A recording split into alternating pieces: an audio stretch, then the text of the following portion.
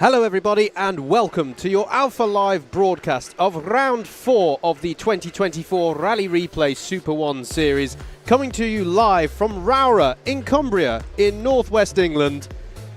In the early 60s, a group of local enthusiasts decided that this part of the world needed its own kart circuit, and the result of their efforts was this fantastic ribbon of racing which twists and turns through a former quarry on the western side of the gorgeous Lake District National Park. My name is Howard Mitchell, I'm from Double Dash Motorsport Media, and it's my pleasure and privilege to be here today to talk you through all of the action at this unique circuit here in a most beautiful part of the world. I cannot recommend it enough. I won't lie though, I think the next screen is going to show us it's a little bit drizzly here today. Oh, that says it's overcast. It is, to be fair, it's not actually raining at the moment, but as you can see from the shot behind our card there, still difficult conditions here at the circuit as we had yesterday. Greasy conditions at this track. Was talking to a few drivers yesterday about the conditions here, but it is, to be fair to the weather graphic there, it is actually, as far as I'm aware, not raining at the moment. So improved conditions here for round 4. Round 3 was held yesterday here at Rowrah, and we'll be bringing you the interviews from our class winners of that round in our lunch break play out for you of those interviews. They're also available on social media already if you go to the Facebook page for the Rally Replay SuperOne Series. You're not missing any track action, or racing track action I should say, at the moment. This is the final qualifying session. This is the senior Rotax class, one of the 10 classes that we have here for you today. And we'll be with you for all of the races talk a little bit about the format. We have 2 cycles of heats before going into our all-important trophy finals for each of our classes. So the heats are 7 minutes plus a lap, and then the finals that we get into later today will be 9 minutes plus a lap. So we'll go through our cycle of heats. There'll then be a lunch break. As I say, we'll play out the class winner interviews from yesterday's round 3 during that lunch break. So there'll be entertainment for you throughout the day here on your Alpha Live broadcast. And then we'll pick up with Heat 2, or the second cycle of heats, and then, as I say, head into those all-important trophy finals. Checkered flag's about to go out on our qualifying session here in senior Rotax. It's and as I say that, George Sanders has just put in a really good time there for pole position. George finished 4th yesterday in the trophy final, but that belies the fact that he did take 2 heat wins. So it could be interesting to see the driver of the number 56 today in senior Rotax. We won't be seeing them again, though, for a little while, because they'll be on the last. The fact that you're seeing them out now for their qualifying session indicates the fact that they'll be the last class of each rotation. So it'll be a little while before we see senior Rotax again. A little bit of housekeeping before we get ready for the first of our heat races here today. Don't forget that you can head over to live.alphatiming.co.uk if you've got a spare screen or device available to you. Supplement your viewing experience. We will, on the Alpha Live pictures, of course, have your timing tower off to the left, and all key race announcements will pop up. But you can supplement your experience by going to that page, live.alphatiming.co.uk. Click on SuperOne. You'll see the timing, a track map, circuit conditions, any announcements from race control, false starts, things like that. So that's there. And if you want to see the schedule, any grids, and once they come through confirmed results, you can also go to results.alphatiming.co.uk. Click on SuperOne, click on round 4 at Rowrah, and you'll have all the information that you need. So that's the qualifying session done for senior Rotax. We can look ahead to our first heat then, I believe, on the schedule, which is going to be heat number 1 for our Bambino C50s.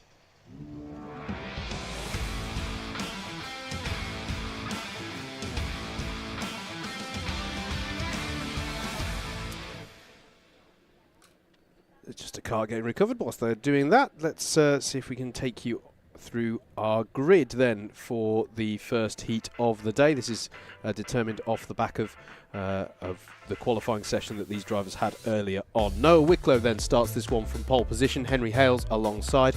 Benjamin Schliver and Arlo Gamble make up row number 2. Logan Hodgetts, who took the win in this class yesterday here in round 3, is on row 3 with Hendrix Fallat alongside. John Stevens and Wraith Owen are on row 4. Calman Simon and birthday boy of yesterday, I should say, Jax Wong rounds out the top 10. Jesse Bailey and Ernie Wade are row 6. Max Armitt and Arthur Bowers are on row 7. Will Wainwright and Ava Garrett make up row 8. Harry Wass and Ollie West are on row 9. And then rounding out the 19 kart grid, we have the number 19 of Santo Amico. That's how they line up then for the first heat of the day for our Bambino C50s. Let's talk a little bit about where we stand from a championship perspective at the moment. So as I mentioned, Logan Hodgetts took the win yesterday here, carrying on the momentum that we saw from him with at GYG at round 2. And that means he's coming into today as the points leader in this class. He also had a second place at round 1 at GYG. So just a reminder, or if you're new to us here with Rally Replay SuperOne, and you're very much welcome if you are. The race meetings consist of 2 days of a pretty similar schedule, and that means all the odd-numbered rounds happen on the Saturday, the even-numbered rounds happen on a Sunday, and it's those which are broadcast live for you here on Alpha Live.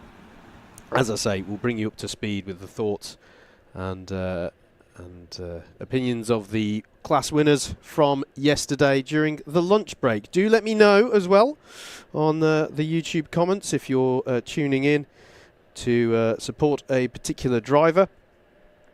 It's really good to see that coming in throughout the day. You can just see the officials getting ready down on the grid, and obviously supporters are allowed on circuit as well for these youngest drivers that we have of our roster of classes here.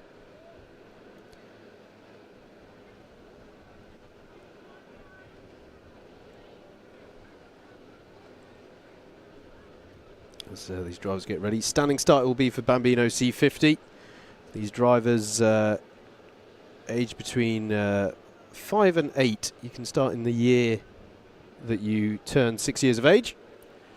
So as I say, some of our youngest drivers here today.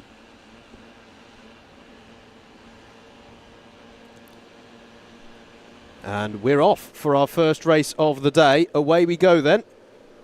Good start from Noah Wicklow from pole position, and they'll peel up into this unique start to the lap here at the chicane.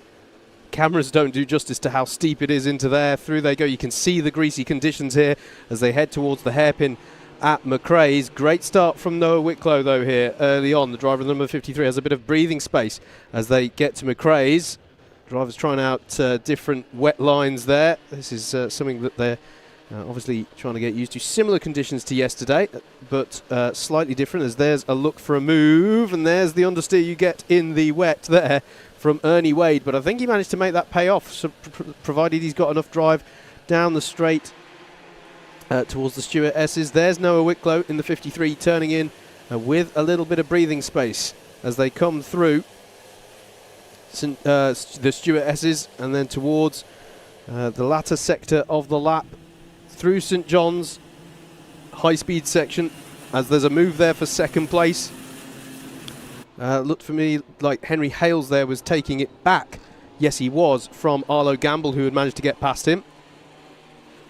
And then into paddock corner they come. At the end of lap 1, though, it's a really nice lead that Noah Wicklow's got early doors here at the end of lap 1. We're looking at this battle over second place. Henry Hales takes a slightly shallower line. How's the drive going to be? This is the fascinating thing about the racing in the wet, is various different lines can work at various different points.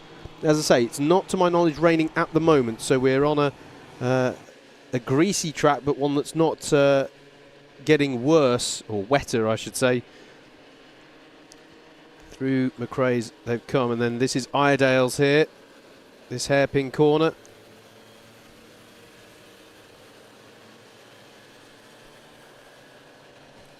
Good start here for Noah Wicklow. Very comfortable lead that he's already stretching out. In the background you can see Logan Hodgetts and Benjamin Schlivar.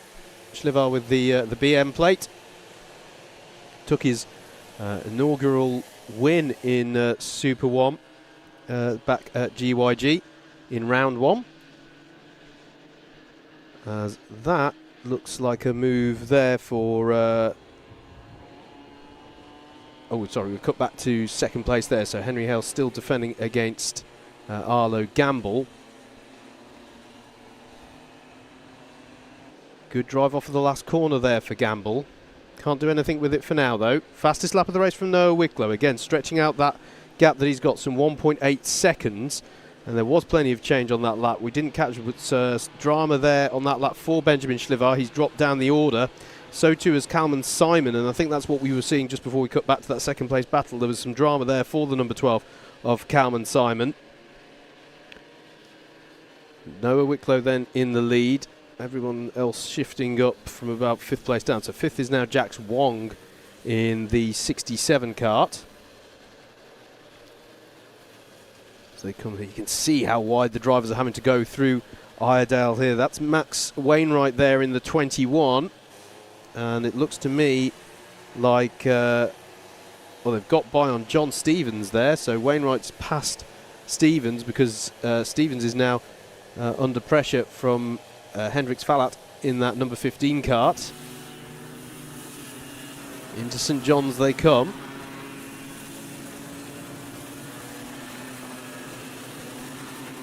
Field streaming through. That's a battle slightly further back, that looked to me. I have to check on timing as they come through whether that one changes position. Back with the battle over second place as Wicklow puts in another fastest lap of the race. Sorry, this... yes, sorry, that's Henry Hales. Is not the battle for second place anymore. Henry Hales dropped down behind Gamble and Hodgetts on that last lap. So Logan Hodgetts in particular working his way up nicely through the field here. This therefore is your battle over fourth place. Driver's going out very wide there to find some time. There's a spinner there I could just see in the back of shot mid-corner there. Didn't catch who it was, but we'll keep an eye on it through timing. And this is the difficulty. Henry Hales goes for a more conventional line in defence, but that means that there's poorer drive off of the corner, and this could be an opportunity for Jax Wong in the 67. He's going to pull to the outside as they head towards the bottom of the circuit, which fittingly for this part of the world has a little lake next to it.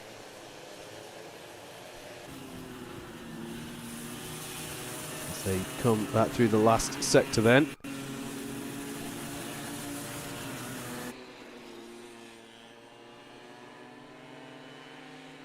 Hales has had a good set to there, just pulled up a little bit of breathing space. The consistency of pace from Noah Wicklow at the head of the field, very impressive at the moment. Another 116, high 116. Nobody else currently inside of a 117 at the moment. The change I think we saw in the background may have been the battle between Stevens, Bailey and Simon, because Hendrix Fallat has dropped a few positions, so I wonder if he was involved in that spin that we saw at McRae's. Oh, and that's Ollie West. That's an issue for Ollie West. He's off over the side of the road. That's at Paddock. That's right at the end of the lap, the last corner.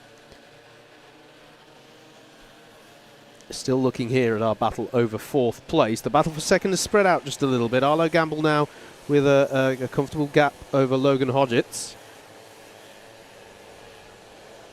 as Henry Hales pilots his kart out of the stewardesses down at the bottom of the track, back up through the circuit. This is St John's. They'll then go into the left-hander at Sunny Bend before getting their kart positioned nicely for a good line through Paddock Corner. This long right-hander here at Rowrah.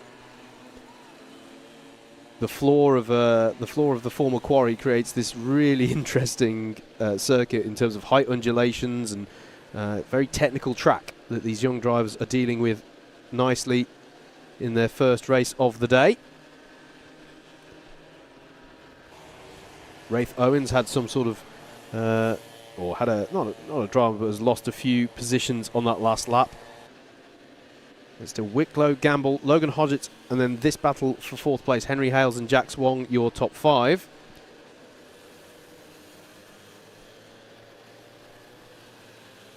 Out of Iredale's comes Henry Hales then. Once again, Jax Wong going to the outside, trying to find a different way through. It's a challenging circuit in the wet for multiple reasons. Talking to quite a few drivers yesterday, it's a particularly greasy track in the wet. And also there's some corners during the lap where you really just have to take the conventional dry line. There's not really a wet line. Noah Wicklow is still doing a great job at the front of the field. And look at this, the battle over second place has caught up and indeed changed. As the final lap board's shown to Noah Wicklow, that's a change for second place that's happened there. Logan Hodgetts up to second place ahead of Arlo Gamble now. It's confirmed as they cross the line.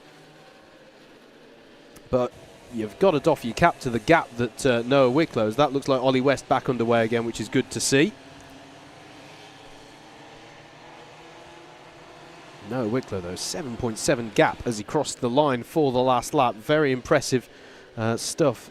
Throwing down the gauntlet early here in our Bambino C50 class. Here's the battle over second place, but Logan, having got by on Arlo Gamble, appears to pull away a little bit of a gap. You could see there the different lines through Iredale's there.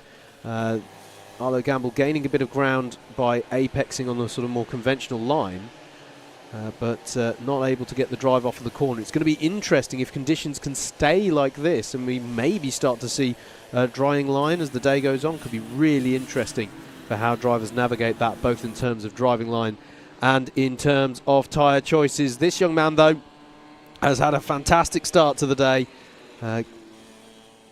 As he means to continue, I've no doubt. Noah Wicklow takes the checkered flag to win in a defiant fashion there. Several seconds ahead of the competition for heat number 1. Logan Hodgetts drives up to second place. Good race for him. Arlo Gamble rounds out your top 3 of that heat, ahead of Henry Hales, Jax Wong, and it's Will Wainwright, John Stevens, who steals. You could just see him, his fist bumping the air there. Well, he might. Just took the position away from Jesse Bailey there on the last lap. That's for 7th and 8th. Calman Simon in 9th, ahead of Ernie Wade in 10th. Then it was Hendrix Fallat, Arthur Bowers, Wraith Owen crosses the line there. There's Benjamin Schlivar just crossing the line. It's going to be close here between Amico and Armit for 15th. It goes the way of Amico. So Santo Amico in 15th, Max Armit in 16th. Then it's Ava Garrett who will come round there to take 17th place. Then we expect it to be Ollie West and Harry Wass, although we know they had a few dramas, so might be slightly further down. There's Harry, and I think Harry might have come.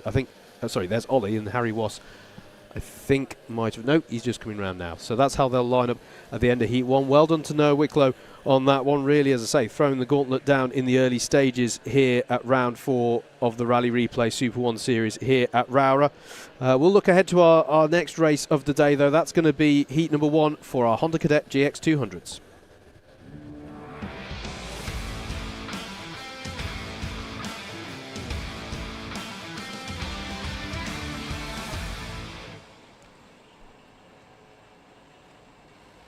The lovely flag of Cumbria there flying here at Rowrah, which is home to the Cumbria Kart Racing Club. As we're getting ready then here for our second heat of the day, Heat 1 for our Honda Cadet GX200, let's take a look at the grid, how they're going to line up for this one based off of qualifying, which was held earlier today. Luke McGall will start this one from pole position, Charlie Gregg alongside him. Joshua Bailey and Ricky Jr. McIntosh are on row number 2. Then it's Cian Sullivan and Ronnie Smart. Went really well here yesterday. We'll hear more from him later on in the lunch break. Charlie Quine is next, ahead of Sebastian Burlington. Noah Clare and Ethan Pearson round out your top 10. Daniel Hulse and Jayan Prakash are your 6th row of the grid. And on row 7, to round out a 13-kart grid, we have Eloisa Burlington in that number 55 kart. That's how they line up then for Heat 1 in our Honda Cadet GX200 for round 4 of the 2024 Rally Replay SuperOne Series. Coming to you from this gorgeous, I may have said it already, but this really unique and gorgeous circuit inside of this quarry, making it really unique. I suppose the only other circuit that's got something similar to this in the country would be somewhere like Butmore Park, where that does have a sort of rim around it, and you can sort of walk a perimeter route. But it's not. It's here. It's a significantly higher and steeper in some places. Incline, but you can walk up the slope here, and you can look right down onto the circuit. And on a clear day, which I'll concede today is not one, but you can look across and see the beautiful western side of the Lake District National Park. Really, really nice. They've done well here in the Rally Replay SuperOne Series. They've kicked off the year with 2 race meetings with really spectacular scenery in GYG and Rowrah. So it's really good to see. Here's our grid of Honda Cadet GX200 drivers. Getting ready for their race start. These drivers aged between 8 and 12. Well, you can start when you're 7, I believe, in the year of your 8th birthday as well. So the next age category up, really, from what we were just seeing in our Bambino C50s.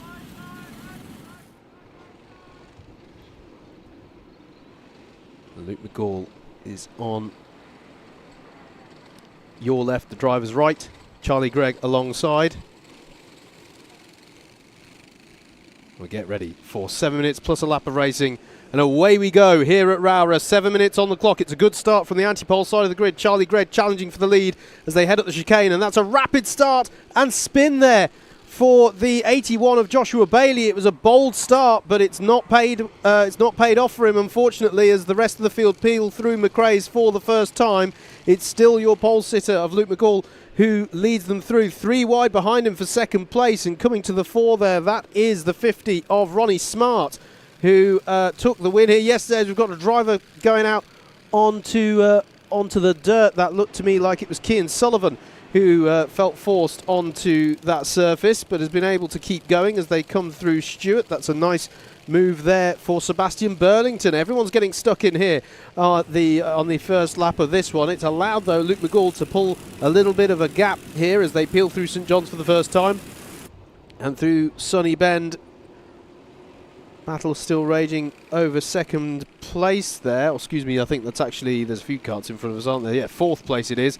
They're slightly more spaced out for the top 3. Luke McCall leads, then Ronnie Smart in 2nd, Charlie Gregg in 3rd in the number 6. And then here's the battle for 4th place. Cian Sullivan in the 26, having a little look there. And can he get better drive off of the corner? He's trying to find any which way in these greasy conditions here at Rowrah to get by on Sebastian Burlington, but he can't make it work.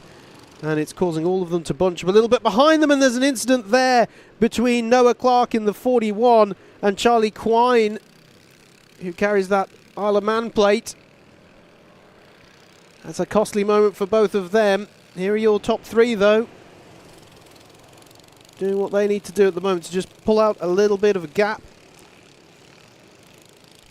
This is a look between, that's Jan Prakash in the 44, having a look at, that's battling away with Ethan Pearson, that is. And they started the lap down in 8th and 10th respectively. I think they're a little bit higher up the order now. I reckon that might have been a move for 6th place there after the various contretemps that we've seen. That's Joshua Bailey now trying to fight back. Obviously had that spin at the chicane on the first lap. Now trying to get back through the other competitors. He's just put a move there in on Ethan Pearson. Situation overall then, Luke McCall leads this one, but only by half a second from Ronnie Smart, who's setting the fastest pace out there at the moment. So we do need to keep an eye on the lead battle, which you could just see coming out of Iredale's at the top of your shot there. Charlie Gregg's in 3rd, and then we've got Ricky Jr. McIntosh in the 14, who's come up to 4th place. And it was a big lap for Joshua Bailey, up to 7th place there. And now having a look here at J.M. Prakash for 6th place. The feeling Bailey is a young man on a mission here. Here's your lead battle, though. Ronnie Smart, who took home the spoils yesterday here, on the tail now of Luke McCall. McCall coming into today sat 2nd in the championship and did take the heat wins yesterday as well. It's the fastest lap from Charlie Gregg as well as he tries to get onto terms with these top 2. This one coming to the boil quite nicely here as the top 3 start to close up. You can see Ricky Jr. McIntosh there in the background, who, relatively speaking, is having a bit of a quiet one at the moment because he's sort of found himself in this spot where he's a second or so behind the top 3, but also a second or so ahead of the likes of Cian Sullivan and Joshua Bailey, although Sullivan's putting in some good pace as well to try and close that gap. And there's a look, there's a big look from Ronnie Smart. He can make that stick. That's a beautiful block pass there through the stewardesses at the far end of the circuit as they come back up. He gives the gesture to say, let's work together to pull out a gap. I'm not sure how compliant Luke's going to be feeling after that move. That was a really impressive move there. Ronnie knowing exactly where to position the car. He knew that, yes, he would be compromised at the apex, but he effectively just parked his kart on the apex and prevented McCall from getting the drive off of the corner he needed to counter-attack. That was really nicely done, and it sees the driver of the number 50, Ronnie Smart, come to the lead of the race. And you can see now that Charlie Gregg is on the scene in that number 6, another fastest lap of the race from the driver of the number 6. So this is a proper 3-way fight now, although the first question to ask is, have the drivers in 2nd, 3rd got the pace to stay on terms with Ronnie Smart? At the moment it's fairly even Stevens as they come out of Iredale's hairpin. This is a lap on from where the move for the lead happened. As they come through, you clearly don't want to be offline through that Stuart S's, do you? There's a lot of muck and standing water off the central line. There's only really one line to take. Through St John's they come. Can Charlie Gregg line up a move into paddock corner. How strong is he coming out of Sunny Bend? It's fairly even between the two of them. Drama's further back, or moves happening further back as well. Lap or so ago, Sebastian Burlington dropping down the order. Charlie Quine with a decent recovery from that incident that occurred between himself and Noah Clark at McRae's hairpin early on. He's back up into the top 10 now.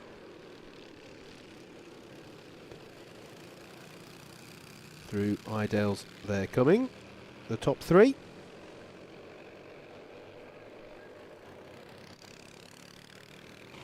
These, or top 2, both with round wins already. Luke McGall was your winner in round 2. Here's the recovering Charlie Quine with the IAME plate as they head back up the circuit. Sebastian Burlington in the 22 with Noah Clare behind in that 41 kart.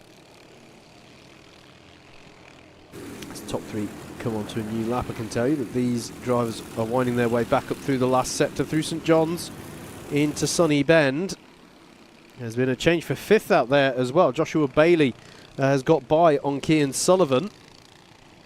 So that's a change for 5th place that's just occurred.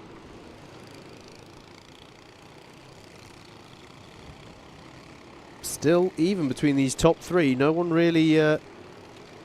well, Ronnie not able to pull away. Maybe a little bit of a gap there forming between McGall and Greg, but it's just one corner it takes for it to close back up again. And this is the penultimate lap. They crossed the line before the timer hit 0, so we're going to have this lap that they're on plus one more in this first heat of the day for our Honda Cadet GX200. Charlie Gregg using a lot more of the curbs there to try and find an advantage over Luke McGall. Doesn't feel close enough to have a look into paddock, but has a good run off of paddock. On to the last lap we come then. Challenge for 2nd place. Luke McGall under pressure from Charlie Gregg in the number 6. You can see he's pushing hard to try and find a way by. This is allowing a bit more breathing space once again for Ronnie Smart. Through McRae's they come.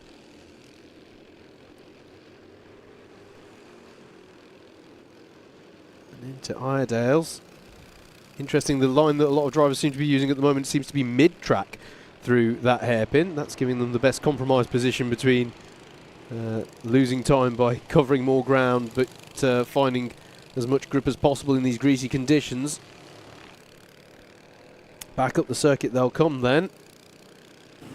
Close battles, just looking down the order at close. This is the closest battle on track in this last lap. We'll keep an eye out for who finishes 10th, though. Seb Burlington and Noah Clare close together. Wide moment there from Luke McGall, but they've all spread out a little bit as they come through paddock, so I don't think there's going to be any challenge forthcoming for Ronnie Smart, who takes the checkered flag and wins heat number 1 of round 4 here at Rowrah in our Honda Cadet GX200s. Luke McGall finishes 2nd, Charlie Gregg in 3rd. There is Ricky Jr. McIntosh in 4th. Who's had a bit of a quiet one there, but managed to hold off the pressure that was beginning to build from Joshua Bailey behind him in 5th. Cian Sullivan in 6th. J.M. Prakash finishes in 7th, ahead of Ethan Pearson in 8th. Charlie Quine, as there, I told you it would be close between those two for 10th place. Charlie Quine in 9th, good recovery after a difficult first lap. Sebastian Burlington in 10th, just ahead of Noah Clare by 2/100ths of a second, if that's close enough for you all. Daniel Hall's some 3 seconds further down, and there was an issue. I think. Oh no, there's Eloisa coming through now. Eloisa Burlington there to round out your 13 finishers. So it's well done to Ronnie Smart there. Really good way to open up his campaign today for round number 4. Coming up next here for you on your Alpha Live broadcast, then we're going to have the first heat for our Micromax and IAME Water Swift restricted classes.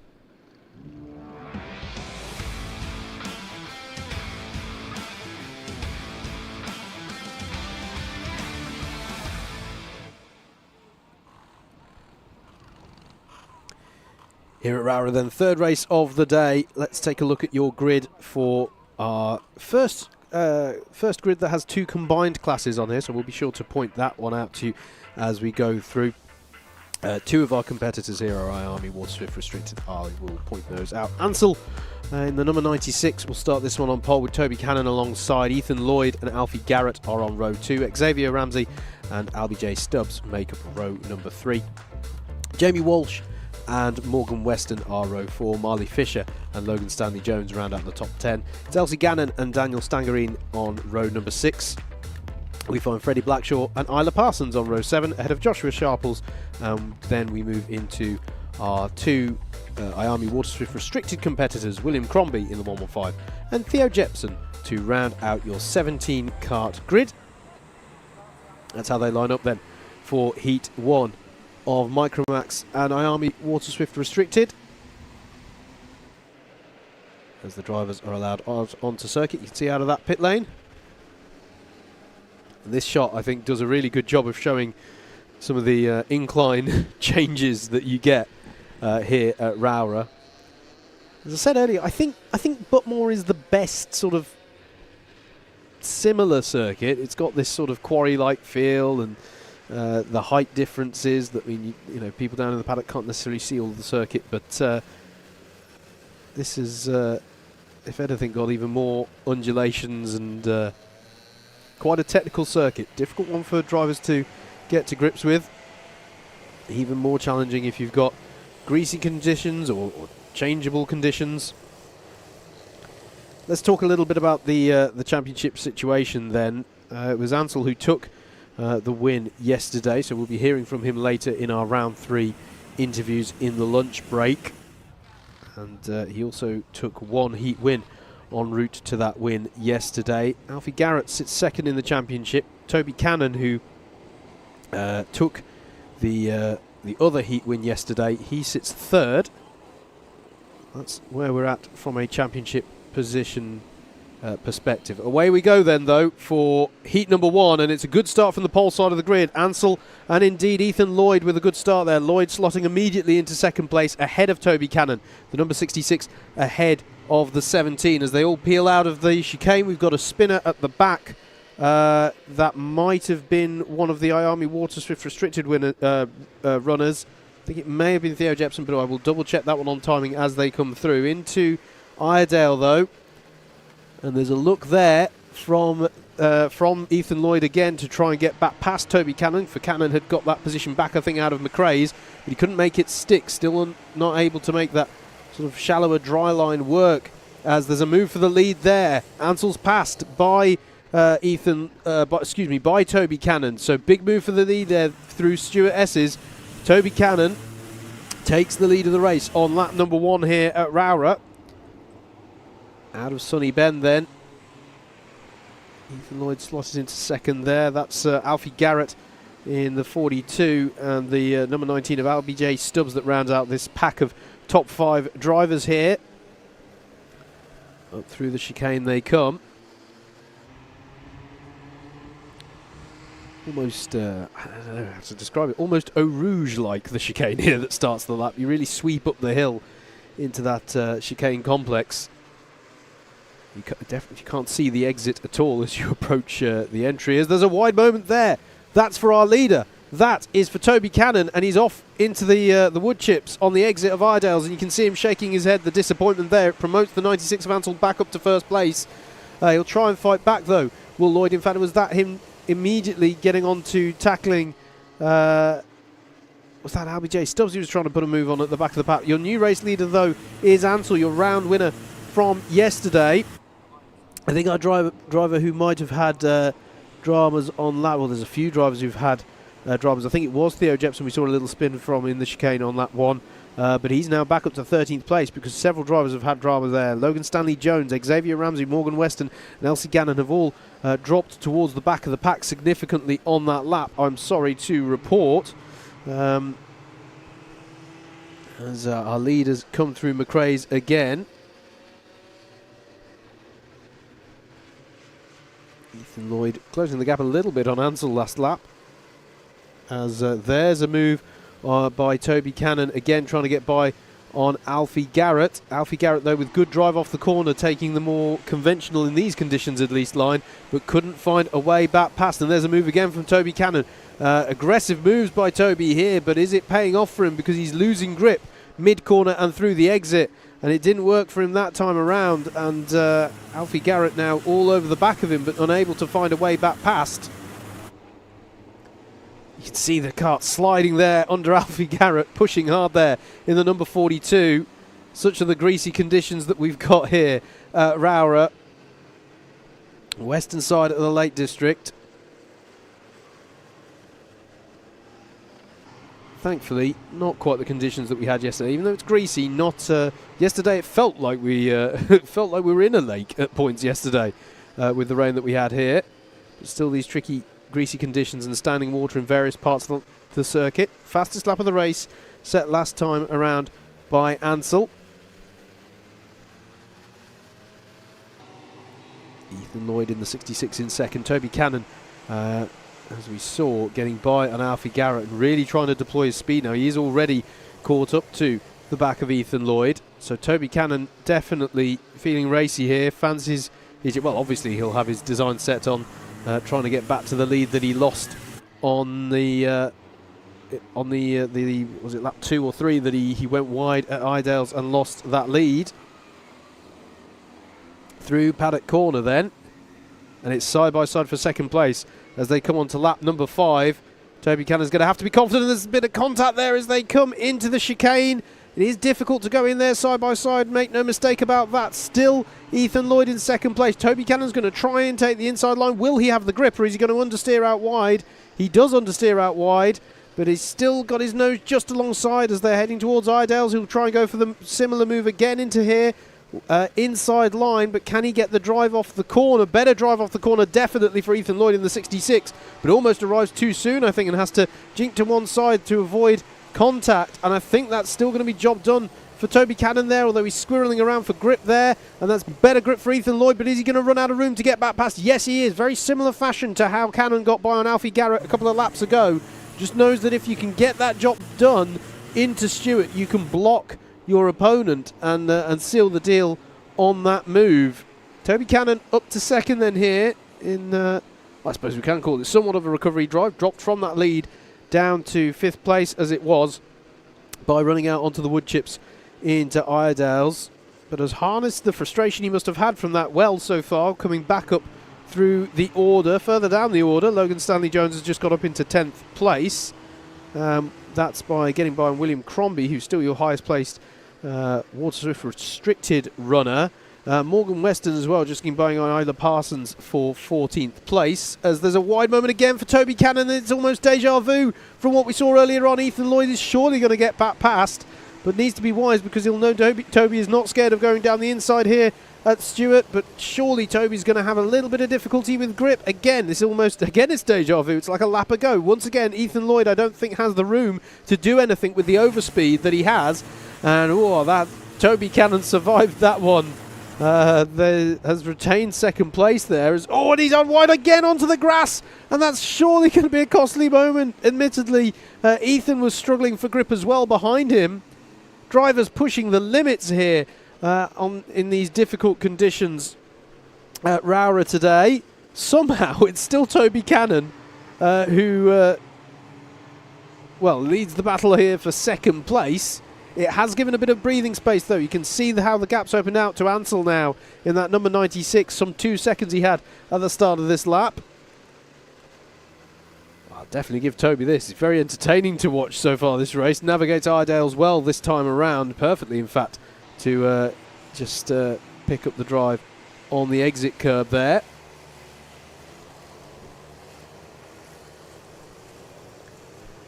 How they come then back up the circuit. This is the penultimate lap. Ansel will be shown the last lap board this time around, so the clock's hit 0. You'd have to think. I mean, Toby's had some impressive pace in this race. Has the fastest lap of the race, but it'll take something special for him to be able to haul in the gap, which sits at 1.7 seconds to this young man here. Ansel in that number 96 kart. Took the round win yesterday. Move further down the order. Freddie Blackshaw gets by Marley Fisher over 7th place. Logan Stanley Jones past Dan Stangerine as well. That's a change for 9th.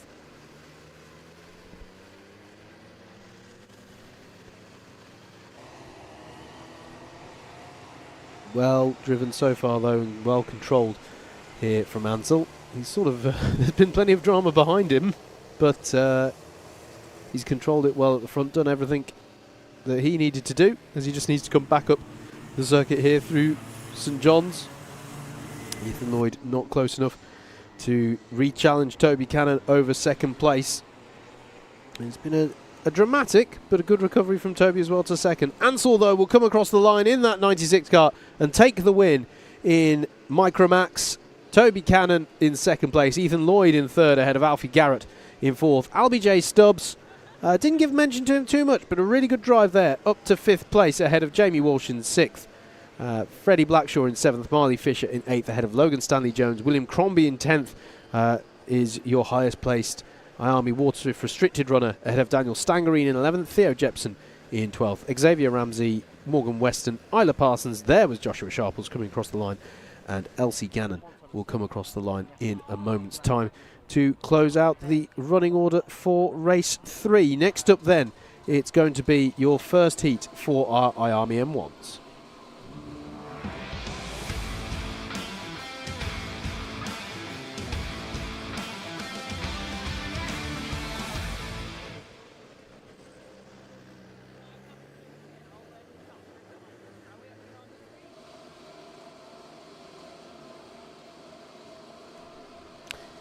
Let's take you through the grid then for our IAME M1 Heat 1. Ralph Martin it is who'll be on pole position for this one. Freddie Baker alongside Bodie Batch and Patrick Wood on row number 2. It's Heath Smith and Mickey Gonzalez on row number 3. Daniel Genov and Buster Scott are on row 4. Leo Harang and Jesse Plowman round out your top 10. Ollie West and Noah Myberg are on row number 6. Row 7 is where we find Ethan Holm and Logan Edwards, Freddie Dye and Jensen James Williams on row 8, ahead of Oliver Woodall and Presley Knight. Row 10 is Hugh Riley and Charlie Holmes to round out that top 20, Nicholas Anser and Harley Bebb on row 11, Teddy Smith and Archie Ashworth are on row 12. Row 13 is Lucas Otley Thistlethwaite and Seth State Mackey, and then it's Max Joy to round out a 27 car grid. Always fantastic to see the healthy grid size here for IAME M1s. There they are peeling out of the pit lane. The distinctive green number plates. They'll get ready for their standing start.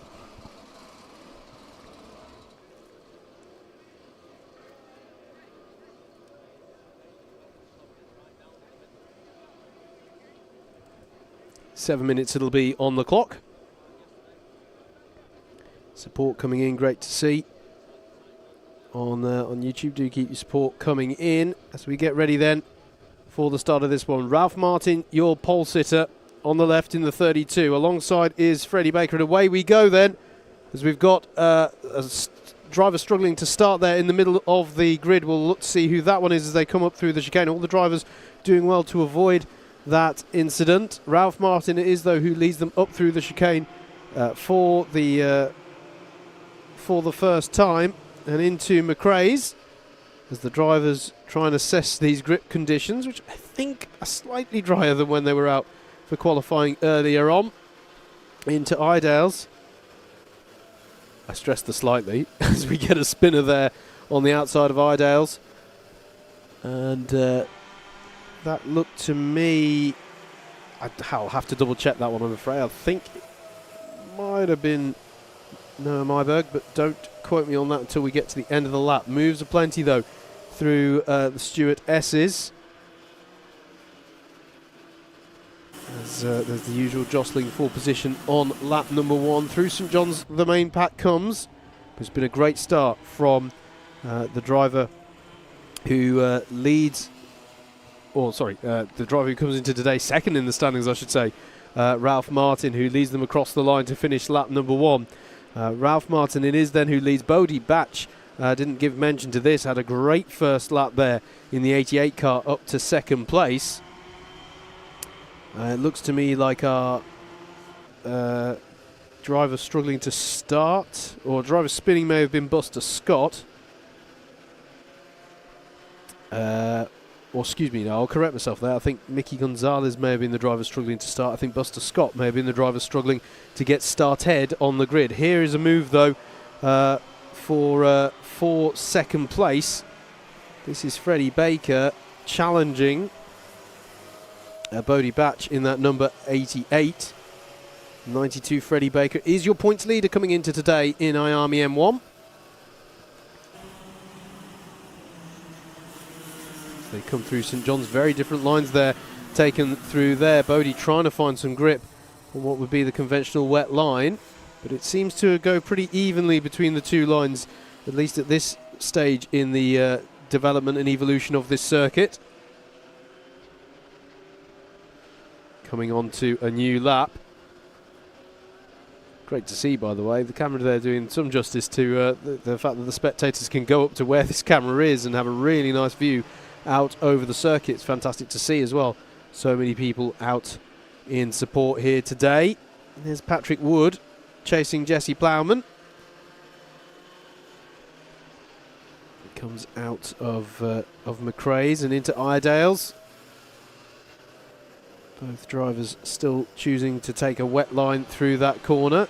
Here's the battle for second place again. Freddie Baker has pulled alongside Bodie Batch, but in similar fashion to a lap ago, Bodie seems very confident on braking and turning into the Stewart S's, and it stays as they were coming back up the circuit. And there's a look from Freddie Baker, this time much closer into St John's, and I think he's got that move done, has he, as they come out of Sunny Bend? Yeah, that was a really nice move there by Freddie Baker on Bodie Batch. I think Batch was hoping to take that wider line and have the better drive off the corner. It wasn't that he was leaving the door open. He was just trying to, well, he was following the standard textbook of how to try and drive in these conditions, but it was a good bold block pass there from Freddie Baker on the inside and just managed to pull over to driver's left to prevent a counter-attack into Sunny Bend. Here we are, though, at McRae's. As I think there's been there's been drama in the mid-pack, certainly. A few changes on that last lap. Max Joy is a driver on the move, up to 13th place, having been 16th a lap ago.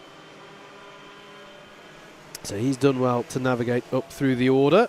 Patrick Wood as well did get by on Jesse Plowman. And behind them, Daniel Genov has got by on Ollie West for 7th place. Ollie, though, having a better time of it at the moment than he did in his race earlier on.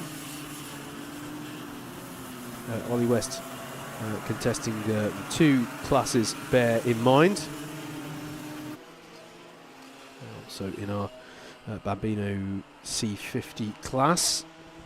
Here's Jesse Plowman, still on terms with Patrick Wood and trying to find a way back through. Fastest lap of the race for Freddie Baker as the battle over 5th place almost comes side by side there on the start-finish straight. But it's still Patrick Wood who stays ahead for now.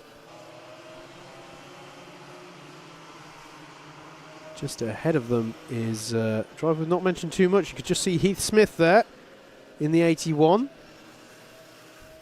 Yeah, it's not the first time today, actually, we've seen the driver in 4th place. Just having a little bit of a quiet one, but no harm in that. Bagging some good points. Yellow flags out at the bottom of the circuit here at the Stewart S's. But all navigated A-OK by Ralph Martin as our race leader. Looking to perhaps bounce back after a difficult final yesterday for Ralph. But one last time out, and that's getting by on a driver further down the order. That's Lucas Otley Thistlethwaite, who is just going down a lap there, but good sportsmanly driving and doesn't hold up the leaders too much. That's Jesse Plowman off at the bottom of the circuit. That's down at Stewart S's. That's a disappointing, costly moment there for Jesse. But hopefully we'll bounce back in heat number 2. Ralph Martin then coming under a little bit more pressure here in the closing stages from Freddie Baker, who took a couple of tenths out of him last lap. Freddie's the only driver so far who's managed to get below a 1:10 in this race, so he's pushing hard here, Is he going to run out of racing time to try and close this gap? Back up the circuit comes Ralph Martin. There is some traffic to deal with as well, which I believe is Harley Bebb in that number 95. This is almost like watching endurance sports cars here, as to how you navigate through some of the competitors further down. Onto the final lap then.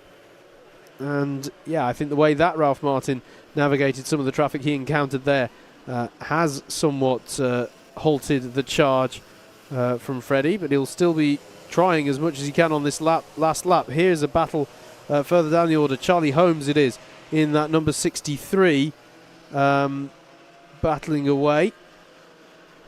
And we're back with the lead battle here into Idles, and you know it has closed up here. Freddie Baker's pushing really hard here to try and bring Ralph Martin into touching distance. I think though on balance he's probably going to run out of time on this one, but it previews well for the future races we're going to see from this class today. Yeah, the reason I thought it didn't look quite right. The reason we saw Charlie Holmes and Nicholas Ansah battling away is because Ansah has had some kind of drama there that's put himself well down the order, unfortunately. So costly moment there for the driver of the number 30. Ralph Martin, though, does feel the need to take quite a different line there through paddock. Maybe if it had got another lap, there would be a defence. It is a push to the line, actually. It's very close, but Ralph Martin takes it. That came out of nowhere for me. Ralph Martin takes the win. In the end, just 2/10 ahead of Freddie Baker. Fair play, he did make the decision to go defensive into paddock, but then one wonders if he'd have taken the conventional line, would it have been so close? Because Freddie got such good drive off of the last corner there. Bodie Batch finishes third, bags some good points. Heath Smith in fourth, Patrick Wood in fifth ahead of Daniel Genov. Ollie West finishing just ahead of Oliver Woodall. Very close across the line for seventh place there. Ethan Hulme in ninth, and Jensen James Williams rounds out your top 10. Well, that was a more dramatic finish than I was about to say. If it went another lap, maybe we'd have been treated to a wheel-to-wheel battle. We almost were there at the line, as it's close across the line as well there between Seth State Mackey and Freddie Dye over 17th place as well. Goes the way of State Mackey. But a good win there for Ralph Martin. Opens up his points tally for the day well here at Rowrah. Next up, it's going to be our fifth race of the day, which is going to be Heat 1 for our Rotax 177s.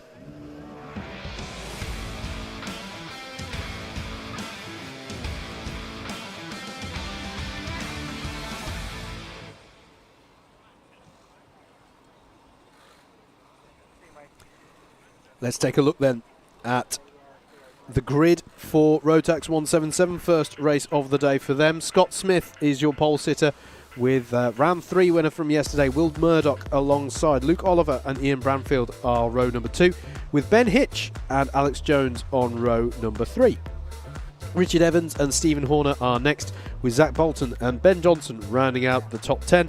Keith Mason and Shane Collins make up row number 6. And then it's Andy Collinson to round out our 13-kart grid for this Heat 1 of Rotax 177 for round 4 of the Rally Replay SuperOne Series here at Rowrah. The drivers getting ready there in, the drivers who are about to go on track. There is Will Murdoch. They're sat on the dummy grid. And then you can just see the drivers. What you were just seeing was the holding area where the drivers get ready for the race after that. So that'll be our paddock of junior max runners getting ready. And there's Will Murdoch, who took the win yesterday in that number 93 kart.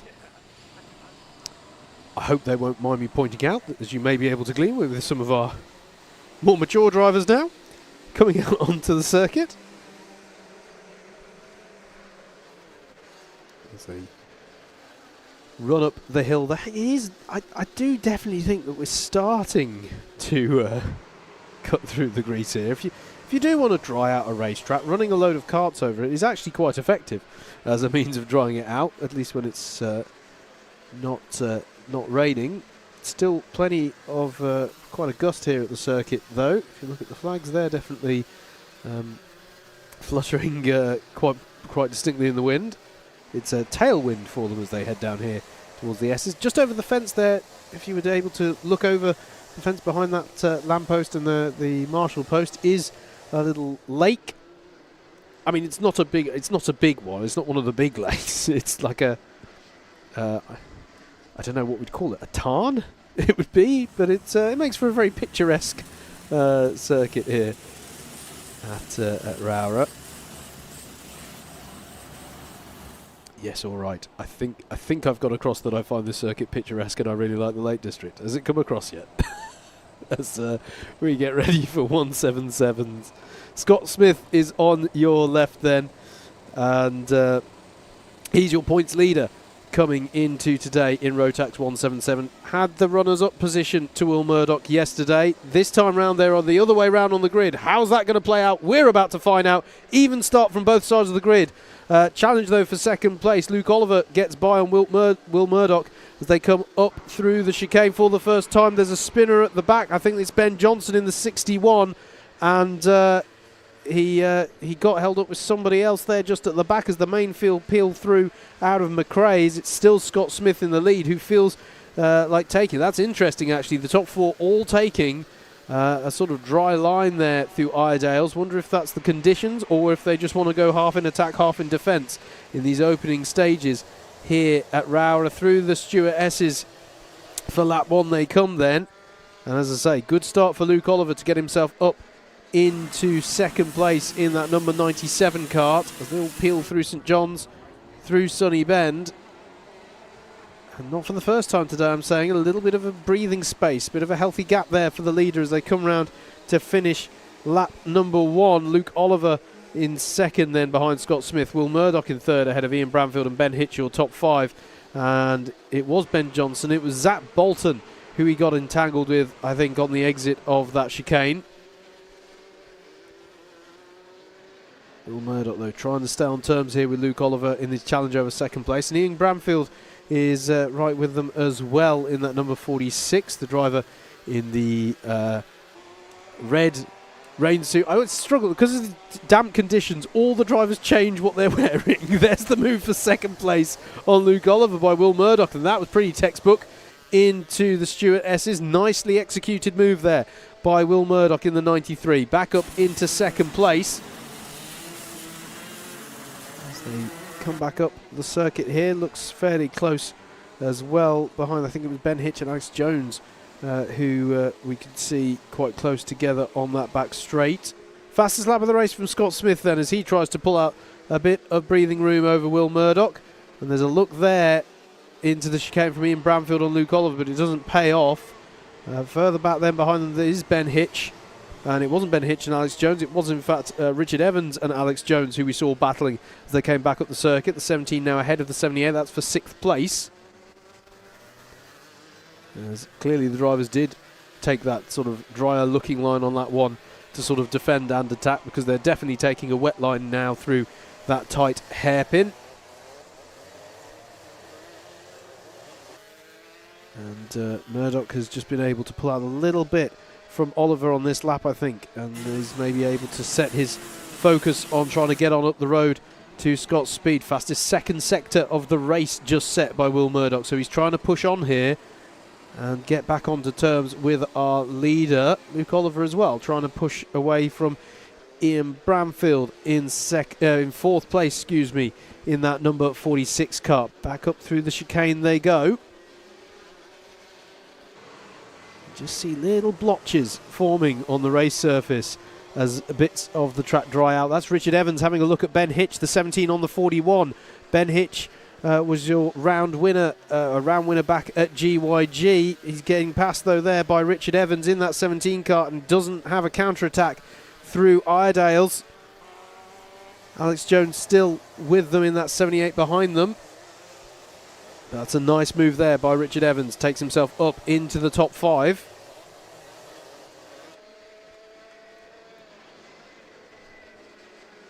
We're here with Richard Evans then, coming back up the circuit there into Sunny Bend. He's pushing hard as Ben Hitch behind him, getting a bit of a slide on there. And Shane Collins now starting to come into the picture on this as well, closing up to Alex Jones. Shane Collins is the number 52 as they come to onto a new lap of this kilometre-long circuit. Into McRae's they go. There's a bit of a chop across then from Alex Jones to say, no, you're not putting a move in there, Shane. Collins definitely looking to try different lines here. Look at the different lines being used here through Iredale's. Definitely the most marked, the corner where the difference in lines is most marked around here. Shane Collins is at liberty to try these different lines, of course. Not under, I mean, Stephen Horner's not too far behind, but has a bit of opportunity to try with different lines.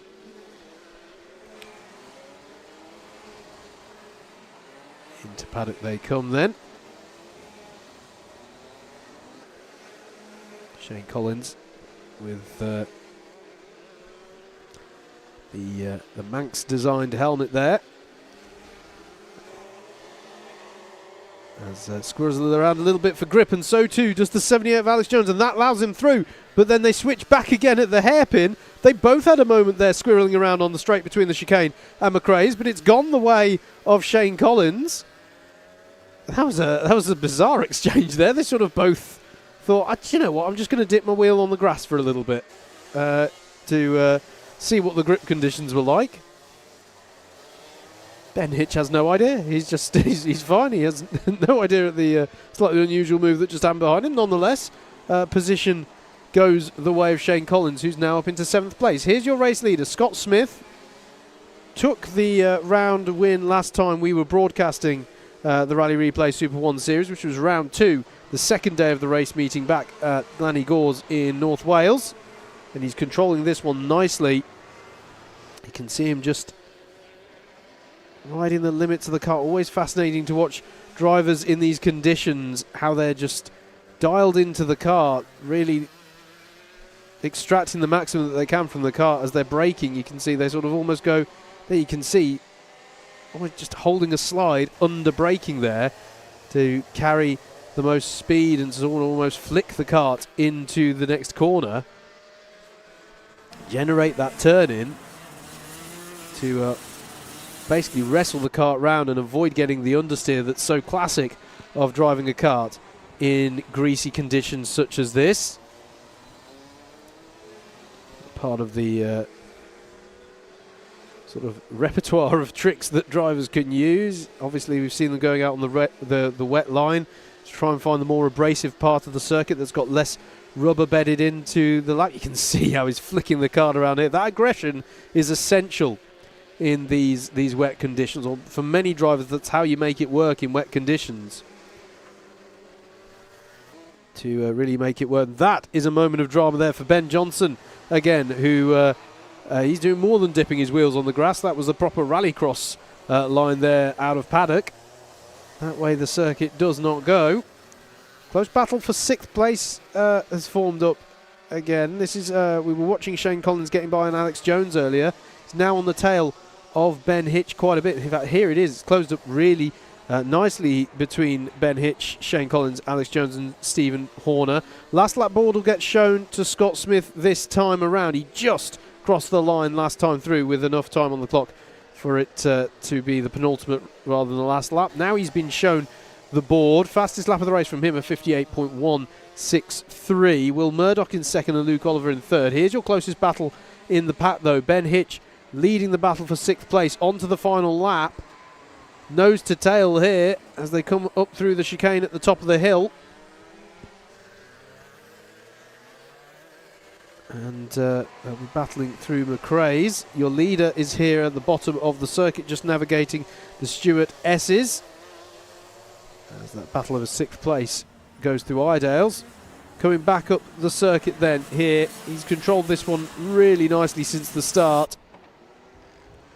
Pole to flags victory, so long as he can navigate this last corner, which he duly does. Scott Smith is going to cross the line to take the win in Rotax 177. Will Murdoch bagging some good points there in 2nd place ahead of Luke Oliver. Then there's a little bit of a gap, but nonetheless a solid result there for Ian Bramfield in 4th, and then it's Richard Evans in 5th. Who's going to take 6th place then. This is going to be close. It's not going to be Ben Hitch. It's going to be Shane Collins who's taken the position there in 6th. Ben Hitch in 7th. And Alex Jones, you just saw fighting back to hold off Stephen Horner for 8th place. Zach Bolton will cross the line there to round out your top 10. Keith Mason in 11th. And he's had a bit of drama, but he will come around in a moment's time, I think, to cross the line, or he might have come to a stop, actually, for Ben Johnson. As there's a combination of... we've got our drivers getting ready for some of the future races. We had all of our Honda Cadet R200 field in the shop then, if I'm not much mistaken. We'll focus on the next race, though, on our running order, which is going to be heat number 1. There they are ready to go. Heat number 1 for Junior Max.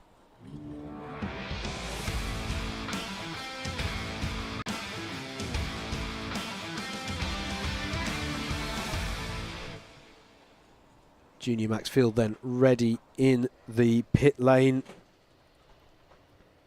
So we've had our 177s. We've gone back down, though, to some of our younger drivers again, 13 to 16 years of age, these drivers. Here's how they line up. Harris Roberts, who took home the spoils yesterday, will line up on pole for this one with Ben Horner alongside. Albert Wilton and Archie Flint are on row 2 with Tom Holden and Harry Hurst Grover on row number 3. Emily Cotty took the Girl Power Award here yesterday. She's on row 4 with Jasmine Taylor alongside. Harry Cottrell and Noah Sales on row 5 to round out the top 10. Rory Hinckley and Elliot Foster on row 6. Owen Keenan and Jack Dimbleby on row 7 with Lewis Holt and Max Greatrex on row number 8. Then it's Riley Bishop and Kieran Denyer on row 9. The top 20 is rounded out by Archie Dyson and Max Rowley. Oliver Lomax and Arthur Frey on row 11 with Lucas Reeves and Emily Ackerts on row number 12. Then it's Harley Sadiq, Archie Doherty on row 13, Jaden Robinson and Toby Jukes on row 14, Sam Flynn and Alex McCulloch on row 15, ahead of Karthik Kameta, Freddie Snelling, Theo Gartside and Molly Pugh. That's how they line up then for your 34 kart grid, the largest grid that we've had so far here today. Fantastic to see the strength in numbers. I could see the producer concerned I wasn't going to get through it. Don't worry, we're on top of it. We're getting through the grid. We're all good. Harris Roberts then on your left, driver's right, in that number 43 with Ben Horner alongside. Oh, we've got a spinner at the back there, at the very back of the grid. That was Theo Gartside, but he's able to just pick up where he left off at the end of that row. So we should be good for a start this time around. 7 minutes plus a lap of this Rowrah circuit for Heat 1 of round 4. Away we go then for 7 minutes plus a lap of racing. Fairly even start from the grid, although it's a costly moment there. It looks to me for Ben Horner. He's dropped a few positions, but actually manages to hold on to 3rd place. I thought he was going to go down further then, but he was able to fight back in the latter part of the chicane as they all peel through the hairpin at McRae's for the first time. I believe everyone's got through the chicane well enough, as we've got a few drivers hitting puddles as they come through the hairpins. Various little swaps for position there, but it is still Harris Roberts who leads them into the Stuart S's. As, again, which line do you pick on this first lap? Is it about speed in the greasy conditions, or is it about what sets you up best against your opponents around you? That's how it is at the race start. Got to be driving on instinct. But it is Harris Roberts who's going to be leading them at the end of this first lap, with Albert Wilton in 2nd place, and Ben Horner was able to hold on to 3rd. Good start for Harry Hurst Grover, getting up to 5th place ahead of Tom Holden and Emily Cotty. As Jasmine Taylor, Owen Keenan and Riley Bishop, by the way, who round out your top 10. Great start for Riley Bishop, I have to say. Up to 10th place from the mid-teens on the grid. Very good stuff. As the battle going on in the mid-pack there for... Sorry, not in the mid-pack, sorry. That's the battle over 4th place, isn't it? That's Harry Hurst Grover getting by on Archie Flint, is what we're seeing there. Apologies. I was looking much further down the order, but the 14 and the 22 are in that battle over 4th place, and that's gone the way of Hurst Grover now. So strong start there for Harry in that number 14 kart. Now finds himself up in 4th place. Here's your lead battle though. Fastest lap of the race from Wilton means that Roberts cannot rest on his laurels here. Lead gap has closed up again. And Ben Horner, I think as well, starting to come under pressure for 3rd behind them as well.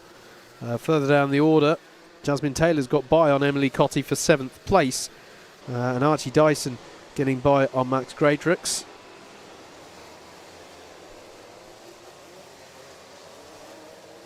We'll, as the winner of that Girl Power Award, we will hear from Emily Cotty in those interviews at the lunch break. She had a strong day yesterday, finishing second overall, which was her strongest result of the season so far. And a lap number 3 then. Harris Roberts in the lead and has just been able to hold off the attack that we saw from Albert Wilton. I wonder if they're just stronger in different parts of the lap, because it looks to me like Wilton gets a lot closer in this first sector of the lap, which ends just between the 2 hairpins here. You can see how much bolder on the brakes Wilton appears to be coming into a corner like Iredale's, which they've just navigated. And then one just wonders if Harris Roberts is a little bit stronger coming back up the lap. Whichever way you want to cut it, they're quite close together here at the head of the field. Let's say the gap for 3rd place closing up a little bit behind them as well. Ben Horner versus Harry Hurst-Grover. You can just see it in the background of your shot there as the lead 2 come into paddock corner. Love this view, looking down and watching them swoop up through the chicane.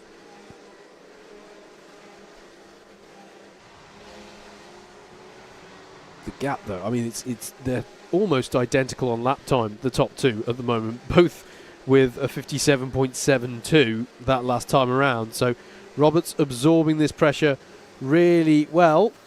Max Rowley further down the order has got by Kieran Denyer, that's for 18th place. So still plenty of battles going on in throughout the pack here really. This 34 strong grid of junior Max drivers. Beyond the halfway point now in this first heat of the 2 heats they'll do ahead of the trophy final this afternoon. At a sunny bend, the penultimate corner, comes Harris Roberts to come round and finish his 5th tour of the circuit. 2 minutes just above left on the clock. And there has been a change for 3rd place further down. We might want to just look a little bit further back from this to Harry Hurst-Grover, who's now up into 3rd place. He's demoted Ben Horner, and it must have been a costly move for Ben Horner's momentum. Here it is, that battle, because he's also been passed by Archie Flint and Tom Holden as well. So the 22 there is Archie Flint, and Tom Holden's there in the 87. You can see ahead of them the 14 of Harry Hurst-Grover, who's risen up through the order here in this first heat of the day. Top 2 then peeled through St John's, and then here comes that pack of Hurst-Grover, Flint and Holden. Ben Horner still not too far off the back of them, still keeping touch with them, so maybe able to mount some form of counter charge here. So there's definitely got to be some track evolution. I'll preview just one interview as the fastest lap of the race from Harris Roberts. I'll preview one section of an interview that you can hear at lunchtime, which was I did ask Billy Edgecombe, who had success in senior Rotax here yesterday. I said, has there been any track evolution today? And he went, no, it's just been wet. There was really no track evolution over the course of yesterday. Here, though, I think there's got to be an element of it. You can really start to see bits of the track starting to retain some memory of something called dryness there, as that's one kart who's dropped quite far down the order. I'll double check who that is on timing, because they're definitely done with their racing for heat number 1, and yeah, it's Freddie Snelling there who's come to a stop. Well, there's been clearly some drama there, or contact with the barriers maybe. You can see he's a bit frustrated there off to the right of the circuit as we're looking at it. Clearly something there has put his kart into a spin, because he's not just pulled up at the side of the road with a mechanical issue. That kart is facing the wrong way, just in case you needed me to tell you that, as all the karts are hurtling past it. Here's your battle for third place, which hasn't died down, you know. They're closing up quite a bit there. In fact, there's a challenge from Archie Flint on Hurst Grover, and it didn't quite pay off. Or was it, sorry, Tom Holden actually having a bit more of a look at Flint there. Lewis Holt has just got by on Harry Cottrell as well. That's for 11th place. And so too, Kieran Denyer on the move, getting past Oliver Lomax as well. Plenty of good battles then going on around Rowrah today. Final lap board shown to Harris Roberts, who's been putting in some really tidy pace the last few laps and has just been able to eke out a 2-second gap. Here he is. You can see how much more breathing room he has behind him now compared to the last time we were with our leaders. Still a good challenge from Albert Wilton, but all things being equal, Harris will simply need to nurse his kart round this last lap and should have the win in hand. Still positions being exchanged further down, particularly in the mid-20s. Elliot Foster and Archie Doherty getting by on Toby Dukes. Coming up back up the circuit though. It's been a strong start here from the driver who took the win in round 3. He'd like to do the double win this weekend, and this is a good way to try and start it. Heat 1 of round 4 in Junior Max is taken by Harris Roberts ahead of Albert Wilton.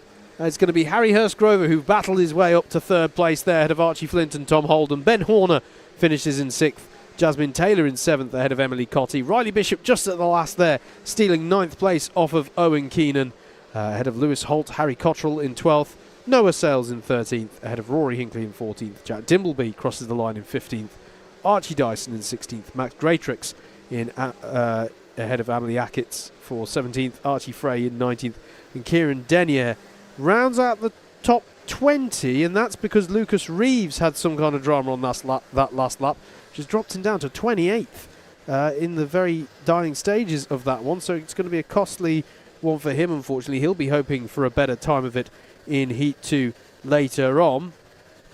But we're going to look ahead to the next of our Heat 1 races here at Rowrah on your Alpha Live broadcast, and it's going to be another one of our races where we've got the combined classes. It's going to be the first heat for our Intermax and our Honda Cadet R200 classes.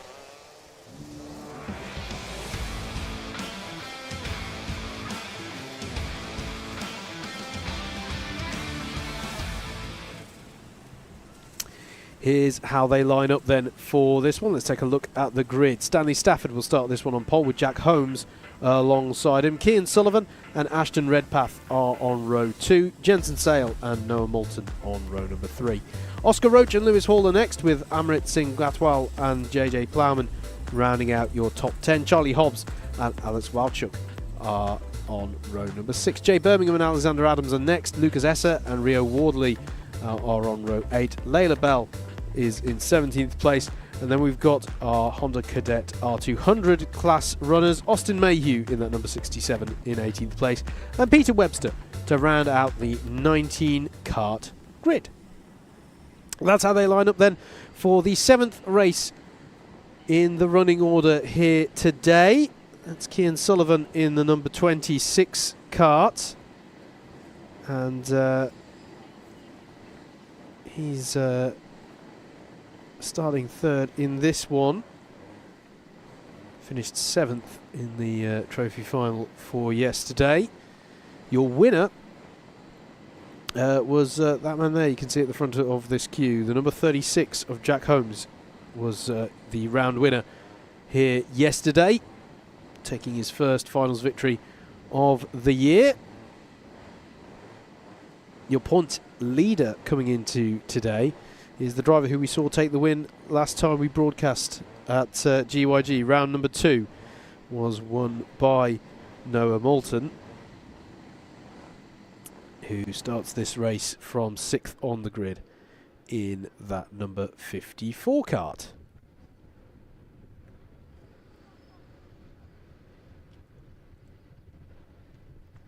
see still quite a breeze blowing across the circuit here.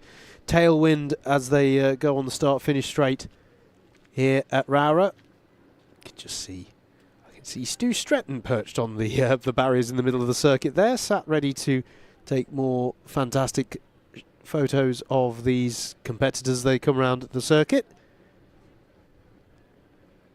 I think he's going to be particularly happy that it's not raining so much today. He does a fantastic job in all weather conditions, does Mr. Stretton, but he was, I think, a little bit fed up by the amount of rain that he'd had to endure come the end of yesterday.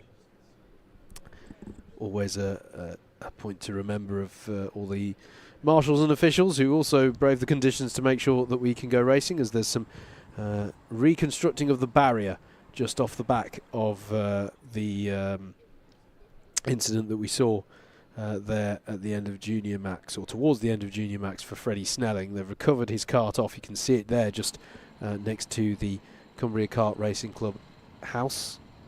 I said that weird. The Cumbria Kart Racing Clubhouse. That's how that sentence is said. There. So that kart has been recovered off of the circuit. And these drivers just sitting, getting themselves composed, ready for this one. Jack Holmes, as I say, your winner from yesterday, at number 36. Ashton Redpath it is, you can see there in the 99 kart behind him. That's all ready to head out and begin these 7 minutes plus a lap of racing that will determine well, it's not just how they line up, of course, for the trophy final later on. It's 34 championship points that are on offer for a win in one of these heat races, and that applies to all of the classes that we're seeing here, or all the races, I should say. Actually, it's not true of the where we've got the shared classes in each race. It's not a 34 points for each class winner. So yeah, the race win is 34 points here. You can just see them getting ready as well on the dummy grid for senior Rotax. That'll be the final of the first heats here today, after which we'll go into a lunch break. I'm just checking my schedule here and checking how we're doing compared to it. How are we looking at the moment? Just I think we're just slightly behind at the moment by maybe 5 minutes. So I think the lunch break at the moment will be around about midday. And as I say, we'll be bringing you drivers' parade footage and the interviews from our class winners yesterday here at round 3, as we're just waiting for clearance for our Intermax and Honda Cadet R200s to go out onto circuit. Always a point to remember the sort of psychology that the drivers have to have here. A delay for us as viewers feels twice as long for those who are sat in the karts and raring to get out onto circuit. Always get this challenge as well if you have false starts as well. Maybe you've had a, you know, at the end of the day what it is a delay to the actual start of the race, and what can be even worse is if you've had a particularly cracking start and it gets called as a false start. All these sort of, you know, it's not just a case of sitting in the pit lane and then getting called out and then, you know, applying oneself to going as quickly as you can. If only it were that simple. We're all human, and psychology definitely plays a part as these drivers trying to get a feel for the track, which definitely, the producer raised his eyebrows at me last time I said this, but definitely seems to have some patches of dryness starting to form for these drivers. Still wet weather tyres though, the order of the day to find the grip here. So been a little while since we did that grid then, so just as a reminder, Stanley Stafford, excuse me, lines up on pole on this one in the number 43, the 36 of Jack Holmes alongside him, Cian Sullivan and Ashton Redpath, your second row, Jensen Sale and Noah Moulton, your points leader in the Intermax category on row number 3. Your two Honda Cadet R200 runners towards the back as well. That's Austin Mayhew and Peter Webster. Austin Mayhew is your points leader coming into today. Here we go then, finally ready for our Intermax and Honda Cadet R200 Heat number 1. Away we go. It's a very strong start from pole position, and Ashton Redpath as well with a strong start immediately into third place. There's a little bit of bumping and barging as they come up through the chicane, and it's called as a full start. The clerk of the course not entirely happy with how they lined up for that one, so we will go again. If memory serves correctly, it'll still stay at the 9 minutes, because I believe it's 2 full starts that will trigger a deduction in race time here in Rally Replay SuperOne. So we'll line up and go again. It's almost like I predicted it. I foreshadowed it with my talking about the psychology in a full start situation. The one saving grace is that full start was called so quickly that I think no driver had particular cause to go, oh, I had a really good one and it's a shame that was quashed, or oh, I had a really bad one, thank goodness they called a full start. We didn't really get far enough for any of that. So we will go again with this one.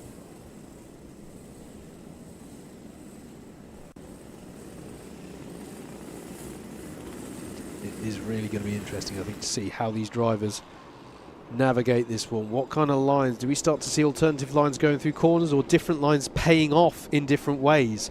You know, we've seen drivers going for moves on the inside and then they just can't get drive off the corner. Is the nature of this Rowrah circuit beginning to change for these drivers, such that different moves, different driving lines, racing lines emerge?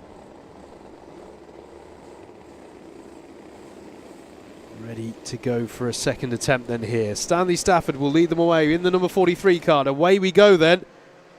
And it's a more even start from both sides of the grid. Jack Holmes slots into second place.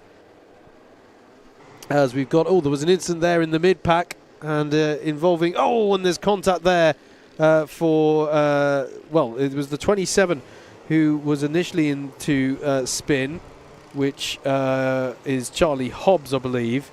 And then I think Lucas Esser was the driver getting collected there on the contact as they peel out of Iredale's. Still, though, it's Stanley Stafford who's leading them into the Stuart S's, and Jack Holmes, as I said, managed to slot into second place and stay there. Ashton Redpath, though, with another strong start, has been able to get the 99 card up to third place in the initial exchanges here in heat number 1 for Intermax and Honda Cadet R200. I think our Honda Cadet R200 runners got away well at the back as well. Top 5 just beginning to break away here as they come round to finish lap number 1. Stanley Stafford in the lead, Jack Holmes in second place. Ashton Redpath indeed has got that number 99 up into third place. Cian Sullivan and Jensen Sale rounding out your top 5. Good lap for, it wasn't Lucas Esser who got caught up in that incident at the chicane shortly, because he's up to 9th place. So apologies for that. I think it may have been Jay Birmingham who was involved in that, which is a spectacular case of misidentification for me, because none of the digits of that number plate match the driver who I said. Sorry to any Lucas Esser fans out there for the scare there, but he's running A-OK in 9th place.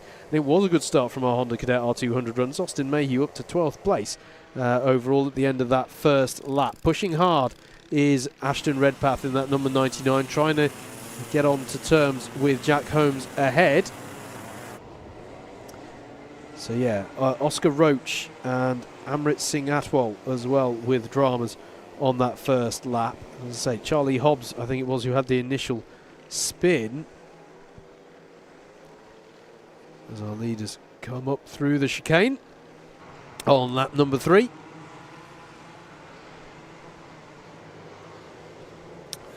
This, as it stands, if Stanley could hold on to this, in fact, maybe I shouldn't speak too soon. If Stanley can hold on to this, it would be his first heat win or race win of any kind this season, but there is the move for the lead. Jack Holmes is through, but how's the drive off the corner from Stafford, who took the more conventional wet racing line? It's very good, and he's back up into the lead of the race, and we've got a battle on our hands here, ladies and gentlemen, as they come through the S's. Yeah, Stafford would be on for his first win of the season if he can hold on to it, but he's got plenty of challenges. The top three have just pulled away slightly from the likes of Cian Sullivan on this lap. Jensen Sale, though, seems to have dropped back a fair amount. There's a bit of a battle forming up for 5th place as our top three come across the line to begin a new lap. So, excuse me, it's not Jensen Sale who's dropped back, it's Cian Sullivan who's dropped back. What drama has happened there? Because Cian's back down to 9th place. I didn't spot anything happening to him in the background of shot. So apologies, it's Jensen Sale is fine and up into 4th place. And then there's a battle going on between Lewis Hall, Noah Moulton and JJ Plowman, just a little way further back from these drivers here, as once again there's a look for the lead. They all take slightly different lines. There's the battle over 5th place with Lewis Hall, Moulton and JJ Plowman. Stays as they were through the top three. Very different lines there. That was a very wide moment for Jack Holmes there, but he's going to get good drive off the corner, I guess, is what he's hoping the trade-off will be. But it seemed to me to be a slightly compromised line there through the S's. This is the battle, and it's changed about, actually. Noah Moulton now up to 5th place. The 54 moving on up the order. But Lewis Hall hasn't lost out too much because he's still ahead of JJ Plowman in that number 5 kart. Fastest lap of the race from Stanley Stafford, trying to stretch his legs now at the head of the field. But it's not that much quicker. So Jack Holmes still staying on racing terms with him. This battle over 5th place. Noah Moulton pulling away somewhat to leave Lewis Hall and JJ Plowman to contest over 6th place. Lewis Hall in that number 44 kart. JJ Plowman tries to take a shallower line off the corner, but will he have the drive down the back straight? It's going to be side by side here for 5th place. Plowman will have the inside line, but how does that pay off in these conditions? It's still side by side as they come through the S's. They're going to have to work this out somehow, and Lewis Hall just pulls through, still in 6th place as they exit that one. And that got close as you like there. The Stuart S's there, almost sort of having the effect of the people who remember the old Turn 8 at the Singapore Grand Prix. The way it sort of forces you to kind of sort yourselves out and get into single file. Sort of similar effect going on there. The old Turn 8 at Singapore. I remember them running the first one. But anyway, as they come through the top of the hill into McRae's. I stopped saying things to make me feel old. The driver's coming through towards Iredale's. Another fastest lap of the race from Stanley Stafford that time around. The gap still under a second, though, between him and Jack Holmes, because Jack is setting personal bests as well.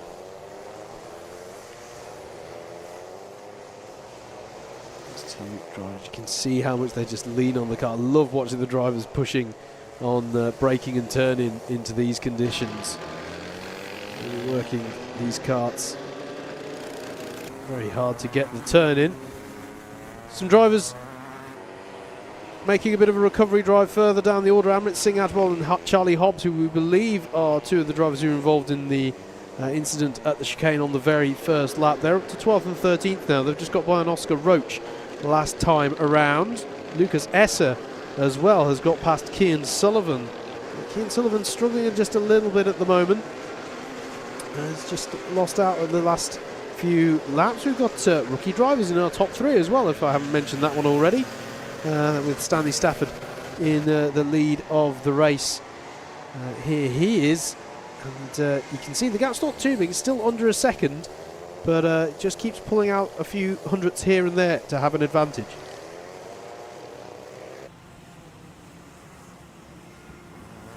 Clock hits 0 then for our drivers. They'll get the last lap board next time around. So it'll just be one more lap for Stanley Stafford, as I say, on for taking his first win of the season if he can hang on for this one. Best result before now was finishing 4th in the final for round 1 back at GYG. Quick look over his shoulder, no immediate threats from behind.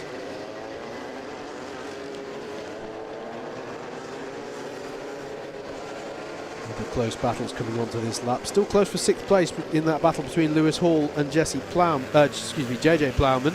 Have to see how that one transpires. That's the closest battle on this final lap.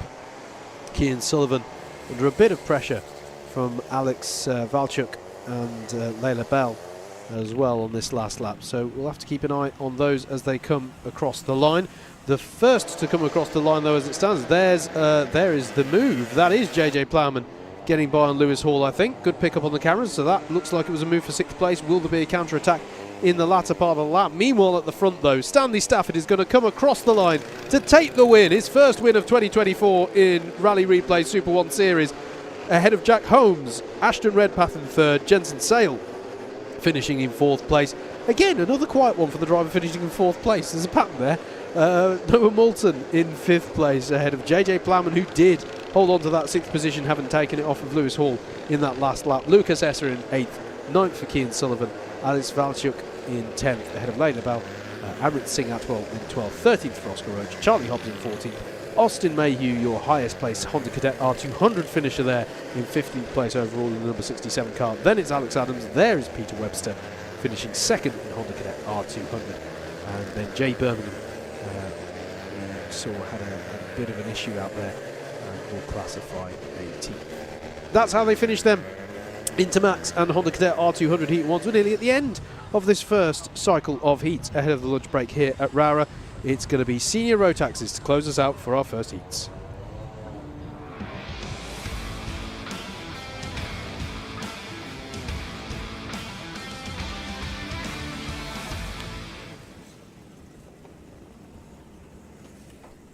Let's take a look at how they line up then for Heat 1 of our senior Rotaxes. And I'm glad the graphics right, because I brought up the Heat 2 grid there. Josh Sanders and Zaki Hussain will start this one on the front row of the grid. John Hobbs and Lewis Wild on row 2.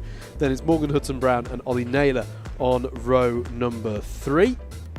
Row number 4 is where we find yesterday's winner, Billy Edgecombe, and the round 1 winner as well. He's had a good few results on the odd-numbered rounds. Elliot Thomas alongside him.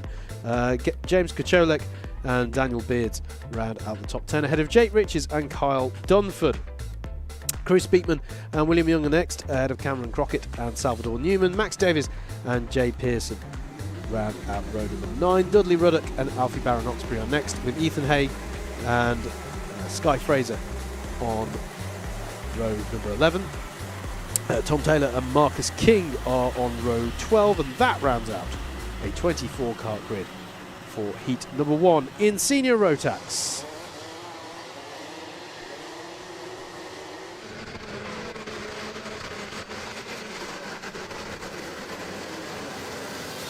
Just look through the comments, trying to catch up. Kieran Ives says, can you wish David Ives a happy 65th birthday? Certainly can. Happy birthday to you, David.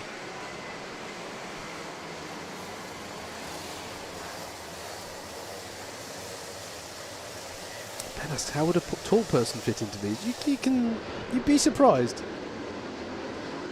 You'd be surprised. You can do a lot to make things comfortable if you're a taller driver in these karts.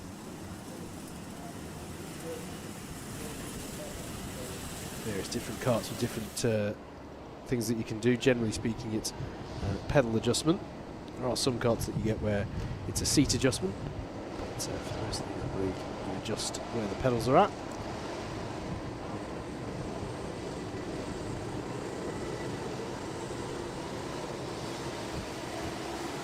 Here we go then for Senior Max.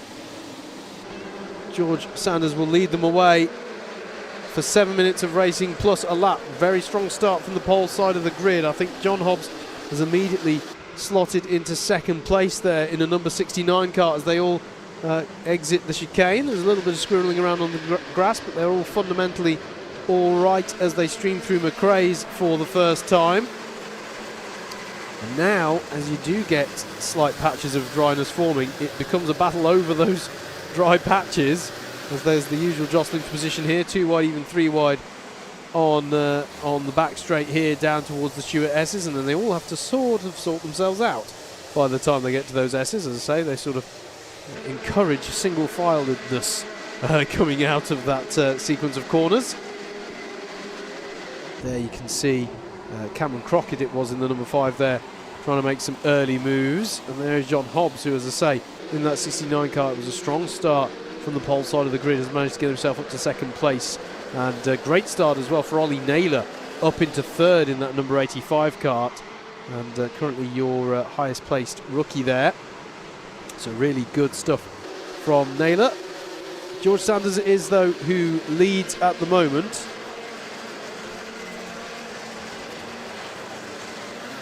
Took the 2 heat wins yesterday. Did the driver number 56. As I said, it was Billy Edgecombe in the end who took the points home. We were looking there at Ethan Hay, I believe, trying to make a move coming out of the hairpin.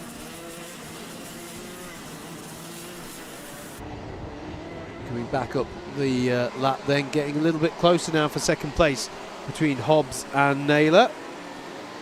And then there you can see Elliot Thomas has made some moves there. No, it's not. Sorry, it's Lewis Wild has got by on Hudson Brown. That's why Elliot Thomas, is chasing the rear of that 25 karts in this pack of karts. So there you can see the 89 of Lewis Wild at the head, and there's the move from the 37 of Elliot Thomas to get by on Morgan Hudson Brown. Has Hudson Brown got a counter attack? The 73 is James Kacholek as well, and he's under attack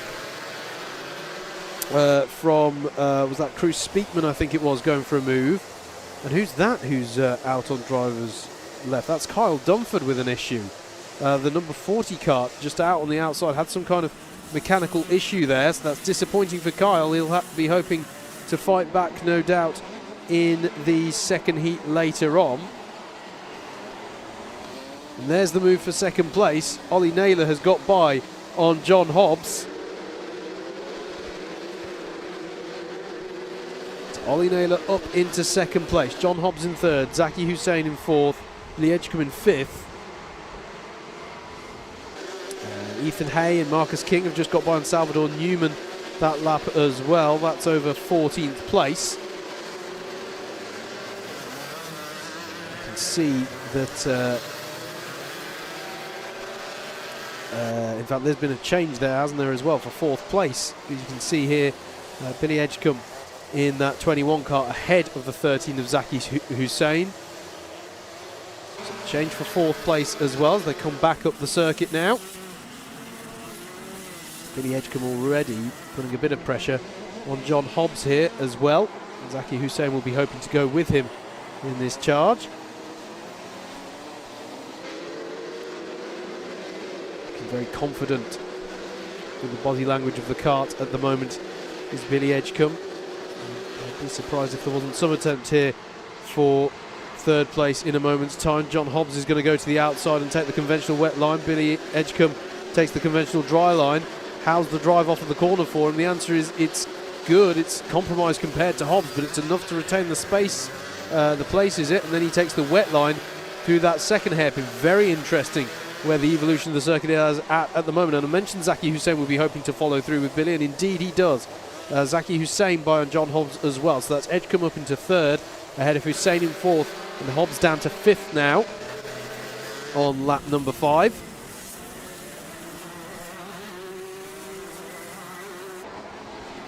Come back up through the circuit. George Sanders. It's interesting to see what's the lead gap like this time around. It's gone out a bit actually. George Sanders setting a new fastest lap of the race, a 56.828, to give himself some breathing space as Jake Riches gets by on Morgan Hudson Brown as well. That's over 9th place, and Marcus King gets by on William Young as well for 14th further down the order. So still lots of fantastic battles going on throughout the field in this senior Rotax heat number 1 for round 4.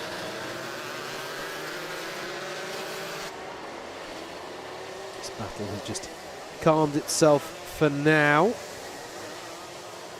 Lewis Wild leads Elliot Thomas and James Kacholek through the S's.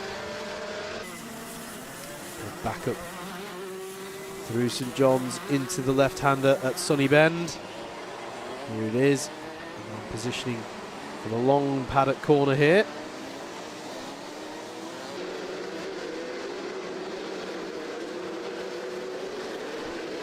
Just over 1 minute left on the clock then, at which point the last lap board will be shown to our race leader. At the moment that's George Sanders, almost 2 seconds to the good over Ollie Naylor, who himself is 1.4 seconds ahead of Billy Edgecombe, Zaki Hussein and John Hobbs. And then it's a further second back to the battle we were just looking at, the Lewis Wild, Elliot Thomas, James Kacholek battle. There was Zaki Hussein. Actually, sorry, they've got a bit of a gap there, haven't they? Over John Hobbs have Edgecombe and Hussein. Indeed, Lewis Wild. The Lewis Wild, Elliot Thomas and James Kacholek battle that I said had calmed down a little bit may have been because they both, they all sensed that they can get on to terms with John Hobbs. In fact, there it is. There's John Hobbs in the 69 and Lewis Wild now on his tail. 2 more laps of this one left. Another fastest lap from George Sanders ahead of the driver we just saw there, Ollie Naylor. There's your race leader. There's Sanders and Ollie Naylor in second place. John Hobbs now under significant pressure for 5th place from the likes of Wild, Thomas and Kacholek.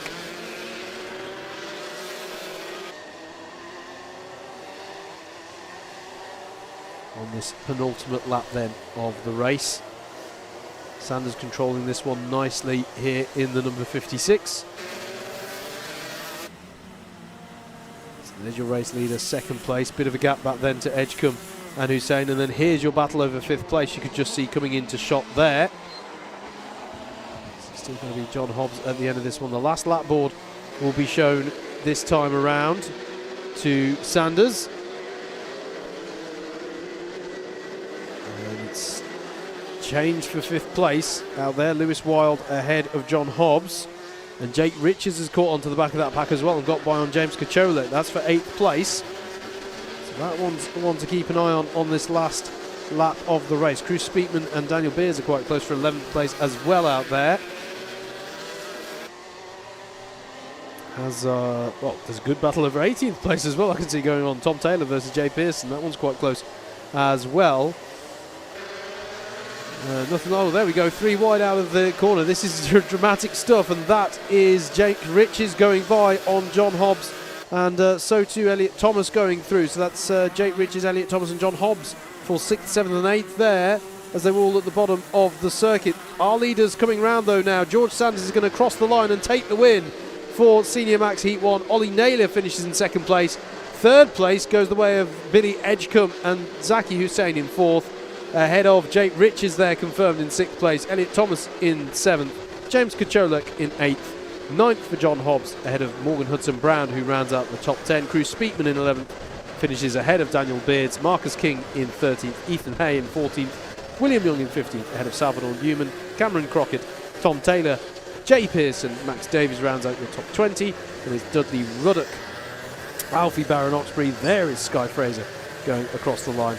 And unfortunately, we saw Kyle Dunford pulled off to the side of the road with some kind of issue down at the bottom of the circuit. So hopefully we'll see better times for him in heat number 2. That brings to an end then our first cycle of heats here at Rowrah. We're going to go into a lunch break here. So we'll be going to a lunch break, which by my clock should be finishing probably around about 12:50, 12:55ish. It's meant to be a 50-minute break, and we're a little late getting started as we've recovered a few karts off the circuit and had the odd false start. In the meantime, though, you don't need to worry about when we're getting going again, because we've got entertainment still here for you on your Alpha Live broadcast. We'll have the driver parade in a few moments' time, and we'll also be bringing you the winners' interviews from round 3 yesterday. That's all to enjoy. Keep it right here on Alpha Live for the Rally Replay SuperOne Series here from Rowrah.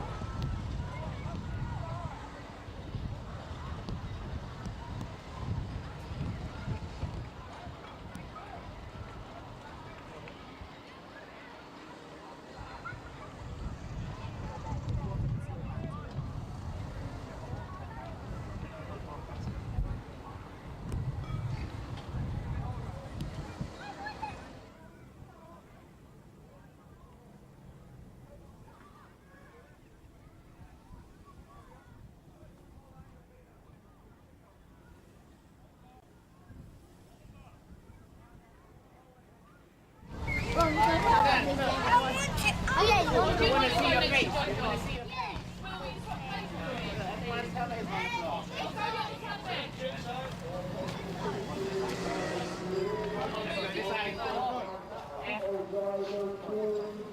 no.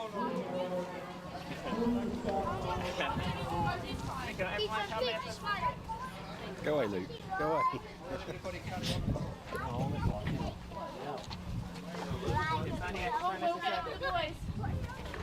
Early John Bender.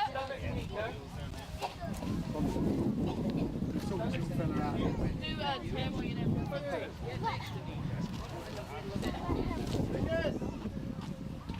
your arm around, boys. And Will. Take your helmet off. You leave it on, yeah? Sonic's coming, can't you?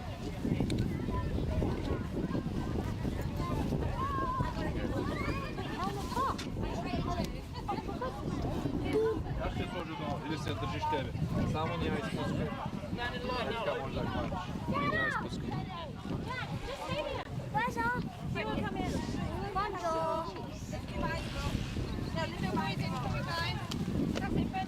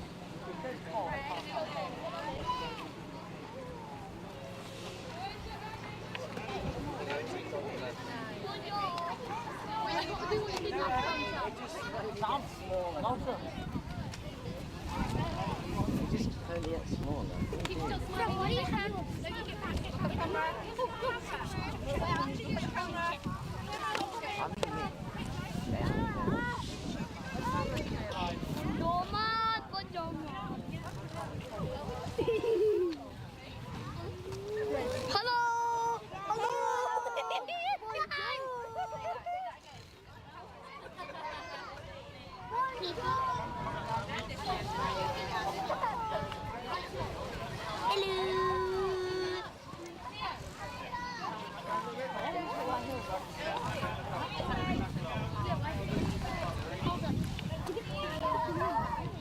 Right guys, the back of your helmet on the front of their white line. All in. Have you all done your teeth? Yeah. Yeah. Right. The one near the grass, yeah? White line. The helmet on the white line, John. Helmet down. Nicholas, helmet down. The white line.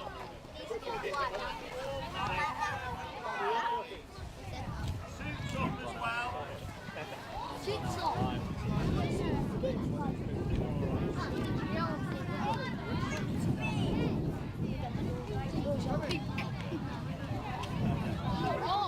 Wet suits up.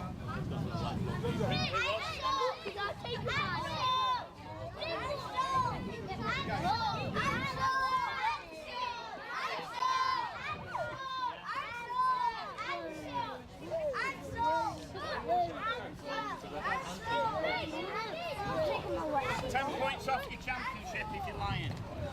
Who was it?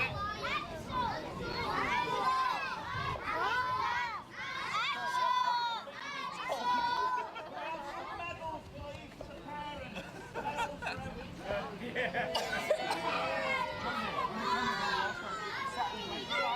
What are we doing?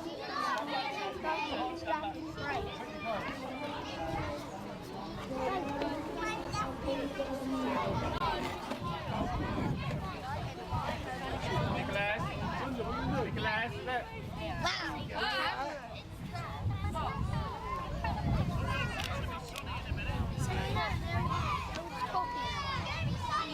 It's raining. Ansel. I think. Guys, we are having a donation as well for Jensen who's got to miss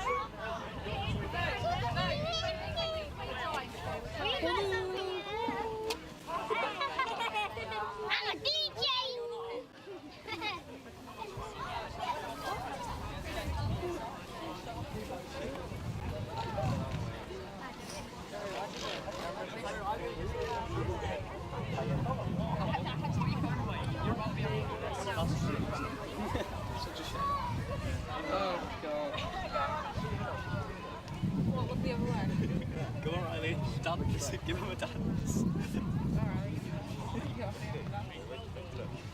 God.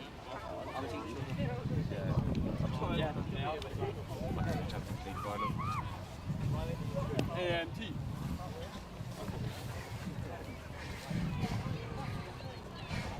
Some down this end wants to start now anymore. Looking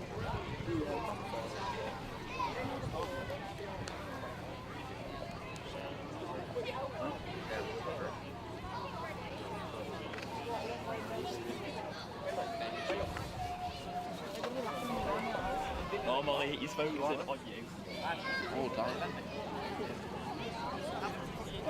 chest, visas, Rolex watches, anything in the bucket.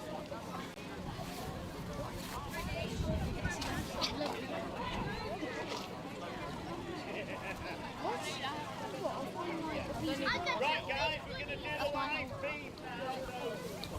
What are you doing when it comes on? You're on the line, Amelia's going to come down so you can wave at her dancer. I'm a DJ.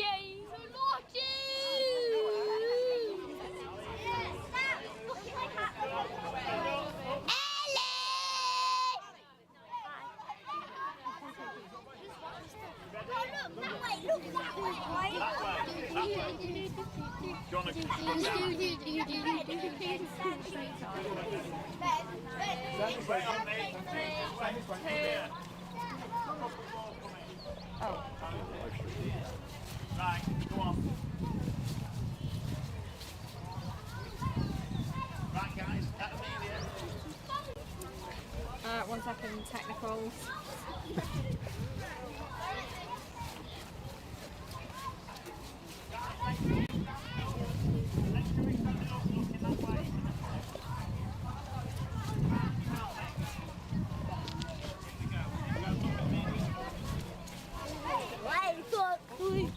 Super Max, Super Stop. Stop.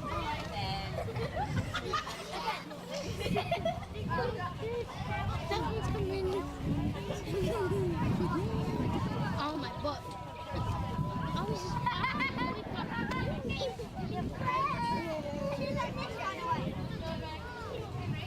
do this.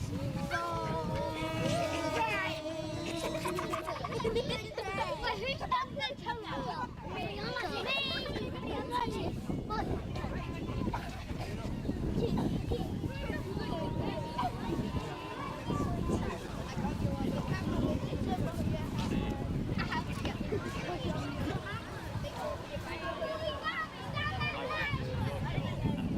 Riley wants a picture. Yeah, Riley wants a picture. No! Zoom in. Are we getting you? Yeah, go, you have to get one shot. I'm going to buy every single photo I'm looking like at it.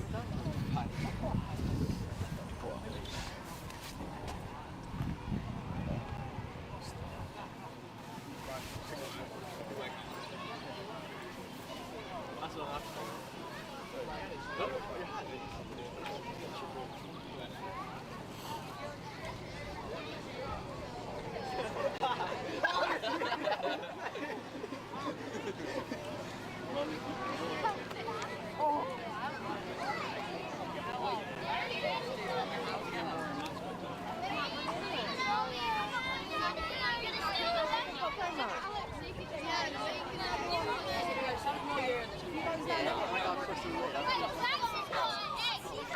They chuck you out.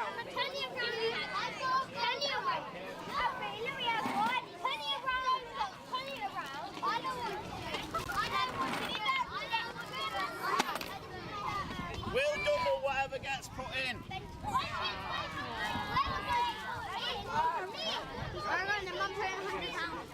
Yeah, don't put 10 grand in, so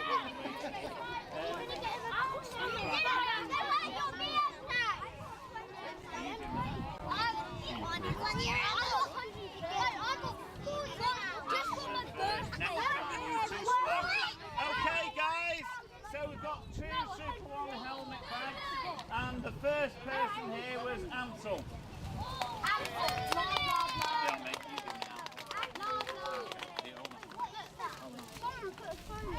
There we go. Well done. Are you going to be first over the line as well today? Good lad. No, I'm Well really done. first over the line. Okay, and now you've got to be here to win it. If you're not here, it gets redrawn again. We'll get this lovely lady to pick it out. Oh, don't do two. Two snap. Ollie West.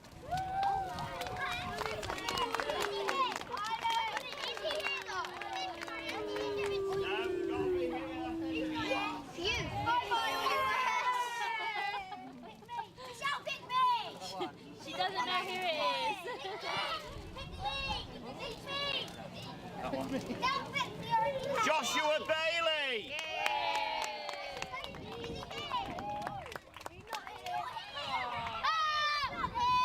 Joshua Bailey. Yeah, here we go.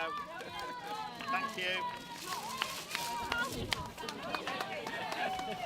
There we go. Well done. Not me, it's Joshua Bailey.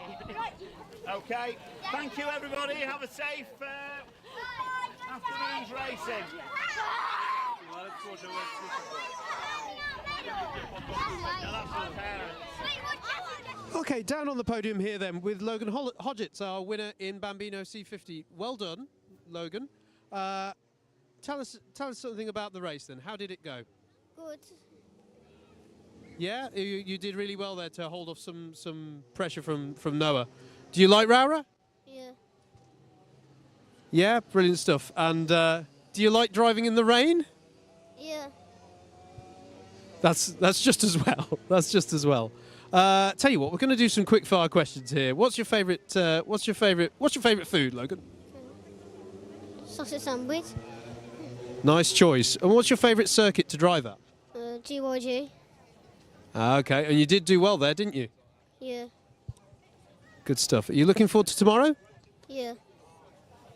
Excellent stuff. Well done, Logan, and thanks for talking to us. Cheers. We're here on the podium for round 3 here at Rowrah with our winner in Honda Cadets GX200, Ronnie Smart. Well done, Ronnie. And your first time on the top step in Super One? Yes. Yeah. Well done. Talk us through the final then. How did that race go for you? It went really good actually. When I went up into the top then, Luke gave me a little tap and he come off, so I had a 1 second lead that I pulled it a bit for 2 seconds. Yeah, it felt really good. And will you tell me before we came on that it's your first time here at Rowrah? Yes, it is my first time.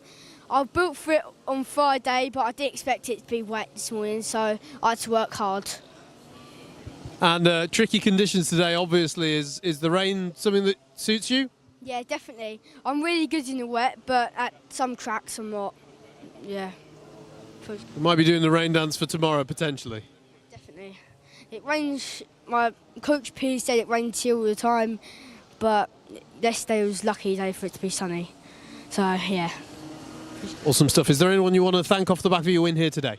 My granddad, my dad, my family, Pocket One, Piers, and my brother, and my mum. Brilliant stuff. Well done, Ronnie. Enjoy the celebration. Cheers. We're here down on the podium then with our winner in Micromax here today, Ansel. Well done. Second time talking to you as well. We had a good time, a good result at GYG in round 1 as well. Tell us about your final. It was great, and I haven't really practiced here much in the wet. I wouldn't really be here without RCE, and I want to say a big thank you to Reese and Force Engines. Awesome stuff. And tell us how the heats went for you as well. Difficult conditions throughout the day here. Great. It was quite wet. In Heat 2, I didn't really get on very well, but still, I think it's really great here. Yeah, pulled it back in the final. How does Rowrah compare to other tracks? Do you enjoy driving in this circuit? Yes. Awesome stuff. And how does the rain suit you? Are you hoping for rain tomorrow, or would you like a drier Rowrah? A very, very, very, very, very wet rain. All right, fair enough. You might get what you wish for. Anyone else that you wanted to throw a thank you out to? getting a RCE 1T3. No worries. Well done, Ansel. Take care. Thanks for talking to us. Okay, down here on the podium for round 3, then we're here with our winner in IAME Water Swift Restricted, William Crombie. William, well done. Tell us, how did the race go for you in the finals there? Good. Good stuff. And difficult conditions here today at Rowrah. How have you found the wet weather? Quite easy. Quite easy. Okay, you're doing the rain dance for tomorrow then, maybe. Yeah. Yeah. Awesome stuff. So yeah, carrying on that momentum from GYG, he's starting to have a really good, strong start to this season. Yeah. Awesome stuff. Is there anyone you'd like to thank off the back of the win here today? RCE, Velocity Race Engines and Liam. Brilliant stuff. Thanks for talking to us, William. Have a good day tomorrow as well. Cheers. Down here on the podium then with another one of our class winners for round 3 here at Rowrah. We've got Freddie Baker, the winner in IAME M1. Freddie, well done. Tell us, how did that finals race go for you? It went really well and it was really wet. Good stuff. And how do you find Rowrah as a circuit? One of my favourites. Yeah, good stuff. And obviously, wet conditions here today at Rowrah. How do you find driving in the wet? Easy. Easy. So maybe hoping for the same tomorrow, I guess. What's your favourite circuit to drive at? Three Sisters. Okay, Three Sisters, nice choice. I like it. I like it. And finally, is there anyone that you'd like to thank off the back of today's win? My dad, Amanda, Naomi, my sister, and Johnny. Brilliant stuff. Well done today, Freddie. Thanks for talking to us. Here on the podium then again for round 3. This time it's Will Murdoch, our winner today in Rotax 177. Will, well done. Your first finals win of the season. How did the race go for you? How did it play out? The race in general, it was a lot harder than the other heats. The other heats had a comfortable 3 to 4 second gap, and then Scott pushed me all the way throughout the entire final. Only made one mistake throughout the entire race, throughout the entire day. But overall, it was a really good win, yeah. And tell us a bit about the heats as well. How did the early racing go for you in the day? Yeah, so we won both our heats. We put it on pole as well in qualifying. We got an early gap to Shane Collins, and then when the race got to around halfway through and we had a comfortable gap, we just kind of managed the gap, tried to save the tyres as much as possible. And then, yeah, it was just comfortable heats. The final wasn't as comfortable, but it was still a good win. Rowrah in the wet. What's the secret to being successful around here in these conditions? I'd say experience. I've done a lot of laps around here all the way from Honda Cadet to today. Using the curbs, you've got to learn how to use the curbs. You can't get away with just bouncing over them and hoping for the best. You have to understand how to drive the car, how to kind of drive over the curbs as well as possible. And just having an overall understanding of how your car is driving and not over-driving. Yeah, absolutely. And it may all be in vain, this question, but are you hoping for similar conditions tomorrow? Would it be nice if it dried up? I don't mind it either way. I feel like that's the best answer. I think given the weather forecast, it probably is the best answer. Anyone you want to thank off the back of today's win? Yeah, I want to thank Darren and Louis Large from LRG Motorsport, Nigel from HRS Engines, my dad for spannering me, and John at ST Racing. Brilliant stuff. Well done, Will. Have a good rest of the weekend. Okay, here at the podium then for round 3, we've got our winner in Junior Max. It's Harris Roberts. Harris, well done. Tell us how that finals race went for you.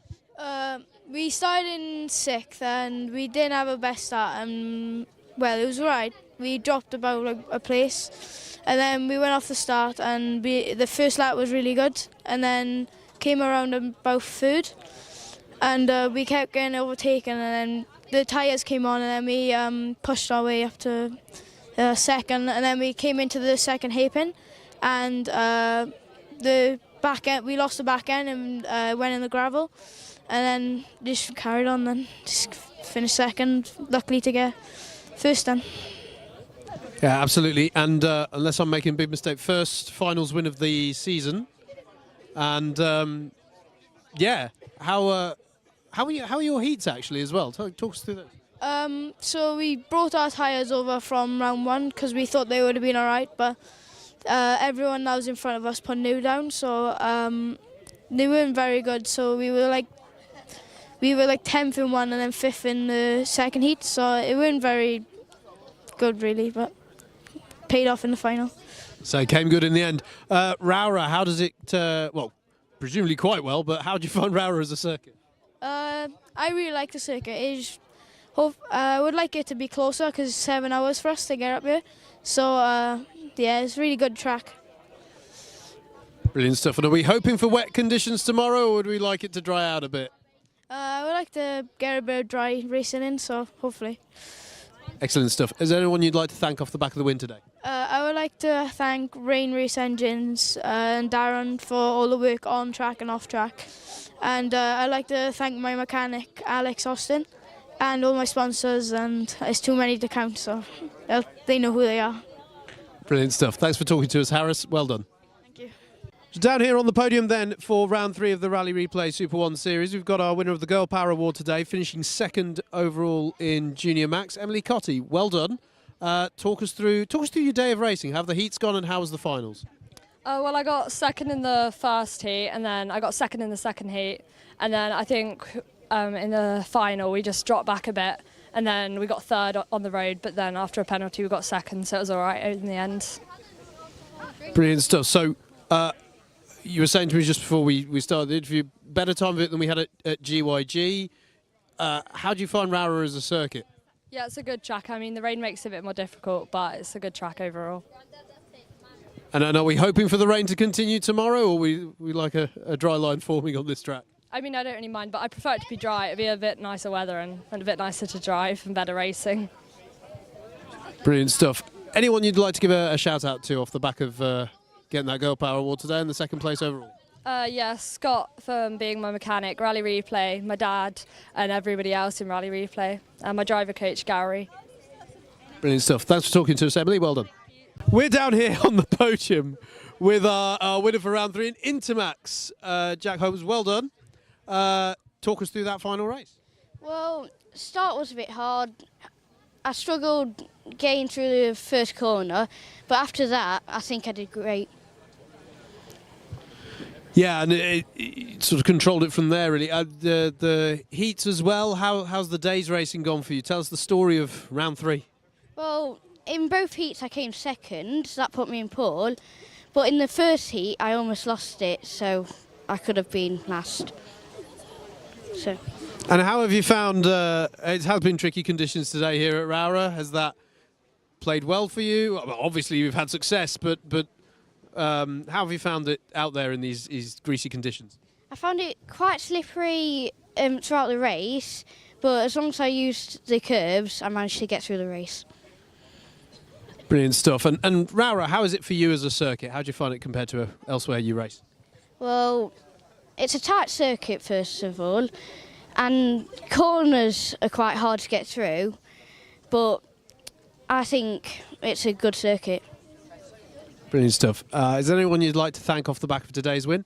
I would like to thank TWR, my team, and my dad. Brilliant stuff. Thanks for talking to us, Jack. Well done on your success. Thank you.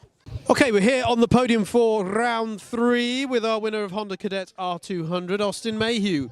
Austin, well done. Talk us through your day's racing in these wet conditions here at Rowrah. It's quite a hard day, to be honest. Really, tough on your body.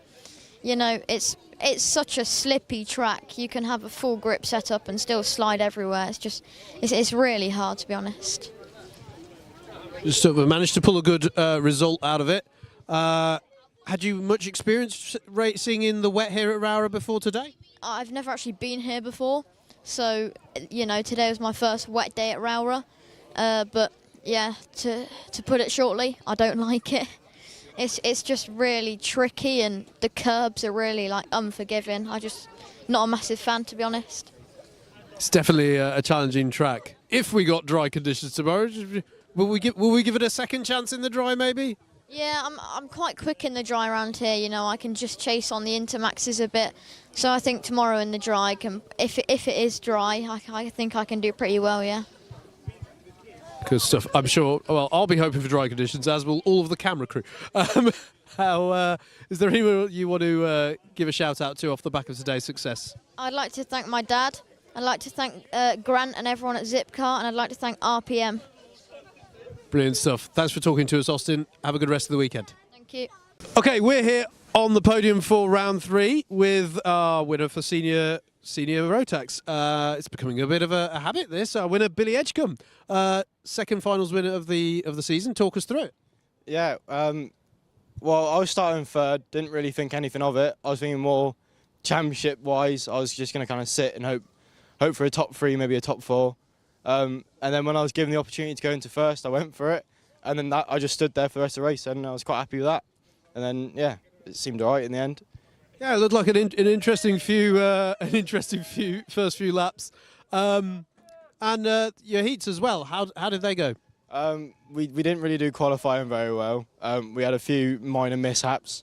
So we started 8th in the heats, but I managed to get to 4th and 2nd, which let me have a good place in the final and lucked me into where I am now, to be fair. I don't think on outright pace I should be here. I just sort of used my head a little bit for once, and I ended up here, which is a bit of a surprise. But there we are. Nice stuff. To a bystander at the side of the track, it just looks like it's just been wet today. Has there actually been track evolution between the races? No, it's just been wet. Just wet and horrible, and I'm wet, and I don't like it. I don't want to get warm, and it's not nice. And I'm wrinkly, like I'm in the bath for too long. It's not nice. I can relate to how you're feeling. Is there anyone you'd like to thank off the back of today's win? Yeah, my dad, Momentum Motorsport, AU Run Racing Engines. Dean wants me to say thank you to him because he turned up. Andy, Tom, his ribs. Yeah, my family, just everyone apparently. They're all just asking for it now. Yeah. And it's my dad's birthday tomorrow as well, so we say happy birthday to him while we're here. Brilliant stuff. Top man. Let's all go inside and get warm, eh? Yeah, let's do that. I think that's a good idea.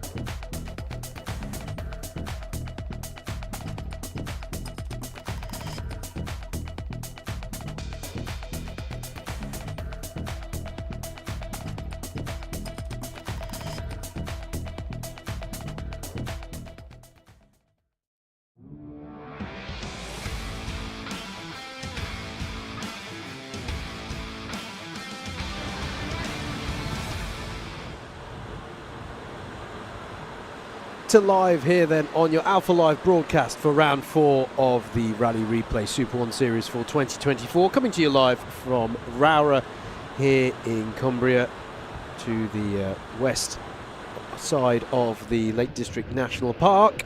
We are getting ready to go into our afternoon's running here. As a reminder of where we're at in the schedule, we finished our first cycle of heats. We're going now into our second cycle of heats, and then we're due to get into our trophy finals kicking off around about 2:20 this afternoon, which will bring us through to the end of the day's running. So we're just getting ready for the first of those second heats here. We're going to kick off. These will be in exactly the same order as we had the first cycle of heats, which means we're kicking off with our Bambino C50s. Let's take a look at the grid then for how they're going to line up for this. Noah Wicklow, who took a very dominant win earlier on today in Heat 1, will start this from pole position. Henry Hales will be alongside. Benjamin Schliver and Arlo Gamble are row number 2.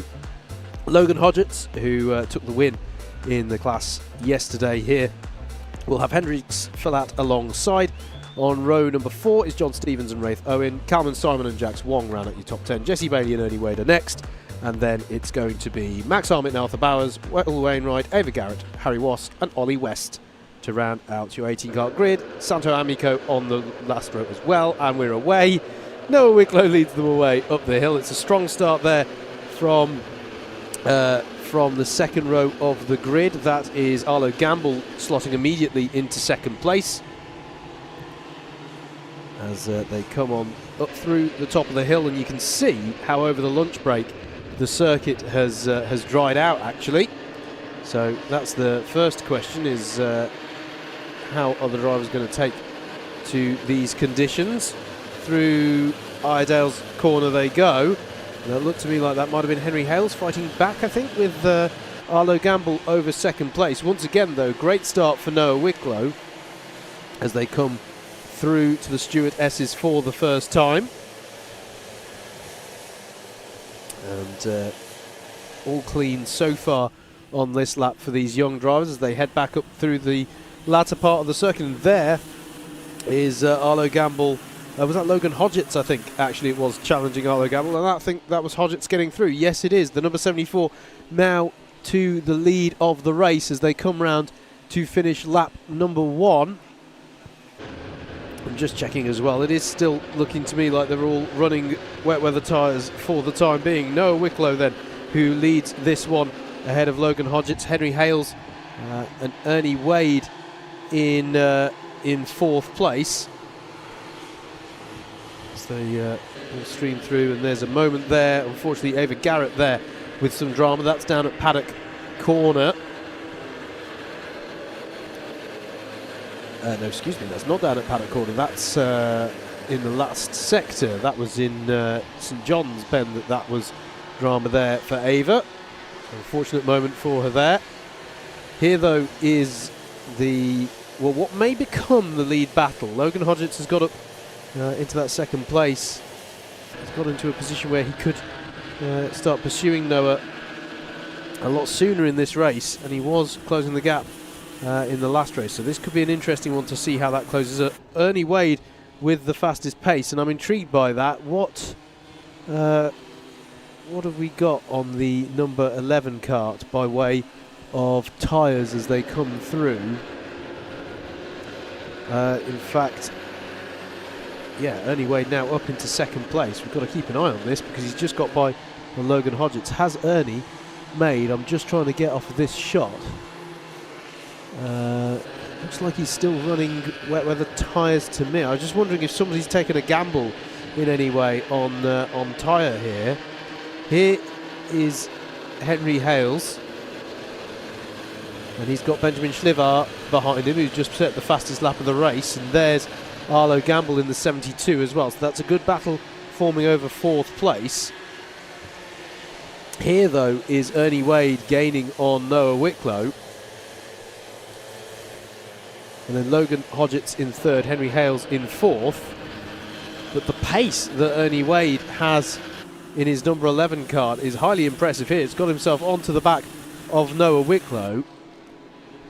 I don't want to take away from Ernie's pace at all, but it's a marked difference in pace as There's Benjamin Schlivar doing battle with Henry Hales.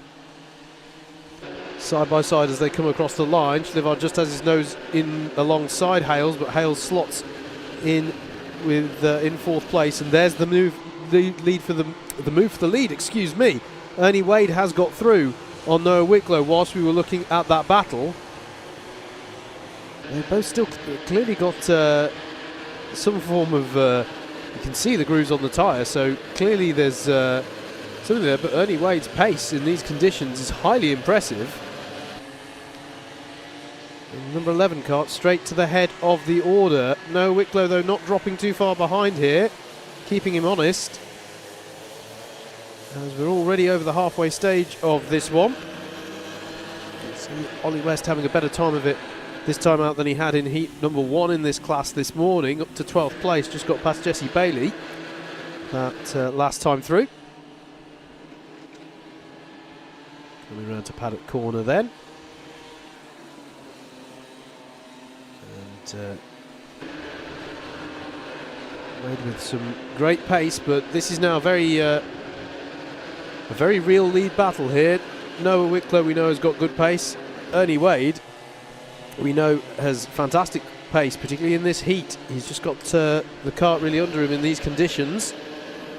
Different to what they had when they kicked off today. It was the wettest point of the day at the start of the day's running. It's by no means dry, but definitely a different grip prospect at the moment. We're looking at battle there. There's definitely a bit of change there. Jax Wong is now ahead of Benjamin Schlivar. So that looks to me like Jax Wong may have got himself up into 4th place, because there's Henry Hales, and then it's side by side between Arlo Gamble and Benjamin Schlivar, even side by side for the lead as well there. Noah Wicklow going through at St John's, fighting back there against Ernie Wade. And then we've got Logan Hodgetts behind these two.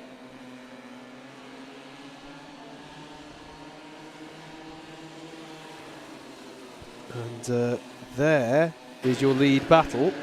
That's Ava Garrett. She's trying to recover from incident earlier on. So that's the battle over 18th place that we've got on screen for you right now. Arthur Bowers and Ava Garrett are contesting that one. There's your lead battle. Ernie Wade back through again. But we did see Noah mount a strong attack in St John's on that last lap. Logan Hodgetts not too far behind, there he is. And then there's this battle going on for 4th place behind them, which looks to me like, I think it's still Jack Wong. Benjamin Schlivar's got a little bit of breathing space now over Henry Hales here and Arlo Gamble. The 15 is Hendrix Fallat trying to get involved as well. So this is now a battle over 6th, 7th and 8th. Hales, Gamble and Fallat. I would say Jax Wong and Schlivar just pulling away a little bit. Back to our leaders though. They'll see the last lap board this time around.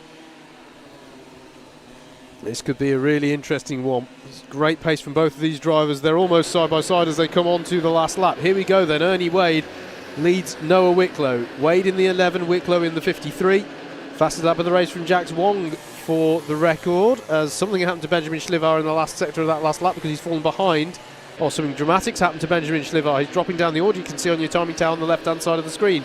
We're looking at the leaders, though, coming out of McRae's, heading towards Iredale's. Don't discount Logan Hodgetts as well, right behind these two.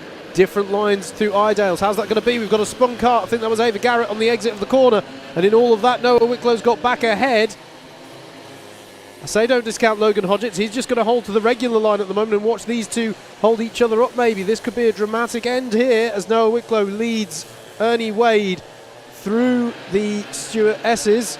Coming back up, and now Logan Hodgetts is going to pull alongside. He's going to pull alongside Ernie Wade. He's ahead of Ernie Wade. He's going to be around the outside of St John's. They lean on each other a little bit maybe there as they go through that corner. It stays in the same order. That was such a good bit of overspeed there from Logan Hodgetts. How's it going to be? We're going to go 3 wide into the last corner. Very nearly. Noah Wicklow parks his kart on the apex there of the corner, and he's going to push to the line to take the win by less than a tenth of a second ahead of Ernie Wade.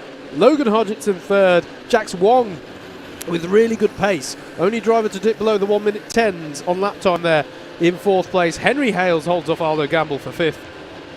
For 5th indeed. Will Wainwright in 7th. Calman Simon in 8th. Both Benjamin Schlivan and Hendrix Fallat falling down the order a little bit in the latter 2 laps there. Not quite sure what the drama was there.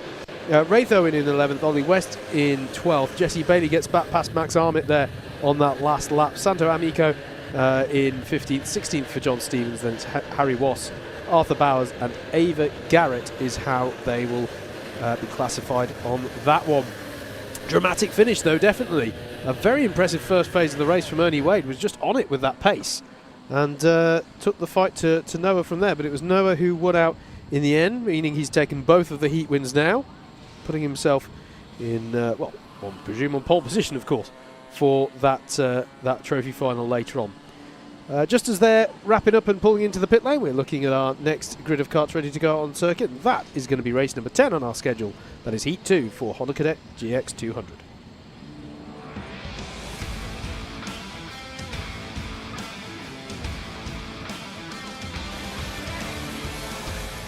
Let's take a look at your grid then for how they're going to line up for Honda Cadet GX200. Luke McGaul will have this pole position with Charlie Gregg alongside. Joshua Bailey and Ricky Jr. McIntosh are alongside each other on row number 2. Cian Sullivan and Ronnie Smart on row number 3. Charlie Quine and Sebastian Burlington are next with Noah Clare and Ethan Pearson rounding out your top 10. Daniel Hulse and Jayan Prakash are next ahead of Eloisa Burlington to round out your 13 kart grid for Honda Cadet GX200 Heat number 2. Hearing that all of the karts, indeed you can see them there, still donning wet weather tyres, which I'm not too surprised to see. I think it'd be a fairly bold decision at this stage. There's still patches of this circuit which are struggling for grip. Well, there might be. We might see later on where we maybe get as well to some of our older age group classes as well. Maybe they'll feel inclined. Although that shot is not the best advertisement for. I think the crew might be trying to tell me something here. That is not the most enticing shot for slick tyres. I'll concede that point as the karts take to the circuit here.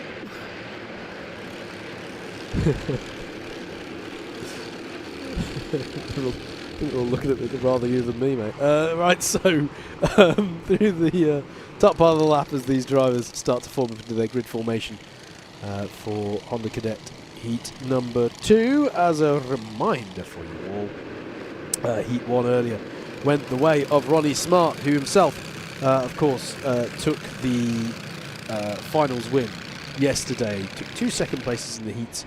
The finals win yesterday. The heats were won yesterday by Luke McGaul, who starts this one from pole position. So this could be an interesting one. Are we going to get a win for McGaul? The thing is that Ronnie Smart, so the positions here are based off of qualifying, and Ronnie qualifying 6th. I mean, he had a fair bit of work to do to come to the lead last time. Or do, of course, we get someone different winning these heats. Really good pace we've seen from Joshua Bailey had good pace earlier on in the heat. So this could be an interesting one. I'm sure it will be an interesting one as we get ready. You can see the difference between the conventional line and the damp part of the grid on the outside as well as we get ready to get going here. Luke McGaul is in the 15 alongside in the number 6 of Charlie Gregg.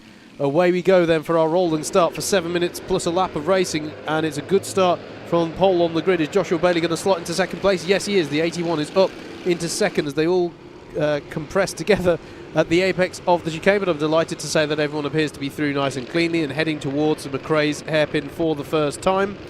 Good start for Luke McGaul, gets away well. Oh, there's an incident there at the back though. It's involving Charlie Gregg and Charlie Quine.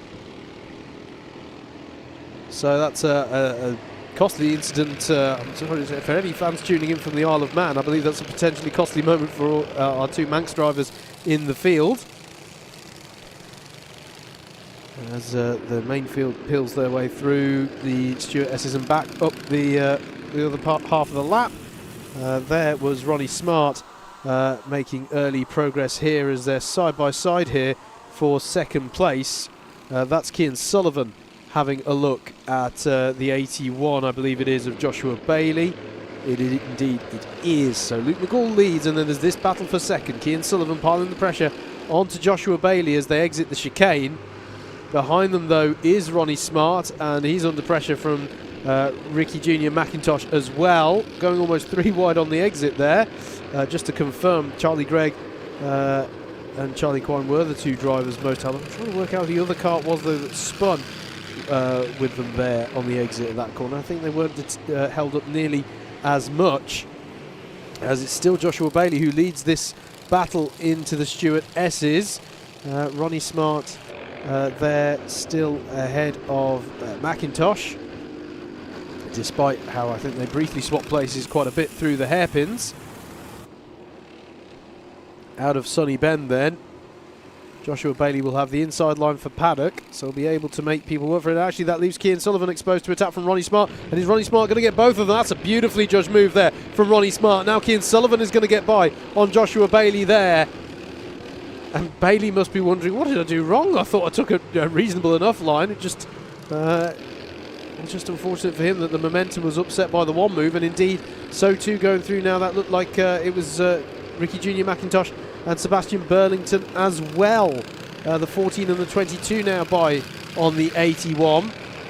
That's always the way, isn't it? Well, always the way, but very often if you have your rhythm upset in this sprint format of racing in karting, it's not just the one kart that'll get by, it could be 3 or 4, and you can end up feeling like you've done something terribly wrong when it was just the slightest mistake which led to your momentum being upset. But Joshua Bailey has had some good pace today. He'll try and come back at these drivers. Ronnie Smart, though, up into second place. What's the pace like compared to Luke McCall, who, whilst we've been covering all this, has been putting in continuous subsequent a sequence of fastest laps so far in the race, 58.508. Well, Ronnie Smart not able to match that pace at the moment, but this is his first lap, I believe, of running completely cleanly. I say that, though. Cian Sullivan is trying to mount an attack again, and that's Ronnie Smart with 2 wheels in the puddle, and that's going to compromise his progress down the straight, certainly, and that allows Ricky Jr. McIntosh through as well, and there's the 22, Sebastian Burlington. So just as we saw Joshua Bailey dropping to the back of this pack, so too Ronnie Smart having a costly moment there. He tries to come back at Burlington into Stewart, and I believe he's got that move done, so he's already undone some of the damage that was suffered by dipping his wheels into that puddle. I think you're just trying to give racing room to Cian Sullivan. I wouldn't say for a moment personally, though obviously not my call to make, but Cian Sullivan, both drivers gave themselves racing room as I saw that, but yeah, as another fastest lap for Luke McCall comes in, and Ricky Jr. McIntosh there with a nice move, good run off of paddock corner, and he's through on Cian Sullivan now and up into second place. But yeah, there was no malice in what occurred between Sullivan and Ronnie Smart. Smart just ended up with his wheels in the puddle that we've just gone by a lap on from the fact just now. Through Iredale's then they come. Junior McIntosh is up into second place. And into the Stuart S's. This the closest battle on the circuit at the moment, although Noah Clare and J.M. Prakash quite close together, battling over 7th place. Let's just see Joshua Bailey coming through as well, and that's a wide moment there for Ricky Jr. McIntosh, and that's going to allow Cian Sullivan immediately back through, and so too behind them, that's Sebastian Burlington getting back past on Ronnie Smart. So a few changes there, change for second, change for fourth, as there's another fastest lap from Luke McCall. He definitely wants to take this race with. He's 3 seconds to the good at the moment, and unless Cian Sullivan can pull out a bit of a gap now and start focusing, or of course if they could start working together, but I think, I don't know, this we're in the latter stages of this race now. You would think that the focus is probably more on what the best position is these drivers can salvage from this battle, but they may as well try and push. Sullivan in particular may as well try and push and see if there are any inroads into that lead gap that Luke McCall has accrued for himself. The sweeping right-hander of St John's they come, which is surely beginning to feel a little bit more like you can throw the kart in as the grip conditions improve. And there is fastest lap of the race from Cian Sullivan. He is seeing if there's inroads into this lead gap, and he takes 6.5 tenths of a second out of that lead gap, so it's now down to 2.4. Yeah, we were looking at the Noah Clare J.M. Prakash battle. That was battling away for 7th place, but there is Cian Sullivan pushing hard now in this number 26 kart. And you can see how he's been able to pull away from Ricky Junior McIntosh, and I promise you, the driver number 14 is not exactly going slowly himself, so good pace here from Cian in the number 26 kart. Don't forget, came into today as the points leader. Finished 2nd yesterday, as we're looking here at Ricky Junior McIntosh now under pressure from Sebastian Burlington. There is your race leader, who we've not seen for a little while, but the gap is now down to 1.7 seconds. You can see how that gap's visibly come down now as Cian sets another fastest lap of the race. He's pushing hard here. This is the penultimate lap of the race. Clock has hit 0, but they just crossed the line. So there's a lap and a half here for this to change, as still Ricky Junior McIntosh holds off the attentions of Sebastian Burlington in their battle over 3rd place. And here's a look from Burlington down the inside of the S's, and that was a bold move, and he made it stick just in time before they had to all sort themselves out to get through the latter part of the S's. But that was nicely done there by Sebastian Burlington to take 3rd place. How are we looking then as you come round to start the final lap? Luke McGall has controlled this one really nicely, but Cian Sullivan has played himself into this one really well. A quick look over the shoulder as the gap is down to 4 tenths of a second as they come into the final lap of this 2nd heat in Honda Cadet GX200. The battle for 3rd place looks a little bit further apart. It looks like having got by, Burlington has pulled out a gap, but we are right in the action here with the lead battle as they come through McRae's. Luke McGall in the 15 has Cian Sullivan in the 26 pulling alongside. He'll be on the outside, will Sullivan, for the Iredale's hairpin, but will that actually give him better drive off the corner? Can he pull over to driver's right?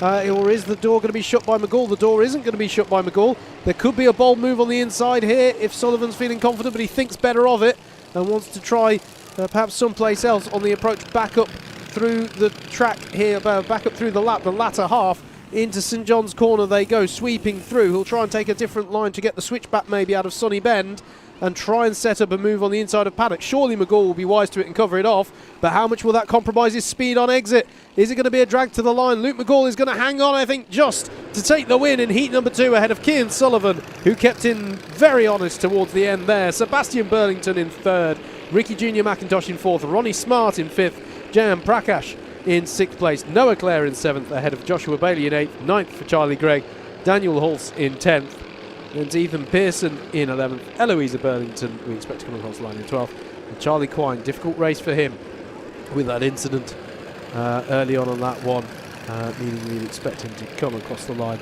in 13th place. It's quite close actually between Eloisa Burlington and Charlie Quine. Here they come, they're going to come round. It's going to be a drag to the line between the two of them here, but it just about stays with Eloisa Burlington for 12th place there. So there you go, dramatic finishes at the front and at the other end of the field as well there. Good stuff there from a Honda Cadet GX200. So our first of our combined races for the Heat 2 cycle next. We're going to get Micromax and IAME Waterswift Restricted out on track next.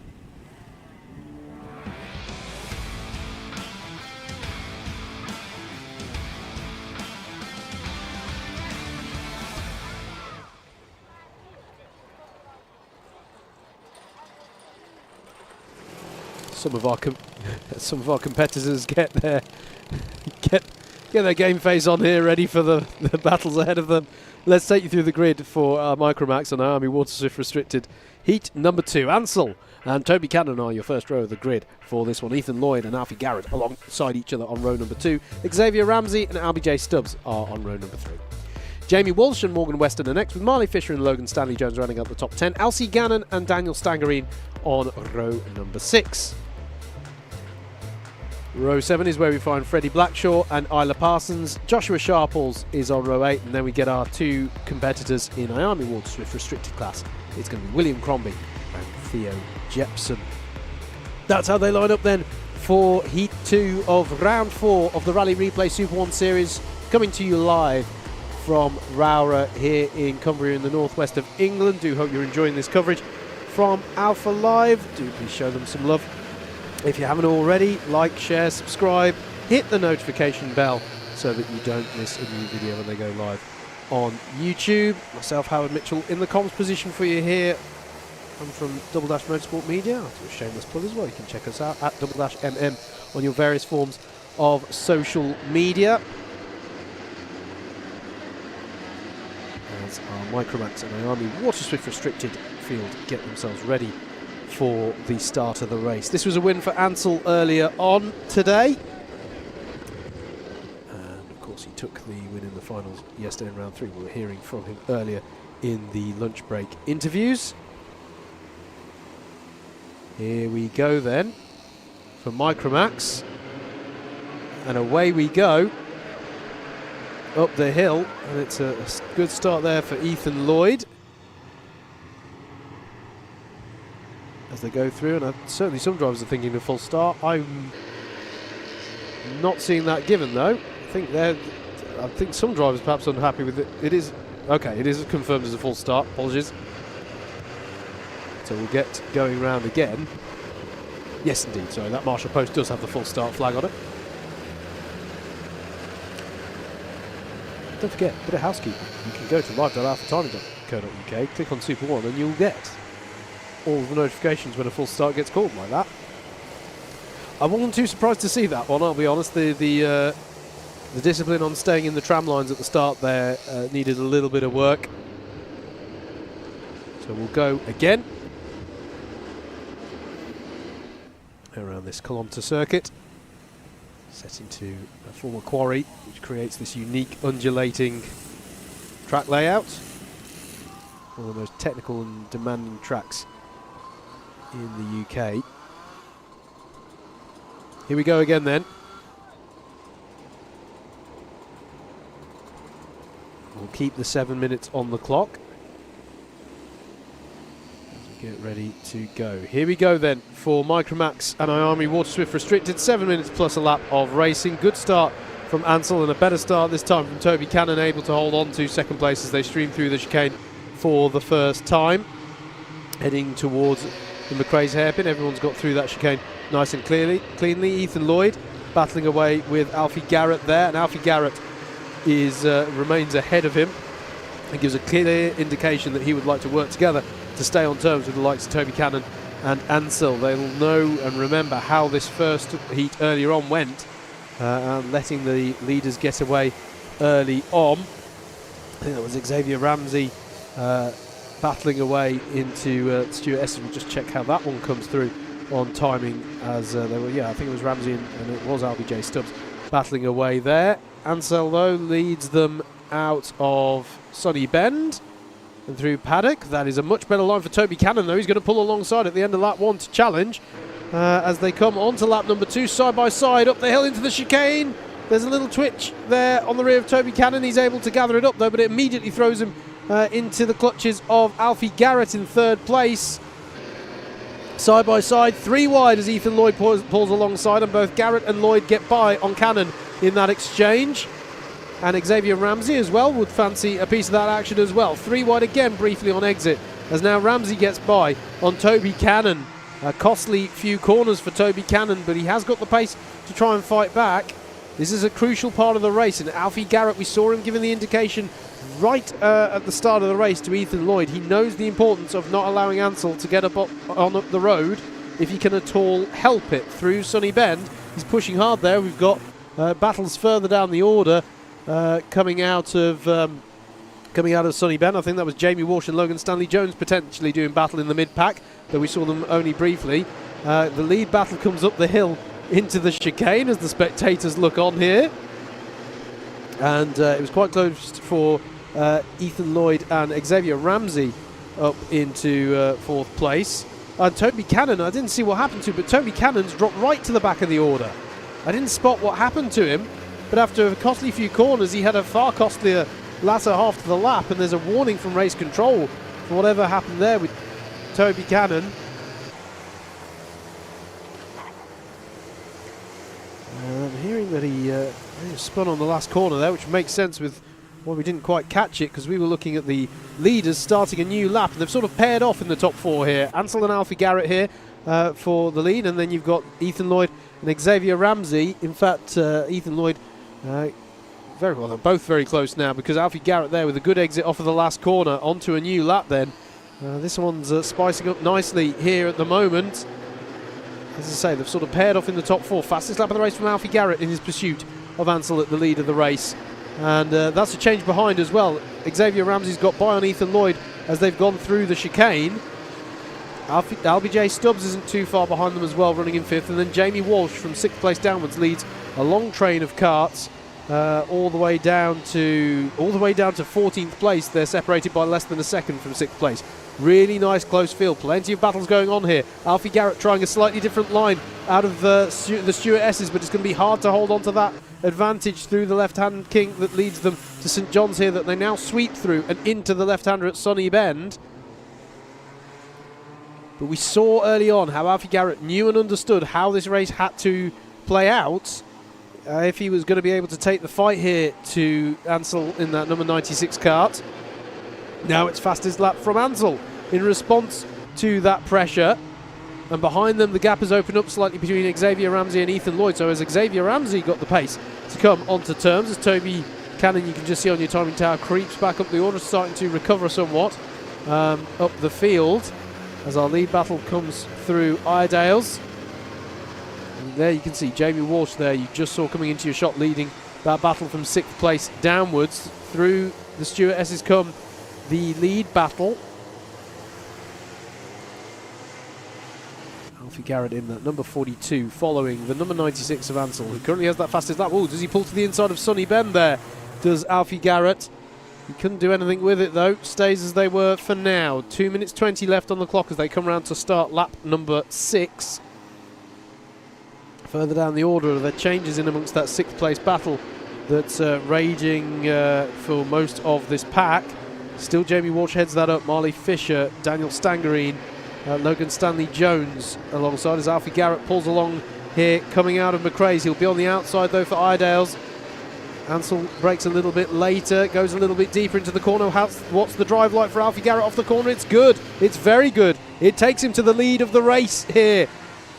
Brilliant move there from Alfie Garrett, one that's been building for a little while. He tried to assess the best place to attack, and now he'll try and put the hammer down and give himself some breathing space. But we've seen good pace. Well, we've seen good pace from both of these drivers at the moment. Has Ansel got a response by way of a counter-attack here? Coming round to finish lap number 6, and Alfie Garrett has brought himself to the head of the field. So change there, as just see out the corner of my eye out the window that the battle for 6th place is still raging away. Fastest lap of the race from Alfie Garrett. He's really trying to stretch his legs now and pull out a gap over Ansel. Xavier Ramsey in 3rd behind them. Then it's Ethan Lloyd. Then it's LBJ Stubbs running in a quiet but nonetheless solid 5th place. And then, as I say, Jamie Walsh in 6th place, leading quite a long train of karts battling away. Jamie Walsh in that number 39 kart. Here is that battle, and there is Marley Fisher trying to pull alongside Jamie Walsh to get by for 6th place, and he's got that job done. And will that leave Walsh exposed to attack from Daniel Stangerine in the number 22 as well? No, I think he's going to be able to stave off that attack for now in the number 39 kart. But change for 6th place, Marley Fisher past Jamie Walsh. Fastest lap of the race from Ansel now as he applies pressure to the leader. This one is going to be really interesting here, is now the 73 of Logan Stanley Jones tries to put a move in on Daniel Stangerine, but it stays as they are for now. William Crombie as well, part of this pack. Bear in mind he is in that 115 kart.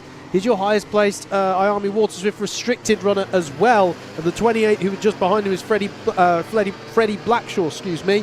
Side by side it goes now between Stangerine and Stanley Jones, and Walsh again, and that's Stangerine through on Walsh, unless Jamie Walsh can fight back. Logan Stanley Jones then have an opportunity here. Back with our leaders though, they're going to see the last lap board this time around. They've been exchanging fastest laps throughout this race. Who is going to take this one? Alfie Garrett leads them onto a new lap of the race. They are just They're so close on lap times. They're just hundredths of a second apart as William Crombie goes side by side with Logan Stanley Jones there in the battle over 9th place. And what's happened to Alfie Garrett? Where's Alfie Garrett? That's Xavier Ramsey on the tail of Ansel. Alfie Garrett is no longer in this is the battle for the lead. This is Ansel versus Xavier Ramsey down the back straight. There's something, whilst we were looking at that battle, although we were only off it briefly, something has happened out there to Alfie Garrett. Not sure what at the moment, but it's going to be, but Ansel is battling away with Xavier Ramsey here as they come back up the circuit. Dramatic stuff here at Rowrah in the second heat for Micromax. They'll come round the penultimate corner. Oh, apologies, as soon as we can find something out, we'll let you know. But as it stands, Ansel will come across the line and take the win just over Xavier Ramsey. And there you can see on your timing tower, Alfie Garrett drops down. He's down to 4th, so there must have been some form of drama there. So Ethan Lloyd in 3rd, Alfie Garrett in 4th, Albie J. Stubbs in 5th. And then comes the battle we've seen throughout the race from 6th place, headed by Marley Fisher, Daniel Stangerine, Logan Stanley Jones in 8th, 9th for Jamie Walsh, Freddie Blackshaw in 10th, William Crombie, your highest IAME Water Swift restricted class runner there in 11th place, Morgan Weston in 12th, 13th for Theo Jepson, Elsie Gannon in 14th, 15th for Isla Parsons, then it'll be Joshua Sharples just ahead of Toby Cannon. Well, that was a dramatic one. And that's an interesting one, isn't it? We're seeing, I said maybe as we get to some of our older categories and as the circuit dries out, will we see slicks? There you can see them being prepared on our seniors in the pit lane. Next, though, we're going to look ahead to race number 12. It's not our seniors, sorry, that's our Rotax 177s in the pit lane there, getting ready. But either way, the next race is definitely the second heat for Rotax 177.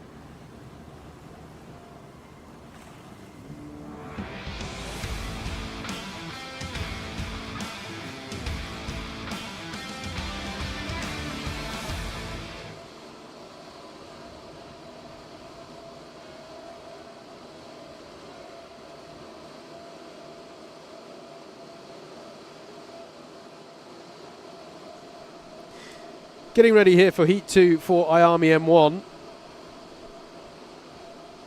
M1. Let's take a look at the grid for this one, because it's a nice and healthy sized grid. Let's make sure we can get through all of it before we get going with this one. Ralph Martin then will start this one on pole. Freddie Baker alongside Bodie Batch and Patrick Wood on row 2. Heath Smith and Mickey Gonzalez on row number 3. Row 4 is Daniel Genov and Buster Scott. Leo Harang and Jesse Plowman round out the top 10 on the grid. Ollie West and Noah Myberg are next. Then it's Ethan Holm and Logan Edwards, Freddie Dye and Jensen James Williams, Oliver Woodall and Presley Knight on row number 9. Row 10 is where we are going to find Hugh Riley and Charlie Holmes, Nicholas Ansar and Harley Bebb on row 11, Teddy Smith and Archie Ashworth on row 12. Row 30 is where we find Lucas Olby, Thistlewaite and Seth State Mackey and Max Joy round out a 27-car grid for our IAME M1s for heat number 2. Standing start then it is for these young drivers as they get ready for their second heat. Last opportunity to optimise their position for that finals grid, and of course the 34 championship points to be awarded to the winner. And away we go then. Ralph Martin leads them away, and it's a nice even start from the grid, pulling 2 wide, even 3 wide there in the mid-pack as they head up the chicane for the first time over the crest and through this field of 27 karts, heading towards the hairpin there. Ralph Martin, though, has been bested there off the start, it looks to me. That looks like it's Freddie Baker who's got to the lead of the field there, as there's a very slow moving kart still up in the chicane. So we'll try and check on timing who's had a difficult start to this one, but that looks to me like Freddie Baker ahead of Ralph Martin as they come through the S's for the first time. Bodie Batch there in 3rd place where he started. Field streams through, not too much field spread in the early stages here as they come through to finish lap number 1. Freddie Baker it is indeed. Ralph Martin, Bodie Batch, your top three. Then a bit of a gap back to Patrick Wood, who's held on to fourth place. Heath Smith, Mickey Gonzalez, Daniel Genov, Jesse Plowman, Ollie West and Ethan Horn round out your top 10 at the end of that first lap. Looks like Presley Knight has had some form of drama, potentially. A Buster Scott actually losing a lot of positions on that first lap, as well as Teddy Smith, I think it was your slow-moving kart through the chicane on lap number 1. We're looking here at Heath Smith, coming under pressure there from Mickey Gonzalez, I believe it was. Here your top three: Freddie Baker, Ralph Martin in that 32, and then the 88 of Bodie Batch. Through St John's, Ralph Martin looking strong in this part of the lap, pulling the gap back a little bit to Freddie Baker, who took the win yesterday in round number 3. And look at this battle that's coming through. Heath Smith, as we say, at the... Oh no, sorry, Patrick Wood still able to have a bit of a gap in hand over this battle, which is Heath Smith, Mickey Gonzalez, and Daniel Genov is right with them as well in the number 13 kart. Quick look over the shoulder from Heath Smith to try and assess where the attack might come from Gonzalez, but it stays nose to tail through the corner. Gonzalez though goes for the inside. What are the grip levels like now? How's the drive off the corner for those two different lines? It seems pretty even at the moment. Wouldn't have been that way a few hours ago in the changing conditions here. Who's going to have the advantage there? And that's a bold move from Mickey Gonzalez there from the outside. He clearly just had enough of his kart ahead to hang on to that line going into the stewardesses.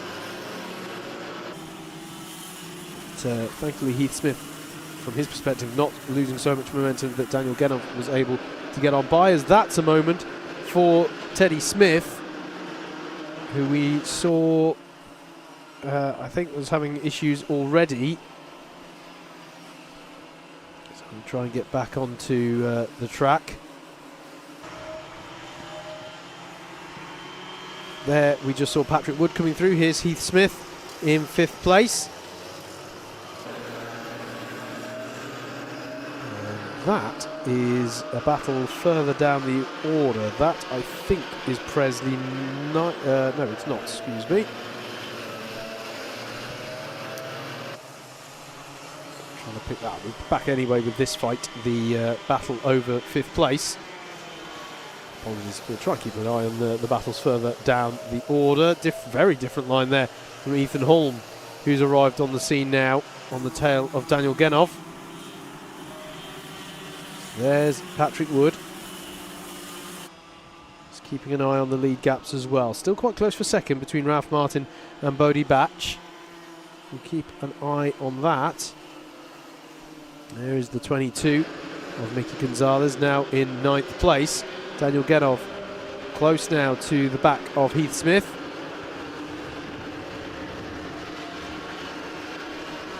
So come up through to the top of the hill. Ollie West, I'm sorry to report, dropping down through the order now.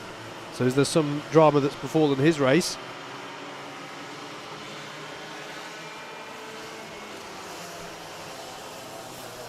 And this is Freddie Baker with some traffic. That's Lucas Otley Thistlethwaite. He's putting a lap on there. Lucas still running well in 24th place. And it's close for second places. There's an issue for the 24 of Ollie West. That's why he's dropping down the order. And there, just flashing through shot, was the battle for second place. Bodie Batch, yeah, there he is. He's just got through on Ralph Martin. I think we just caught the end of that, as there was a change for second place. Coming up the hill now, the number 88 ahead of the 32, up into second place. Now, what is their pace like, as there's yellow flags out there, because I believe that's where that's where Oliver Woodall's kart is now parked up as well. So we've had a few dramas, I'm afraid to report, for drivers around the circuit. But Bodie Batch,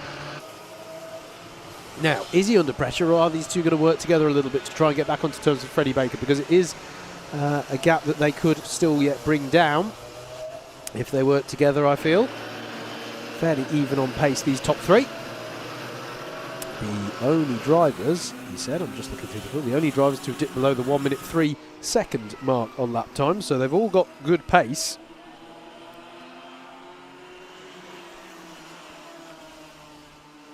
Can Batch and Martin bring the pressure to bear on Freddie Baker? Well, Freddie Baker has a response. It's another fastest lap of the race, and he's now the only driver. Oh no, he's not the only driver. They all set personal bests which take them below 1 minute 2. Very interesting to see how they're getting faster to the point where the circuit might be improving, but there's traffic ahead of them that Freddie Baker's having to deal with, and meanwhile they go side by side for second place as well. But I think Ralph Martin will hold station for now. Freddie Baker's dealing with that traffic they're going through on,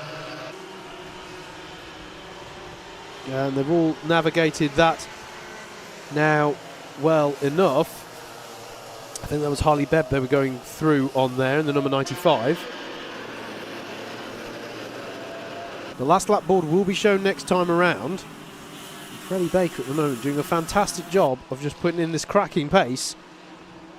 Make no mistake, Bertie Batch and Ralph Martin are trying as hard as they might behind him, but he's able to just keep them at arm's length for the time being. Last lap board is shown then to our leaders as they come through.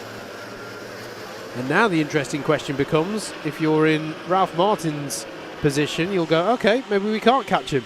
I still want second place, and indeed he pulls the inside line here into McRae's, but the door is closed on him by Batch. There's not enough space to go through there. How about into Idale's then?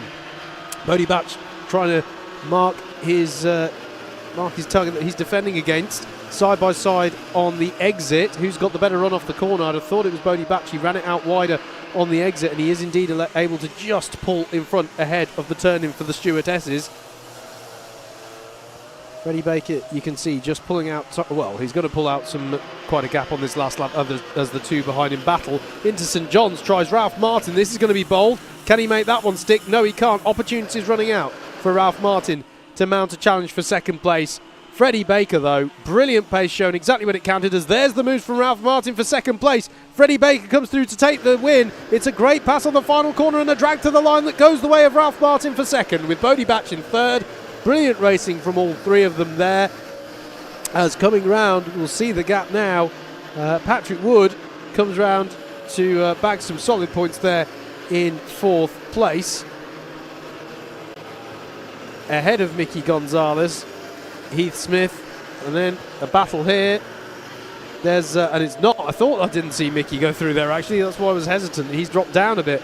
So it's Patrick Wood in fourth, Heath Smith in fifth, Ethan Holm in sixth, Jesse Plowman in seventh, eighth for Daniel Genoff, Leo Harang in ninth, and Mickey Gonzalez finishing 10th to round those top 10 finishes out in this 27 kart field as they continue to come across the line. It looks like there's been some drama, unfortunately, for Nicholas Ansar on that last lap, who dropped down 4 or 5 places there, finishing 18th there as the rest of them come across the line. But a really good win there for Freddie Baker. Did exactly what you need to do to control that race. Responded with that pace. You know, when the challenge came from behind, he's just like, here's the fastest lap of the race. Try and catch me. Really good stuff, and good battling there between Ralph Martin and Bodie Batch. Right, next up is going to be our second heat for Rotax 177 here on your IFA Live broadcast, coming to you live from Rowrah.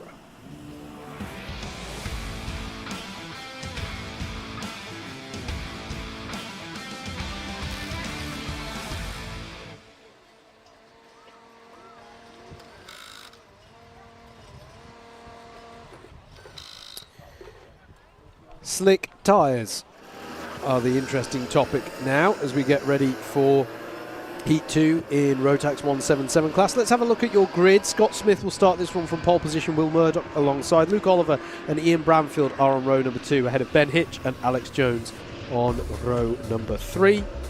Row 4 is where we'll find Richard Evans and Stephen Horner. Zach Bolton and Ben Johnson are on row number 5, ahead of Keith Mason and Shane Collins to round out your 12 kart grid for Rotax 177 Heat number 2.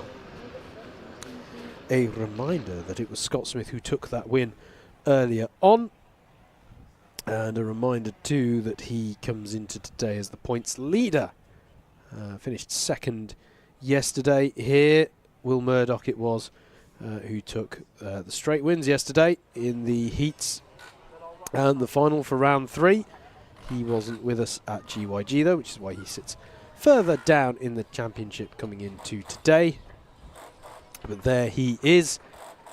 And I'm having to dramatically readjust because everyone's taking their rain suits off, so I'm having to readjust my mental image of how all the drivers' helmet and suit combinations work. But such is the nature of changeable conditions, and you can see the slick tyres here. So this is going to be an interesting one for these drivers. I agree with the call. I think it's a good time to make the call, and. That's just a kart getting recovered from the previous race out on the circuit.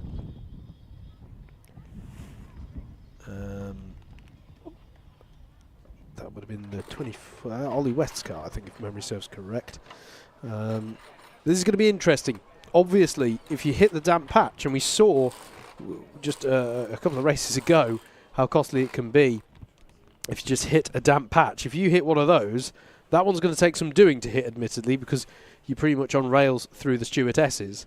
But if you hit a damp patch, you really could, experience quite the understeering moment the next time you try and rely on the kart's steering. If you've never driven a kart in slick tyres in the wet, you get horrendous understeer right until the point where the kart bites, at which point you can expect to be fighting a lot of oversteer as the kart tries to grip up. But, as I say, I agree with the call. We've got a clear, dry line forming around most of the lap now.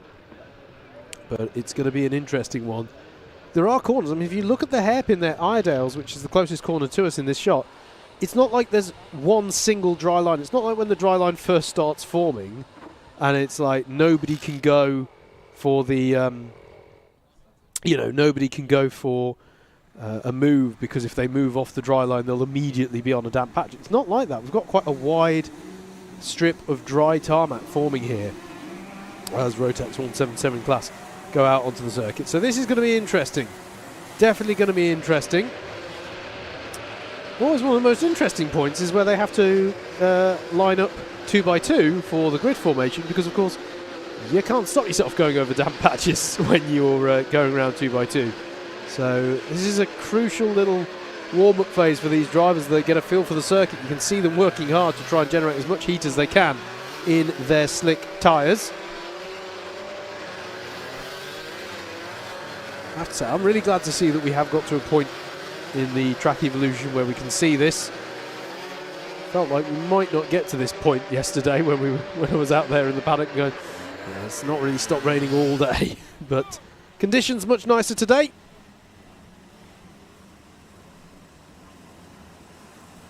As the drivers get ready to form up for their last opportunity to optimise their grid position for the finals later on. Scott Smith is on your left, driver's right in the number 38. Will Murdoch is alongside in the number 93. Between them, they've won all of the races so far this weekend in this class. Can they repeat that performance? Can somebody else step to the fore? Here we go for 7 minutes plus a lap of racing. Up into the chicane we go. Who can dominate that dry line? And it's a hit on the rear there for Scott Smith, and he's round. And there's contact as well with the, I think that might have been Alex Jones. I'll double check that as they come round. But it would mean that Will Murdoch gets to the head of the field, and you could see he was just able to claim that dry line as they came up the chicane, and that was crucial in him claiming first place. But I don't think it was a touch on the rear for Scott Smith, possibly from Luke Oliver, that ended up sending him round. So there's a lot of spread at the front of the field as they head down towards the Stewart S's for the first time.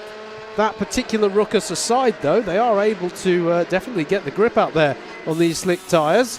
So at the moment, the decision is vindicated from them.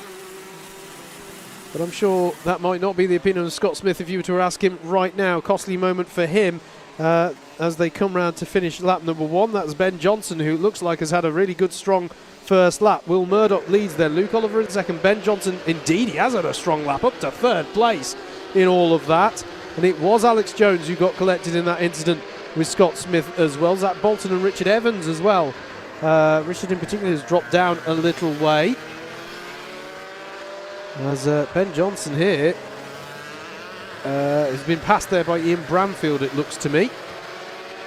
So a really good first lap from Johnson, but he has dropped down again behind Bramfield there in the number 46. And then there is Shane Collins as well with them as well. Nice little train of karts here that he's a part of. So Will Murdoch leads, Luke Oliver ahead, and then there's this battle coming through, headed up by Ian Bramfield, as will be confirmed as they cross the line now. You'll see the change for third place. Ian Bramfield ahead of Ben Johnson.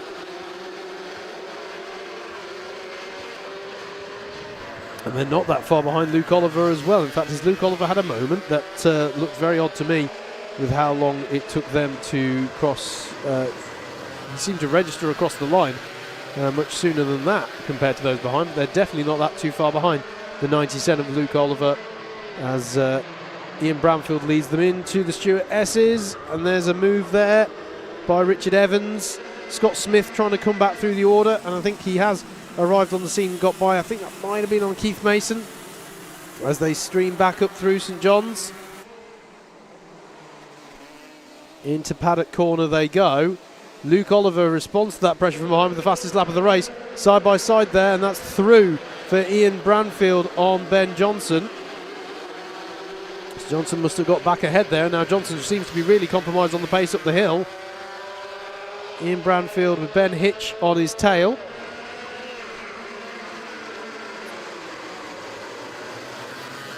Yes, yeah. So there was the move from Bramfield on Johnson. And then there is the 78 of Alex Jones as well, trying to fight back.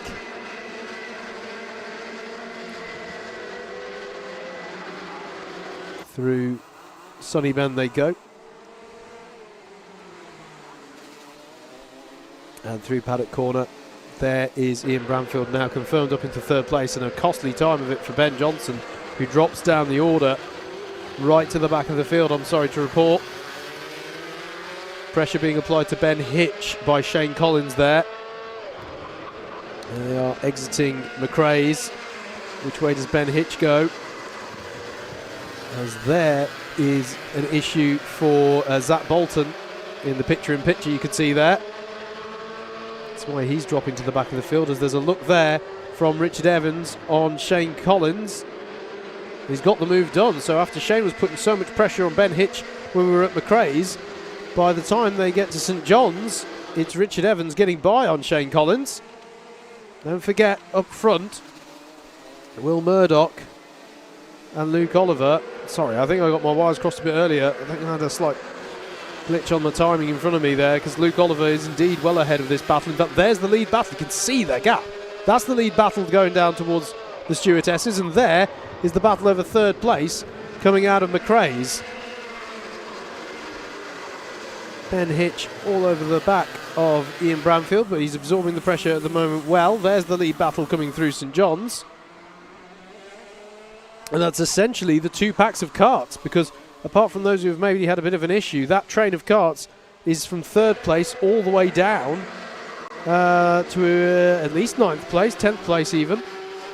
Another fastest lap of the race from Luke Oliver, ramping up the pressure here on Will Murdoch as the race leader.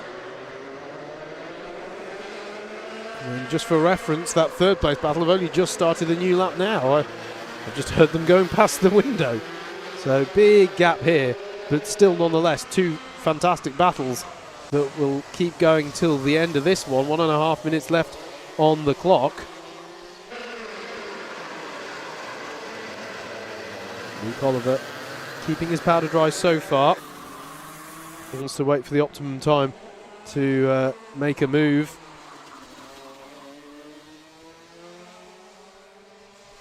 As they begin a new lap. Still Luke Oliver with a little bit more pace. In fairness, he does have a slight slipstream effect going on from here.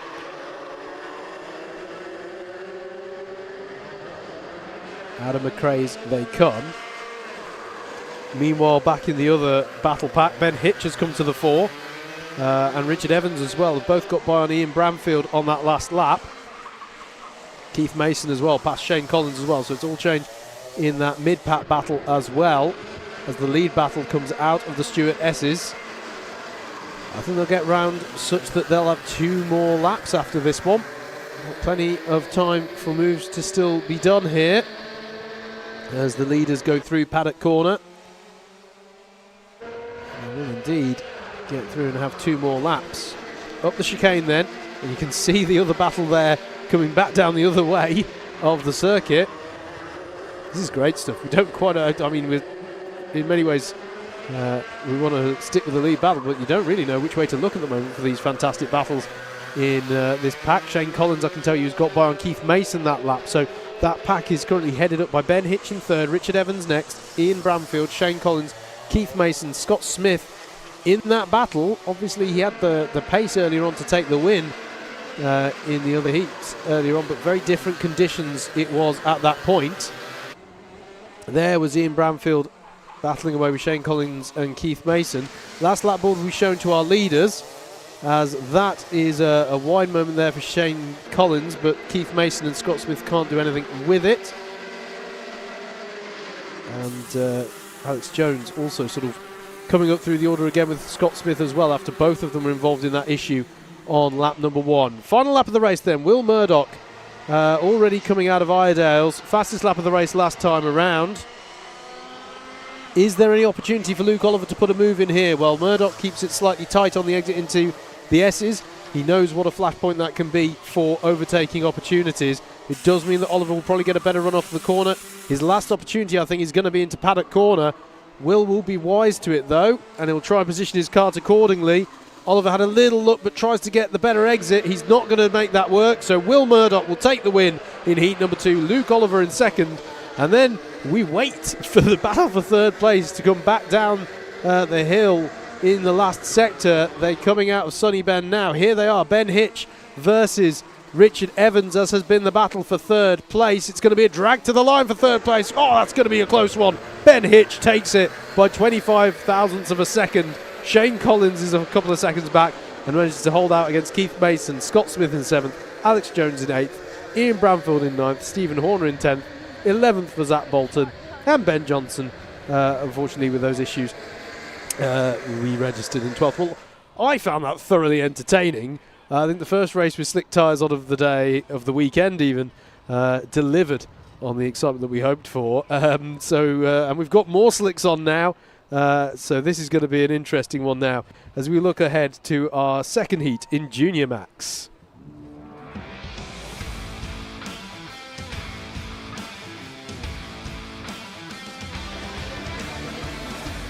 Let's look at the grid then for Junior Max Heat number 2. Harris Roberts will start this one on pole position with Ben Horner alongside, Albert Wilton and Archie Flint alongside on row 2. Tom Holden and Harry Hurst-Grover are on row 3, with row 4 occupied by Emily Cotty and Jasmine Taylor, Harry Cottrell and Noah Sales to round up your top 10. Rory Hinkley and Elliot Foster are next on row 6. Row 7 is where we'll find Owen Keenan and Jack Dimbleby. Lewis Holt and Max Greatrix are on row 8, with Riley Bishop and Kieran Denyer on row number 9. Rounding out your top 20 is going to be Archie Dyson and Max Rowley. Oliver Lomax and Arthur Frey are on row 11, ahead of Lucas Reeves and Amelie Ackett. On row 12, we'll find Hani Sadiq and Archie Doherty on row 13. There they are, with Jaden Robinson and Toby Dukes on row 14. Sam Flynn and Alex McCulloch on row 15 to round out your top 30. Karthik Kameta and Freddie Snelling make up row 16, with Theo Gartside and Molly Pugh rounding out a 34 kart grid here. And from the shot we could see of them on the dummy grid back into the shed in the paddock, it looks to me like they're all plumping for the slick tyres. So if you liked that concept from Rotax 177, what we're going to do is we're going to take that concept and put it on a much larger grid of karts, namely 34 of them. And you saw how crucial it was at the start of that race for the dry line to get claimed by Will Murdoch, it was, wasn't it, who claimed that dry line. Now, from then on, it sort of all tumbled and got worse for Scott Smith in that 177 race. But that's the crucial thing. If you can claim that dry line into turn 1, that really does pay dividends. But likewise, it's not just the fact that you're on the dry line. You're also, are you arriving on that dry line with some water on your tyres? You're going to get a very different feel with that. It really is corner by corner. And the way I've always found it when I've raced in the wet in the past is it's less physically tiring, but it's more mentally tiring. And this is a really interesting point where you get the changeover. In some ways, it's even more mentally tiring, but starts to become physical again because you're finally getting up to the sort of dry weather pace. So this is definitely a very challenge inflection point, if you like, in the conditions where you get this very much a drying circuit. But you can really see there at Idale how the conditions, as I say, it's not just a single strip of dry line for most of the circuit. I think into the chicane there is quite a distinct dry line to get, but for most of the lap it's looking pretty dry now around this kilometre-long Rowrah circuit. Away we go then with our Junior Max Heat 2 class coming out onto the track, led out by Harris Roberts, class winner from yesterday and highest placed rookie as well to boot. 34 points on offer in the championship for whoever can win this heat race, and of course you'll put yourself in the pound seats for the trophy final later on. Which just for reference, we've got this race and two more to close out our heats, so we're pretty much on schedule to get our finals going around about 2:20. 9 minutes those races will be, so slightly longer in length, taking us through to the end of the day. Do hope you're enjoying your Alpha Live broadcast of round 4 of the Rally Replay SuperOne Series, coming to you live from Rowrah in Cumbria, England. And everyone's patience has been rewarded with slightly better conditions. It's worth saying, not all of the drivers I spoke to in those interviews you saw at the lunch break wanted wet weather conditions. So it's some drivers, I'm sure, grinning like a Cheshire cat, and other drivers perhaps were wanting to keep doing the rain dance. But you've got to love, I have to say, I think this circuit, you've got to love this circuit, I think, in the dry. I think it's so much fun. Fun in any conditions, of course, but to be able to go full pelt up through the chicane is, I think, a lot of fun, as with the last sector of the lap. Right then, here we go, away for 7 minutes plus a lap of racing. Strong start from second on the grid as well. Ben Horner is immediately up into the lead of the race, but it's round.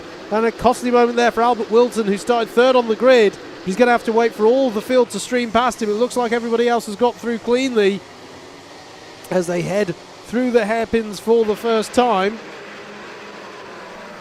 So he's got it all to do now, has Albert Wilton, excuse me.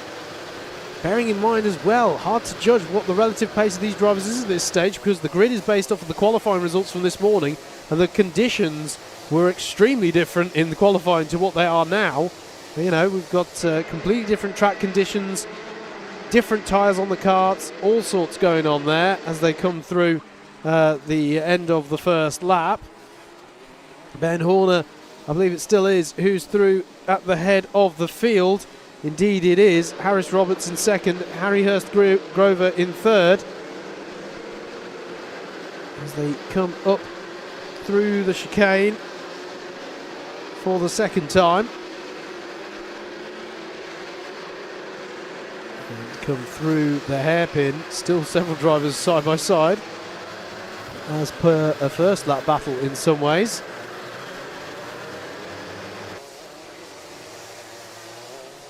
There's Jasmine Taylor versus the number 7 of Emily Cotty. It's the battle over 6th place, and that's the other way around to how they started this lap, in fact. So Taylor up into 6th place. Through the last few corners of the lap. There's Noah Sales, who's been battling away on this lap, ahead of Harry Cottrell there. Change of position between Jasmine Taylor and Emily Cotty confirmed, and then Noah Sales on the back of her with 49 of Cottrell there. Owen Keenan not too far behind either in 10th place. This is a move for the second place. That's Harry Hurst-Grover getting by on Harris Roberts there and giving the indication we need to get on up the road here because Ben Horner already has a couple of seconds gap over us.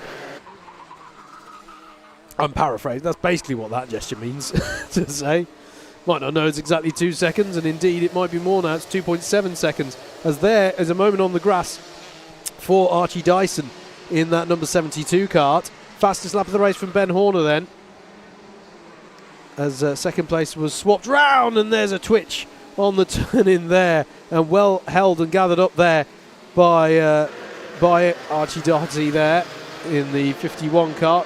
Here's your second and third place drivers, Hurst-Grover and Roberts, trying to push hard to see if there's any options on pulling in this gap to Ben Horner. Still in the first half of the race here, so plenty of time to try and change the situation there. Tom Holden in fourth place at the moment with Archie Flint close behind as well. That's the 87 and the 22. And Jasmine Taylor coming onto the back of them now as well. Oh, and as Greytrex and the 51 of Archie Doherty and Freddie Snelling as well. And there's another costly moment for Freddie Snelling, and there's a fourth driver involved as well. Through the S's, they've all tripped over themselves there. Trying to work out it might be Hani Sadiq as well, who was involved in that. So yeah, Max Greytrix dropping down the old Hani Sadiq. Yeah, it is those drivers, I'm afraid to report. So costly moment for them. As we've got an incident there on the exit of the S's again. And now did the incident there. And it's from high up in the order as well. Harris Roberts is involved. Archie Flint was involved as well. Now, was that as they sort themselves out, and Hurst-Grover to the lead of the race, so Ben Horner, our race leader, was that an issue for them? Now, was that the lead? Maybe with the incident there, had it dragged some muck or some water onto the lap, and our leaders just arrived on the scene, and there was no grip? I mean, they're putting a lot of faith into the cars at that point, and obviously they've got the slick tyres, so if any water was brought onto the track, that's going to be, lead to an extreme reduction in grip there, and one has to assume that's had a massive impact at the front of the field. We've lost Ben Horner, we've lost Harris Roberts. I have to say, it looked quite dramatic on the exit. They all ended up in the wall on the exit there, but we're looking at a battle further down the order. That is Max Rowley, I think, putting a move on Alex McCulloch. That's for 13th place.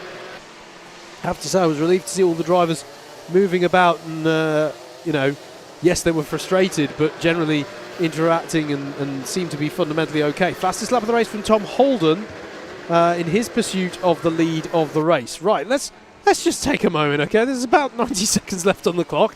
Harry Hurst-Grover is in the lead of the race.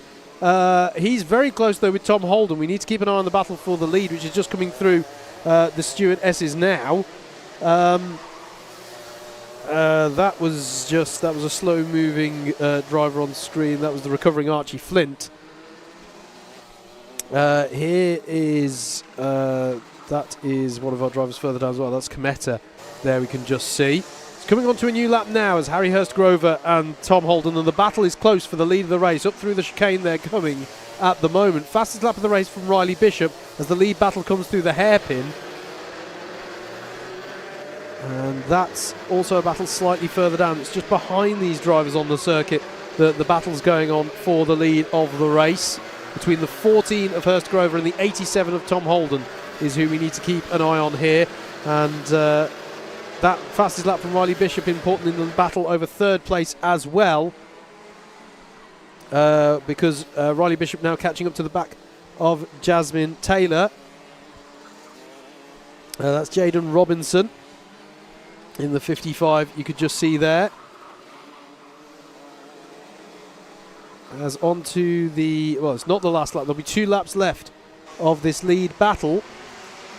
Heading down towards the hairpin now at McRae's is the lead battle. We're looking at Lewis Holt, that is, battling away, or having to give way, I think, to some of the karts coming through. Out of Iredale's down the back straight now comes the lead battle. Towards the Stewart S's of the 14 of Hurst-Grover and Tom Holden. As Riley Bishop now catching up to the back of Jasmine Taylor. That's Jaden Robinson in the 55, you could just see there. As on to the, well, it's not the last lap, there'll be 2 laps left of this lead battle. Heading down towards the hairpin now at McRae's is the lead battle. We're looking at Lewis Holt, that is, battling away, or having to give way, I think, to some of the karts coming through. Out of Iredale's down the back straight now comes the lead battle. Towards the Stewart S's of the 14 of Hurst-Grover and Tom Holden. There is the 26.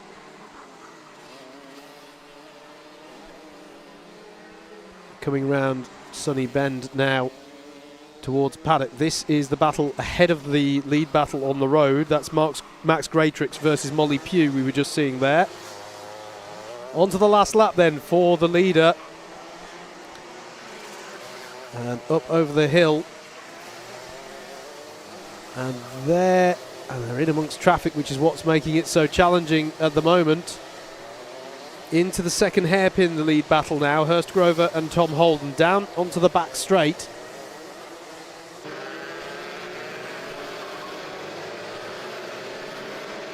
And there it is. That's the lead battle. You just saw it there flashing onto shot. And that is a change. That's Tom Holden through. We picked it up just as the battle came to the fore and the lead changed. Tom Holden is through into the Stuart S's. And Hurst Grover is running out of time to mount a counter-attack here. Plenty of battles going on that one almost didn't know where to look. But the place to look right now is going to be Tom Holden, who crosses the line to take the win. Harry Hurst Grover in second. Jasmine Taylor holds off a charging Riley Bishop for third place. Owen Keenan in fifth. Emily Cotty in sixth, ahead of Noah Sales and Harry Cottrell. Elliot Foster and Jack Dimbleby to round out your top 10 in a dramatic race there. Rory Hinckley will finish 11th. Kieran Denier in 12th. 13th for Max Rowley. Alex McCulloch in 14th place, ahead of Toby Jukes, who comes through now with Ben Horner in 16th, Arthur Frey in 17th, Archie Dyson in 18th, 19th for Emily Hackett, and Lewis Holt rounds out your top 20 as they continue to finish. Well, dramatic stuff there. As I say, one didn't know where to look, but when it counted there, Tom Holden putting in the move, coming into Stuart S's and getting by on Harry Hurst Grover. Tom Holden, in doing so, I'm pretty sure, I'll double check, yes indeed, taking his first win of the season so far. His previous best result was a third in a heat in the second day, round 2, back at GYG, but he takes the win there. I'll say it once again, the slick tyre races are delivering here on the action. Next it's going to be Heat 2 for our Intermax and our Honda Cadet R200 classes.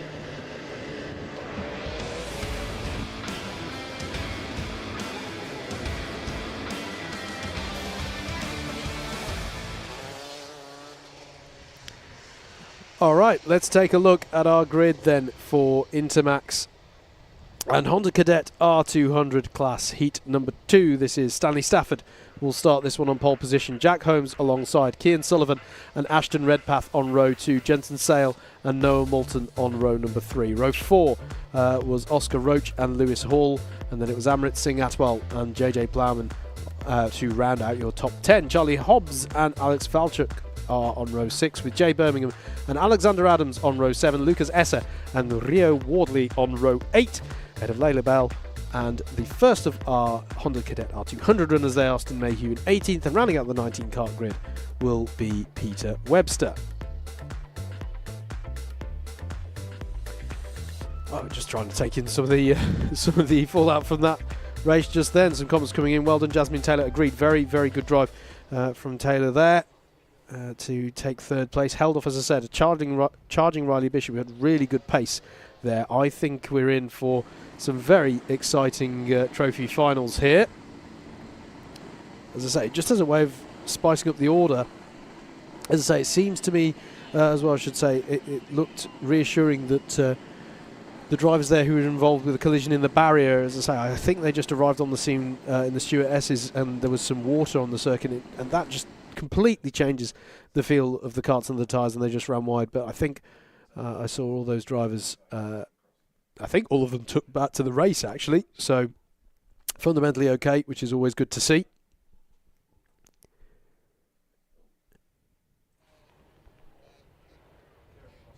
As we get ready for the penultimate heat race to come out onto the circuit. It'll be this one for our Intermax and Honda Cadet R200s, and then the second heat for Senior Rotax, and after that we will be going straight into our all-important trophy finals. You just make sure that all carts are recovered, all track furniture is where it should be.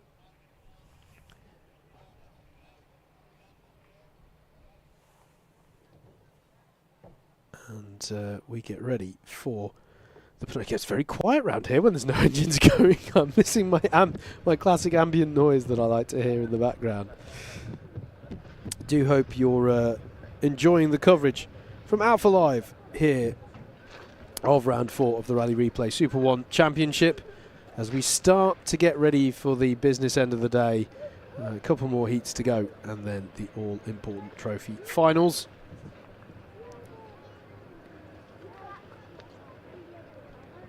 Just a slight pause here whilst we make sure everything's fine around the circuit, everything's been recovered properly. No stricken carts left around the circuit, and that we're ready for Stanley Stafford to lead out this field of 20 drivers.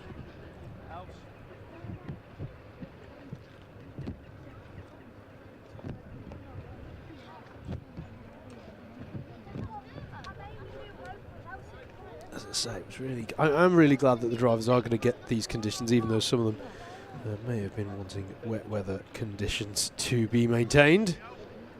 But I think from a neutral perspective, this, well, as we've already seen, this spices things up quite considerably because the pace differentials between wet and dry conditions can be markedly different.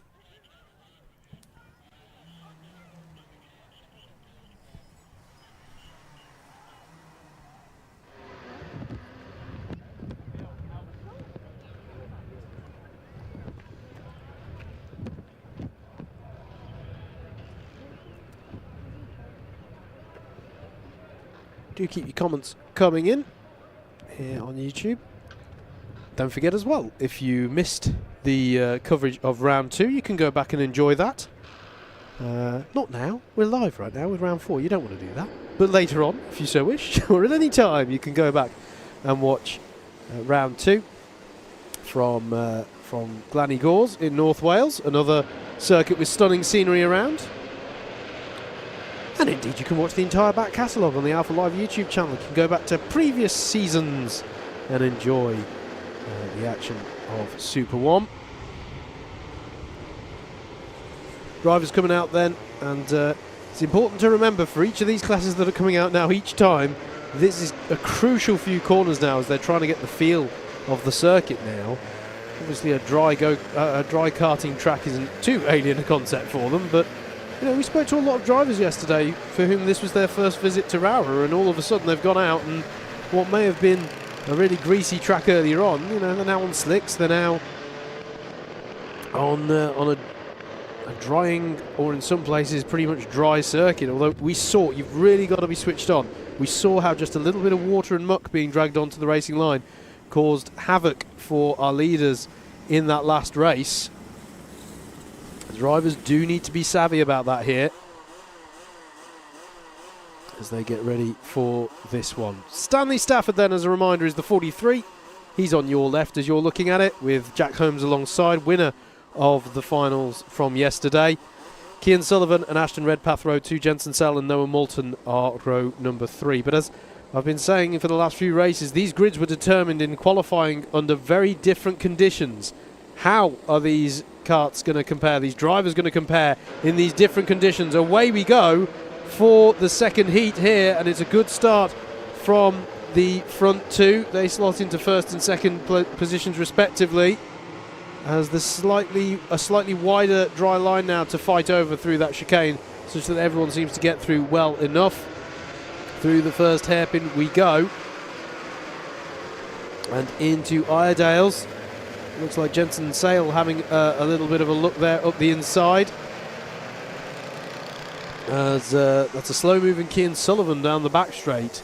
Was that just bad drive off the corner, or has he got some form of issue as they go through the Stuart S's? Cian Sullivan definitely not going the way up the order that he would have wanted. There's Lewis Hall under pressure from JJ Plowman as they come through Sunny Bend, as the leaders come around to finish lap number 1. Stanley Stafford leads, Jack Holmes in second, Jensen Sale in third, Ashton Redpath, Noah Moulton your top 5. Over the top of the hill, out of the chicane, as I say, almost a sort of Eau Rouge-like setup that you've got there. And here again is JJ Plowman applying the pressure to Lewis Hall as they come through Iredales.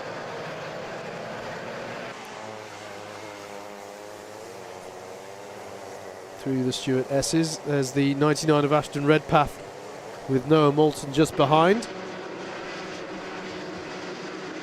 And that's a change of position there. Plowman has got through on Hall, so that's changed there. Is there a change going on ahead of them? It's still Redpath from Moulton, but Noah Moulton really trying to find a way through here, if at all possible.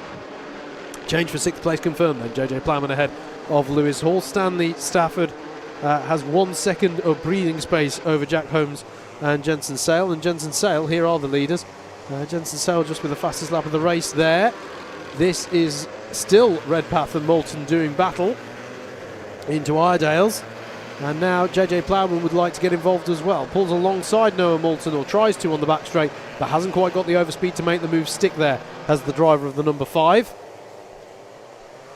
But what it has done is given Ashton Redpath in that number 99 car a little bit of relief from the pressure that was being applied to Noah Moulton, because Moulton now goes briefly from being the hunter to more of the hunted, although to be honest with you, it's now a 3-car battle, and as I say that, he immediately goes for a move on Ashton Redpath. That was a very strong sequence of corners for Noah Moulton, but has it compromised his pace down the start-finish straight? It looks like it hasn't. Through just goes the number 5 of JJ Plowman. Really nice move there as Jensen Sale sets another fastest lap of the race. He was super close across the line for 2nd place. Has Jack Holmes and Jensen Sale swapped positions further up from these carts?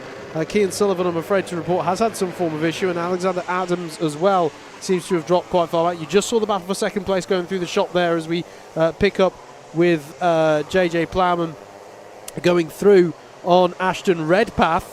So that's Plowman now past Redpath and Moulton and up into 4th place. There's the battle over 2nd place, and it has switched. Jensen Sale, after setting successive fastest laps, has got by on Jack Holmes. Stanley Stafford leads by 1.4 seconds. Then it's Jensen Sale here in the number 40. Jack Holmes in 3rd place. JJ Plowman, as we covered, up to the head of that pack behind them, made up of himself, Ashton Redpath, Noah Moulton, and Lewis Hall is with them as well. And actually Oscar Roach isn't too far off the back of that either. Then further down there's a battle between the number 93 of Amrit Singh Aswal and Charlie Hobbs. That rounds out your top 10. Now has Jensen Sale, there was the fastest lap of the race from Stanley Stafford last time through, but we saw Jensen Sale putting in a lot of really good pace to get on to the back of Jack Holmes and pass him. Can he start to close the lead gap? Can Jack Holmes work with him and come with him to that party? You can see behind them that JJ Plowman has now pulled away a little bit from Ashton Redpath and Noah Moulton. That was just in the back of your shot as well. And there is a fastest lap from Jensen Sale. Takes nearly 0.2 of a second out of the lead gap. This one could get interesting if these two are able to work together here. It's not a circuit that particularly lends itself to the sort of slipstream effect. It's not as pronounced here as Glanny Gores, where you can really work together to push each other along. There's JJ Plowman, who is actually going faster than all the drivers ahead of him at the moment. So it's all just getting a little bit more closed up towards the front. Here is Ashton Redpath and Noah Moulton. It's in the battle over 5th place. Wide moment for Redpath, but it's going to be a tough ask for Moulton to go all the way around the outside. Can he get a switch back and a bit of overspeed on the start-finish straight? No, he can't. Stays as they were. Coming on to lap number 7. Another fastest lap from Jensen Sale. Brings the gap down significantly. The gap now down to just 6.5 of a second as we're looking at Redpath and Moulton, and Moulton's found a way through as they came through McRae's. Does Redpath have a counter-attack? He does. How's the drive off of the corner? It's going to be a drag race down the back straight. There's a little bit of wheels rubbing there, and look out for Lewis Hall getting by both of them. Yes, he will. Lewis Hall read that brilliantly and just went, I'm just going to stick to my racing line, thank you very much. As that all got a little bit close and rubbing his racing there between Ashton Redpath and Noah Moulton. Here, though, is the lead battle. Stanley Stafford and Jensen Sale have closed right up here. They've both at one time or another had the fastest lap of the race, but Jensen Sale has definitely had the momentum in this race, setting successive fastest laps in the early phase. Adam McRae's they come. Don't count out Jack Holmes either. He won yesterday in the finals. As there is a look from Jensen Sale. Another drag race down the back straight. Jensen will have the inside line at the Stuart S's. They are side by side. And at the turning point, it's a move there for Jensen Sale through on the inside. And he's got the job done. Change of lead, the number 40 to the head of the field. They'll have 2 more laps after this one. Because they'll get across the line, I think, just in time before the clock hits 0. Yeah, they'll have plenty of time in hand, actually, some 11 seconds. It's Jensen Sale to the lead of the race, and the next battle for us to keep an eye on is the battle over 3rd place, because Jack Holmes is being closed upon rapidly by JJ Plowman, who's also had fantastic pace in this one. Further down the order, Noah Moulton has passed Lewis Hall for 6th place, and I can say as well, Lucas Esser, Layla Bell and Alex Valchuk have all got by Jay Birmingham on that last lap as well. So I don't know if there was a bit of a moment of drama there for Jay. Here is the battle over 3rd place. Jack Holmes and JJ Plowman, as they've really closed up now, and we know that JJ has some good pace. Here is Redpath versus Moulton. This is the ongoing battle over 5th place. They got back past Lewis Hall whilst we were looking at the lead battle. We did, of course, see Lewis Hall getting by both of them last time through. Final lap is in session, and there's another look there from Noah Moulton, who's been trying to get past on Redpath all the way through. It was very close to 3rd place, though. I wonder if we can see them maybe coming down the back straight as we're looking at Redpath versus Moulton. But Jack Holmes and JJ Plummer were very close across the line as this pack of 4 karts peels out of Iredale's. Oscar Roach looking for opportunities here as well. Here's your leader, though. Jensen Sale leads them through St John's, and it looks to me like Plowman has got past Jack Holmes as they just streamed through there. It's been a brilliant race with some impressive lap times and pace from Jensen Sale, and he's rewarded with the race win and gets the fastest lap across the line as well.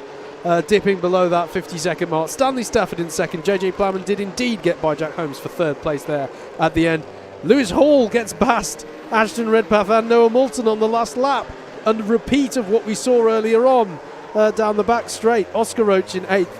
Amrit Singh Atwell in 9th. And then Charlie Hobbs in 10th. Then it's Lucas Esser, Layla Bell, Alex Valchuk, Jay Birmingham in 14th. Alexander Adams in 15th ahead of Peter Webster and Kian Sullivan.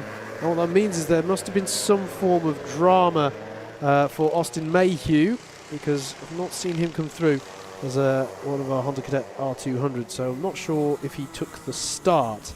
It means Peter Webster is your highest classified Honda Cadet R200 runner.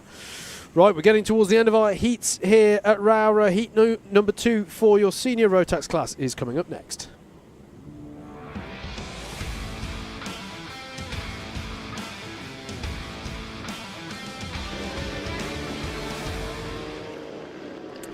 Let's take you through the grid then for this one.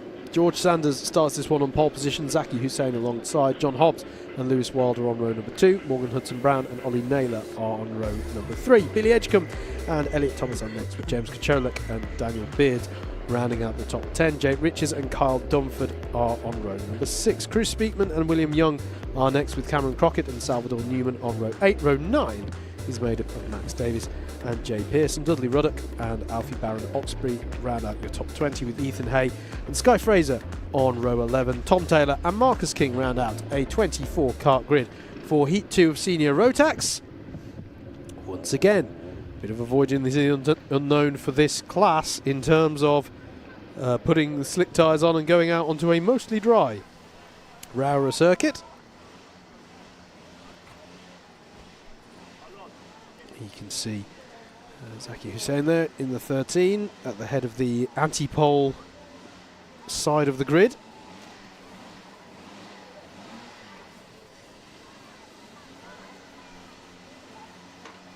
A reminder for you all that it's Billy Edgecombe who comes into the lead of this class today, and earlier on it was George Sanders who took the win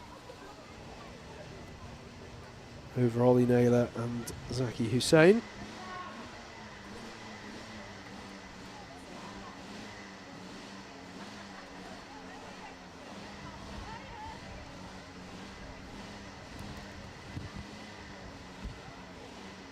just wait to make sure everything's recovered. I think there's a kart just being recovered from the last race out on the circuit.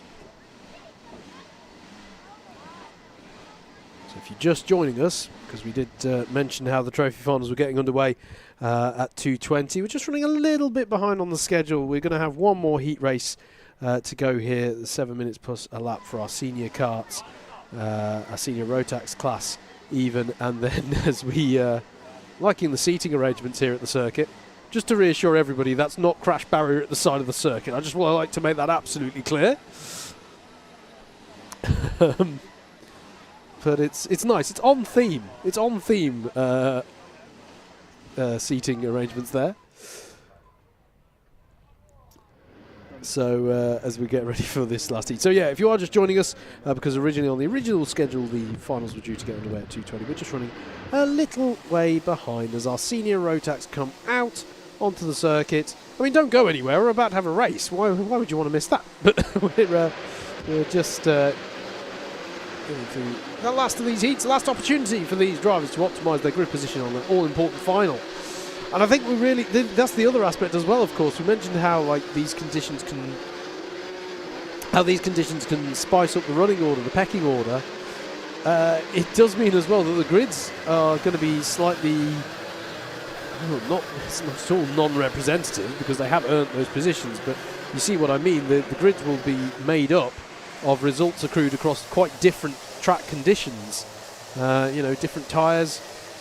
Don't forget, as our young drivers go out, the first few classes, it was Rotax 177, wasn't it, who first put slicks on. So that means that the first few finals, C50 Bambinos, your Honda Cadet, GX200s, your Micromax, your IAME Water Swift Restricted, your IAME M1, they're all going to be going out themselves on a voyage of discovery in the trophy finals.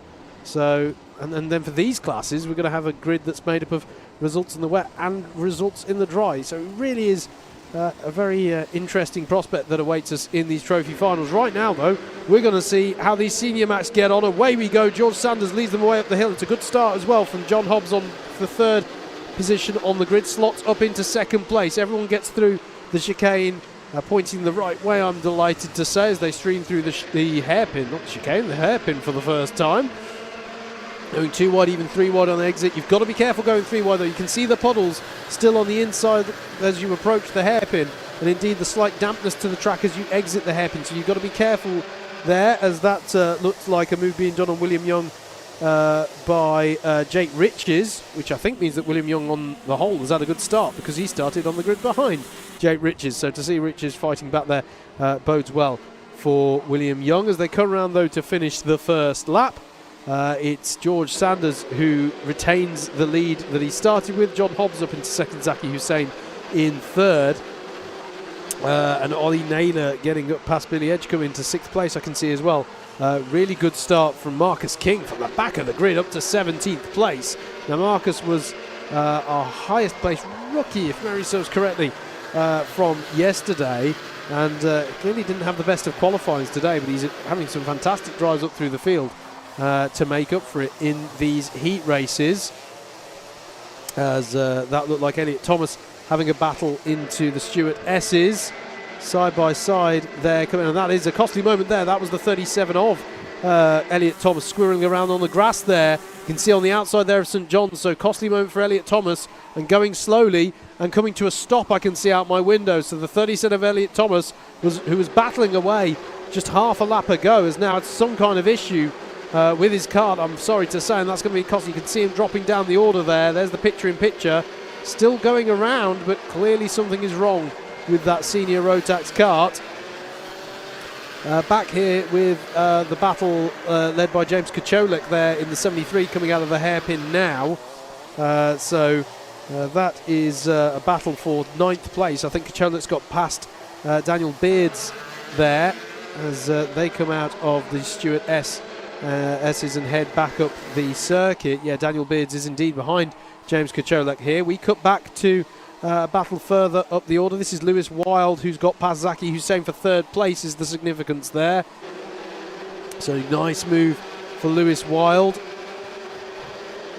as they head into the hairpin. There is John Hobbs, Only 1.6 seconds back from your leader, who is there. You just saw going through the apex of Iredale's, which this battle for second place now heads through. As you can just see the gap there. George Sanders up the road by some 1.6 seconds, and then John Hobbs leading this battle of himself, Lewis Wild, Zaki Hussein and Morgan Hudson-Brown. And it's a second back to Ollie Naylor, who's leading that Naylor-Edgecombe-Speakman battle. Speakman with the fastest lap of the race at the moment. You could just see the trio there in the back of shot as we were looking at this this quad of drivers battling over second place.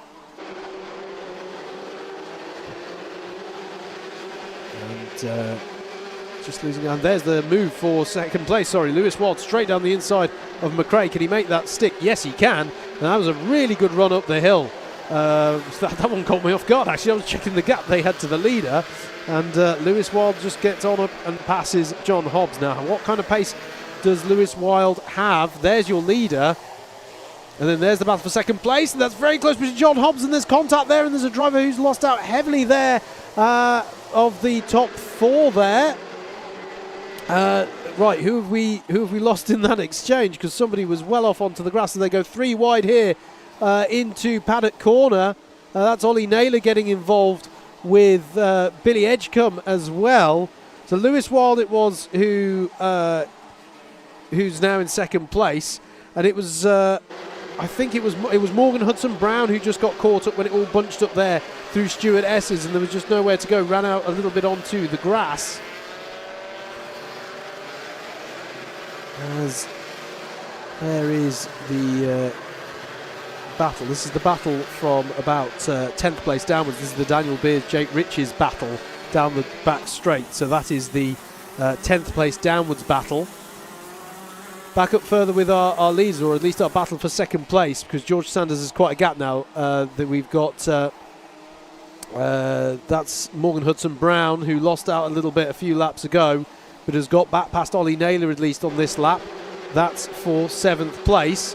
And our lead battles, our leaders will just be coming in. Now that's that again is the battle for between Beards and Jake Riches. Jake Riches getting through there, so that's a move for 9th place there as they head into Iredale's.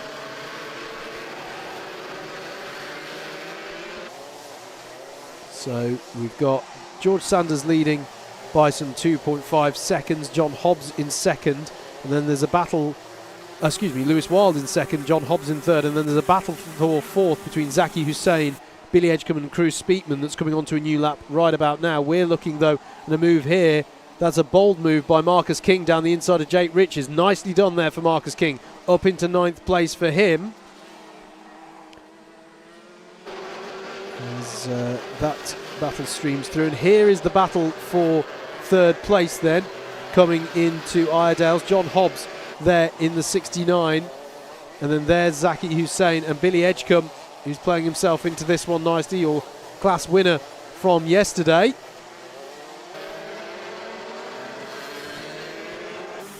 He didn't sound like one of the drivers who wanted it to stay wet conditions into today, so hopefully he's happier with these conditions.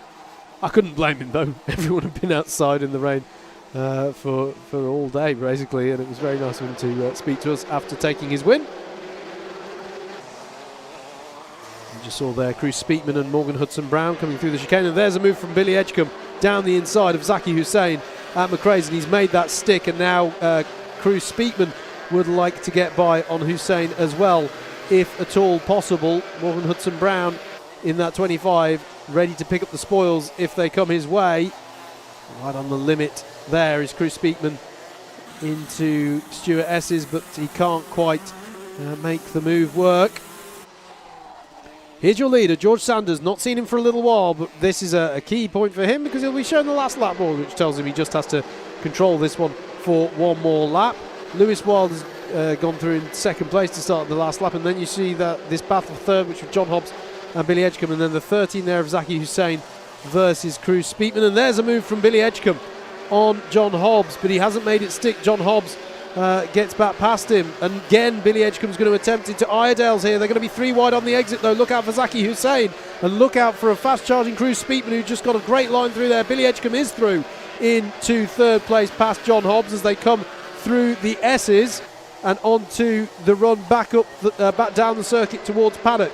It's a 5-way battle for third place as our leader's going to come through now. Here's George Sanders, who takes the win for senior Rotax in heat number 2. Lewis Wild will finish in second. And then who's going to come through for third? It is going to be Billy Edgecombe ahead of John Hobbs, Zaki Hussein and Morgan Hudson-Brown gets Cruz Speedman at the last lap for 6th place. Ollie Naylor in 8th, 9th for Marcus King. Jake Richards in 10th. Shout out for Marcus King, because that's a great drive from the back of the grid. Ethan Hay in 11th, Carl Dunford in 12th ahead of Daniel Beards. James Kacholek in 14th, Jay Pearson in 15th, Tom Taylor in 16th, 17th for William Young. Max Davies in 18th, 19th place was Cameron Crockett ahead of Dudley Ruddock in 20th. And then there is Sky Fraser coming across the line. Some dramas befallen Salvador Newman on that last lap, because we would have expected him to come through, but he will be classified in 23rd place. And then Elliot Thomas had an issue there. There's Salvador Newman's car. That is not going to cross the line. So drama there for Salvador Newman at the last moment of that race. You can see damage to the kart as well, unfortunately there. Well, that concludes our second cycle of heats. Coming up next, it will be the trophy final for Bambino C50, which will be the first of our trophy finals here on your Alpha Live broadcast of round 4 of the Rally Replay SuperOne Series.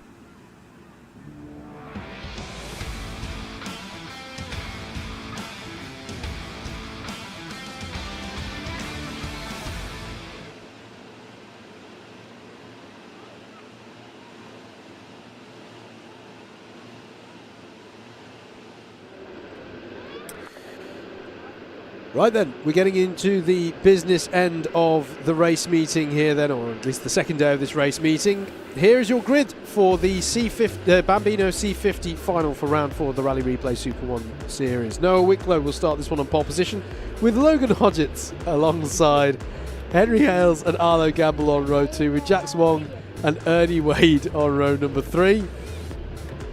Row 4 is where we find Will Wainwright and Cameron Simon. Jesse Bailey and Hendrix Vallat round out your top 10, ahead of Benjamin Schlivar and John Stevens. Wraith Owen and Ollie West are on row 7, with Santo Amico and Max Armit on row 8. Row 9 is Arthur Bowers and Ava Garrett. And then it'll be Harry Wass to round out your 19 kart grid for our Bambino C50 Final, which, as you can see, is garnering plenty of attention and excitement from the spectators positioned around the circuit here at Rowrah. 9 minutes plus a lap then for this one, as the drivers get ready. And drivers of other classes look ahead to the battles ahead in their finals race. Let's cover what the story is so far in this one. So yesterday, Logan Hodgetts for round 3 took the win in both of the heats and won the trophy final. And that was off the back of one heat win and a finals win in round 2 at Glannygores as well. So Logan with some fantastic momentum in his championship coming into today. Obviously then we saw Noah Wicklow taking the win in both of the heats.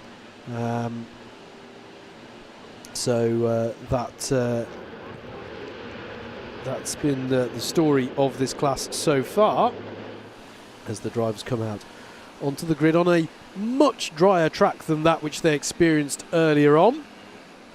Bear that one in mind as they get underway here.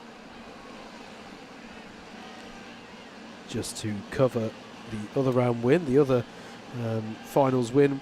Round 1 was won by Benjamin Schlivar, which was his first win in SuperOne Series. As we get ready under starters orders here for your trophy final, Noah Wicklow on pole, Logan Hodgetts alongside Henry Hales and Arlo Gamble, your second row of the grid, and away we go for our trophy final in Bambino C50 for round 4 of Rally Replay SuperOne Series. And already Arlo Gamble pulls alongside Logan Hodgetts and takes second place as they come up through the chicane and over the rise on lap number 1. It's a good start from Noah Wicklow, though, that battle for second place, meaning that he goes into McRae's hairpin unchallenged as they all come in to McRae's as they get used to these conditions. And we've got an incident in the mid-pack there involving Benjamin Schlivar and it's I think it's Hendrix Falat and the 33 of Jesse Bailey as well. Our leader's going down the back straight though. As into this, Logan Hodgetts coming back at Arlo Gamble, and through goes Logan Hodgetts back up into second place. Now I know it's early doors here, but this is a crucial part of the race. These drivers, if they want to take the fight to Noah Wicklow, I think have to try and keep their powder dry and dissuade themselves from going for so much battling early on here. They need to try and work together to stay on pace with Noah Wicklow here, otherwise the opportunity is going to go away from them quickly as they come on to a new lap. I will admit though that's easier said than done. Logan Hodgetts there in second, Arlo Gamble in third in the 72. Henry Hales is next in the 57. He's done well to close back onto the back of Arlo Gamble, because a lap ago he was a few kart lengths back. Has a think about looking into Idales, but thinks better of it.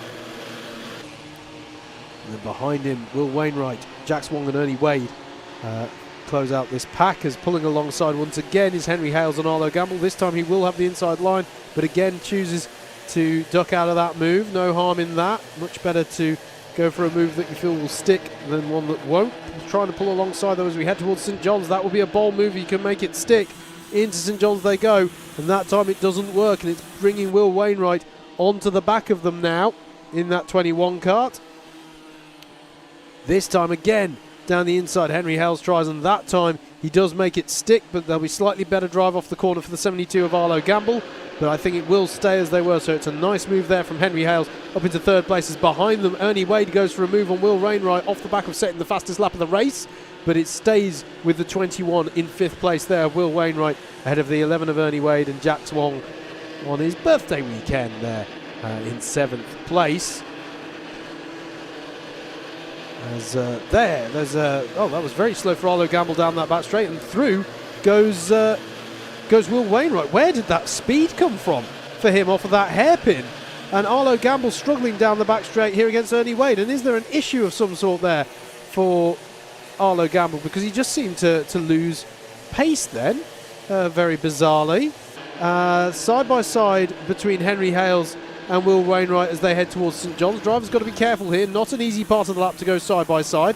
Arlo Gamble suddenly seems to have found some pace again, and has good drive back down the circuit here in the last sector and goes back through. So a very unusual looking exchange there.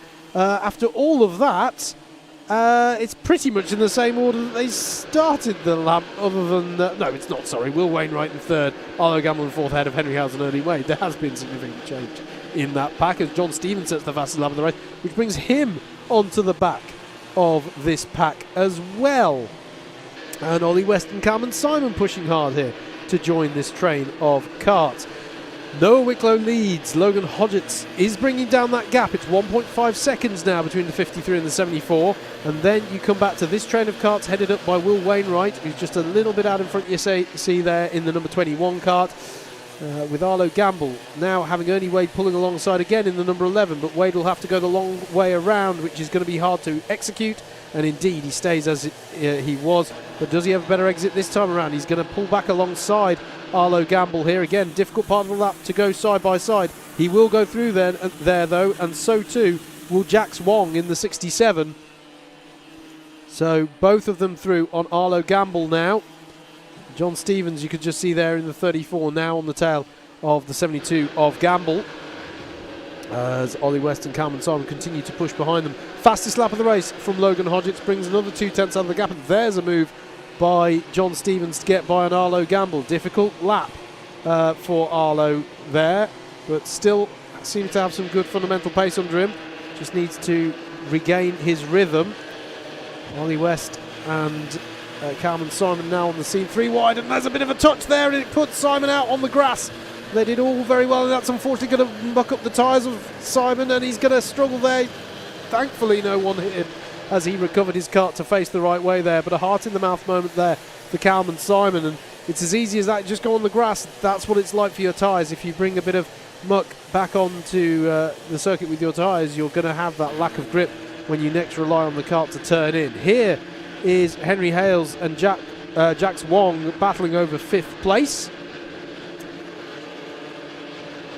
Ernie Wade is ahead of us there in the number 11.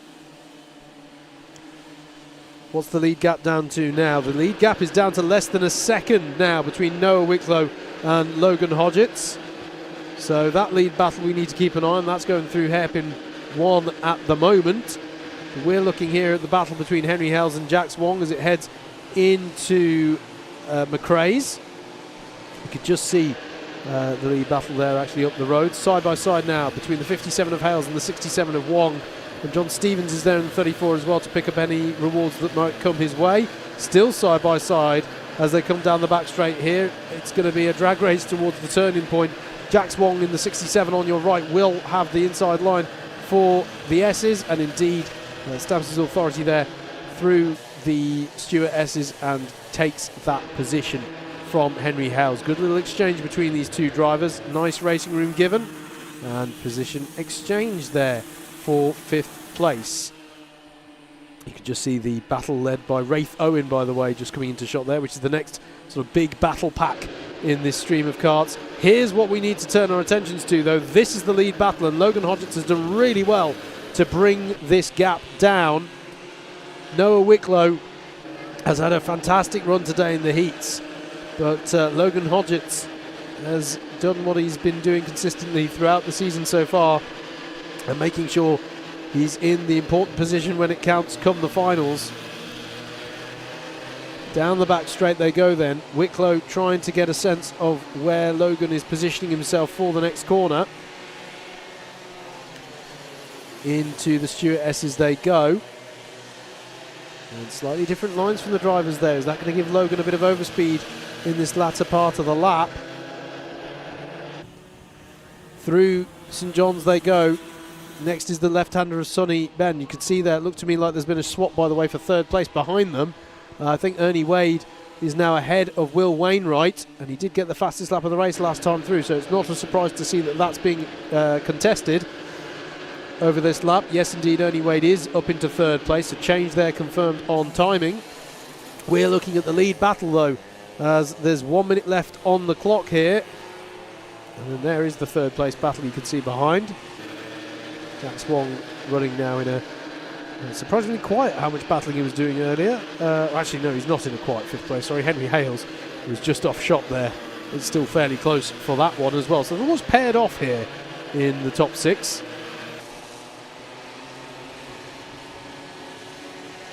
I mean, that's wrong, in fact. John Stevens catching up on the back of Henry Hales again.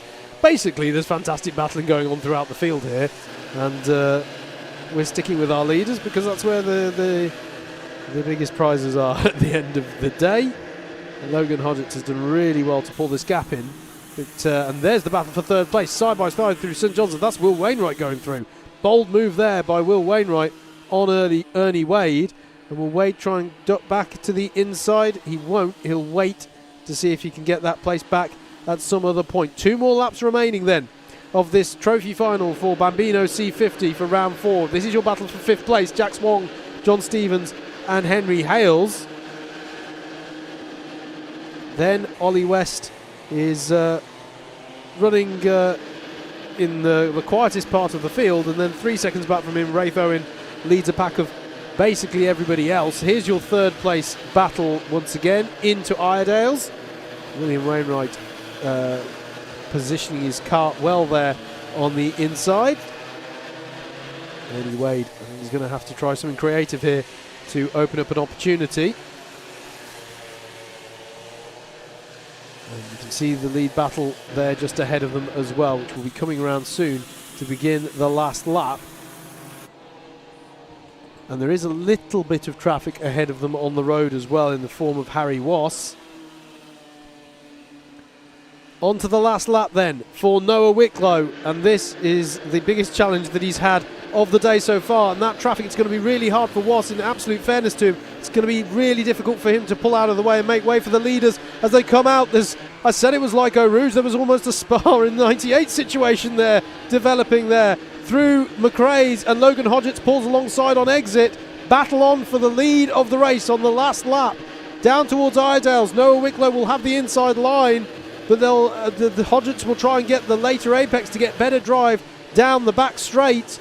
I want to be absolutely fair to Harry Wass there. Really difficult to know where you can go when you get to the chicane there to pull out of the way. So he was doing the best that he could, and he's not obliged to, jump out of the way for them. Coming back down the latter half of the lap, though, Logan Hodgetts is pulling his nose alongside. He's going to have to be bowled here into St John's. He is bowled into St John's. Noah Wicklow's off on the runoff there, comes back through on the inside. How's it going to be into the final corner, and Hodgetts is going to go for it into paddock, and he's through on the inside. Drag race to the line, to the flag. It's going to be Logan Hodgetts who just takes it by 68 thousandths of a second from Noah Wicklow. Will Wainwright as well finishes just a tenth ahead of Ernie Wade. Jax Wong is next, ahead of John Stevens and Henry Hales. Then it's Ollie West who comes through, and look at this, drag race to the line for 9th place as well. Wraith Owen takes it just ahead of Arthur Bowers and Arlo Gamble in 11th place. Calman Simon in 12th, Santo Amico in 13th, Max Armitt in 14th, Jesse Bailey in 15th, Benjamin Schlivar in 16th, ahead of Hendrix Fallat, Ava Garrett in 18th, and Harry Wass in 19th place. Well, that one came to the boil beautifully at the end there. Well done to Logan Hodgetts. He got by when it counted. The really good racing from Noah Wicklow as well. Fair play to both of the drivers. But Logan Hodgetts takes the win here, takes his second finals win of the weekend. He won round 3 and he wins round 4 here at Rowrah. Fantastic stuff from Logan Hodgetts. Good points as well though from Noah Wicklow. He's having such a consistent points run as well. Make no mistake, he's right in there from a championship perspective as well. And well done to Will Wainwright as well to round out those podium positions there. Ernie Wade, Jax Wong and John Stevens takes you to your top 6 finishers of that one. That was your Bambino C50 final. Was that? I thought that was good. Do you want to do 7 more of those? Let's go for it. Let's go with our final next for our Honda Cadet GX200s.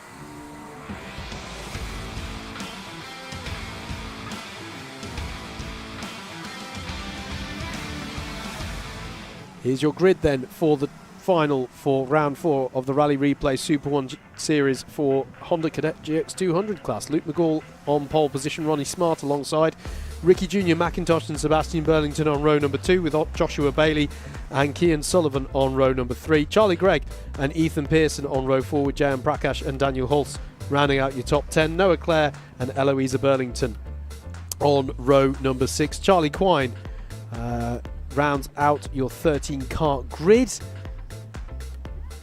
Quine with obviously had that incident in his second heat which has put him back on that grid. And we look ahead to our Honda Cadets coming out onto circuit. We're just waiting for one of the carts to be recovered before we send our carts out.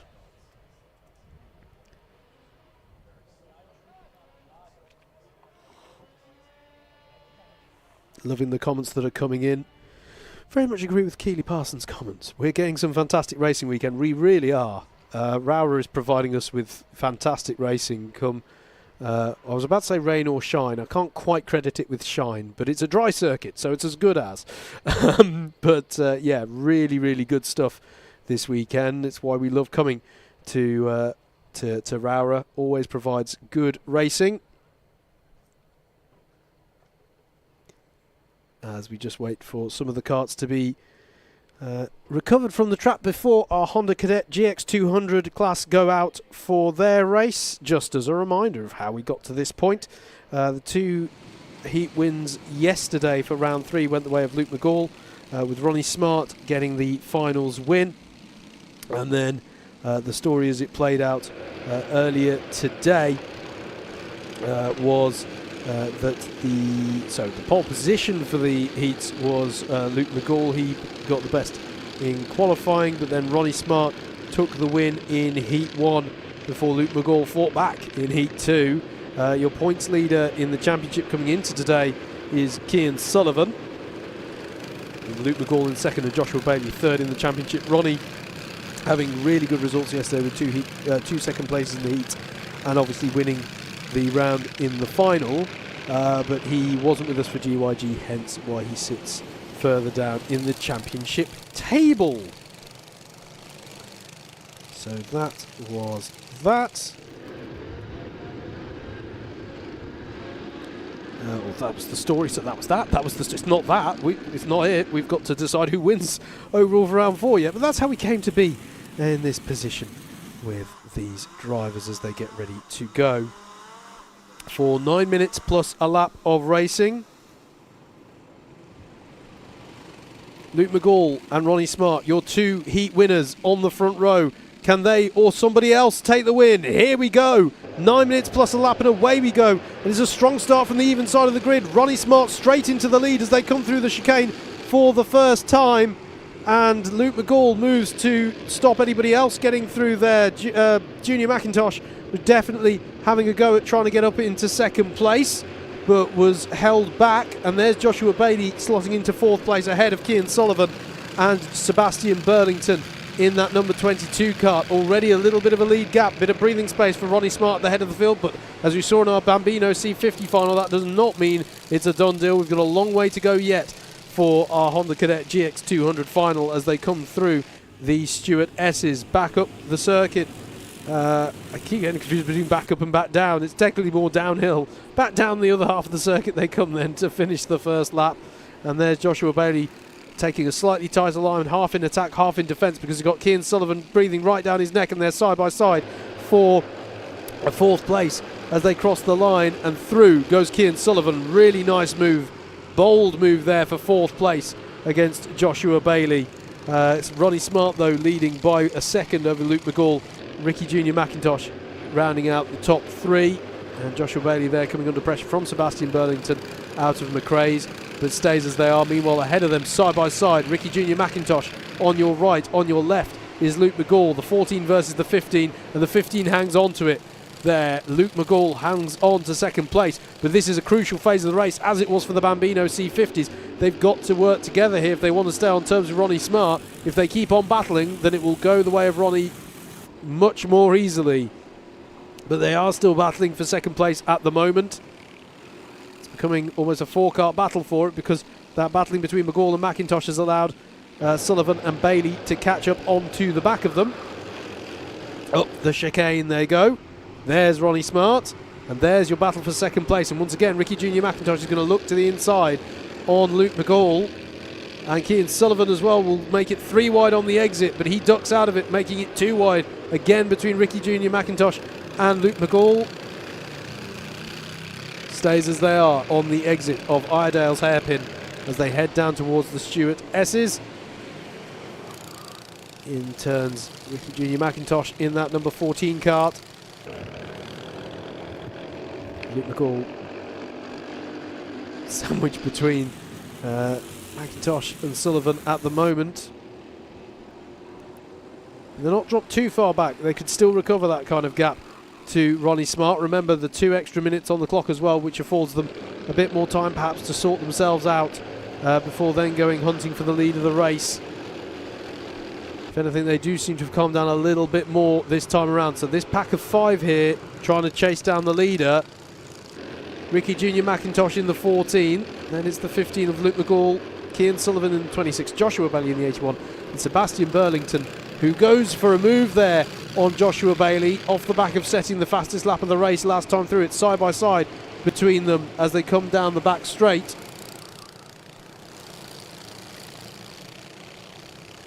Through the Stewart S's, Cian Sullivan perhaps having a look at a little alternative line, see if there's a way through. But as I say, fundamentally these drivers do have to work together at least for a little while to see if they can catch up onto the back of Ronnie Smart. Further down the order, by the way, Noah Clare got by on Charlie Quine last lap. That's a battle over 11th place. It's still Charlie Gregg in 7th, J.M. Prakash in 8th, Ethan Pearson in 9th, and Daniel Holst to round out the top 10. Close battle for 10th, actually. We're looking at the battle, though, over, well, specifically 3rd place right now, because that is Luke McGall versus Cian Sullivan.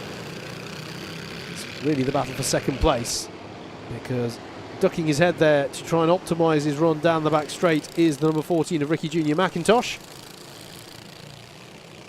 Through the Stuart S's, and this time again, Cian Sullivan has a good exit there. They almost go 3 abreast there. They do go 3 abreast. Down into St John's. We've not seen that much so far today. And who comes out on top? It's Cian Sullivan, who comes out in second place. What a sequence of corners for Cian Sullivan. Luke McGall and Ricky Junior McIntosh do battle behind them, and that's McGall through. And so too goes Sebastian Burlington up into 4th place.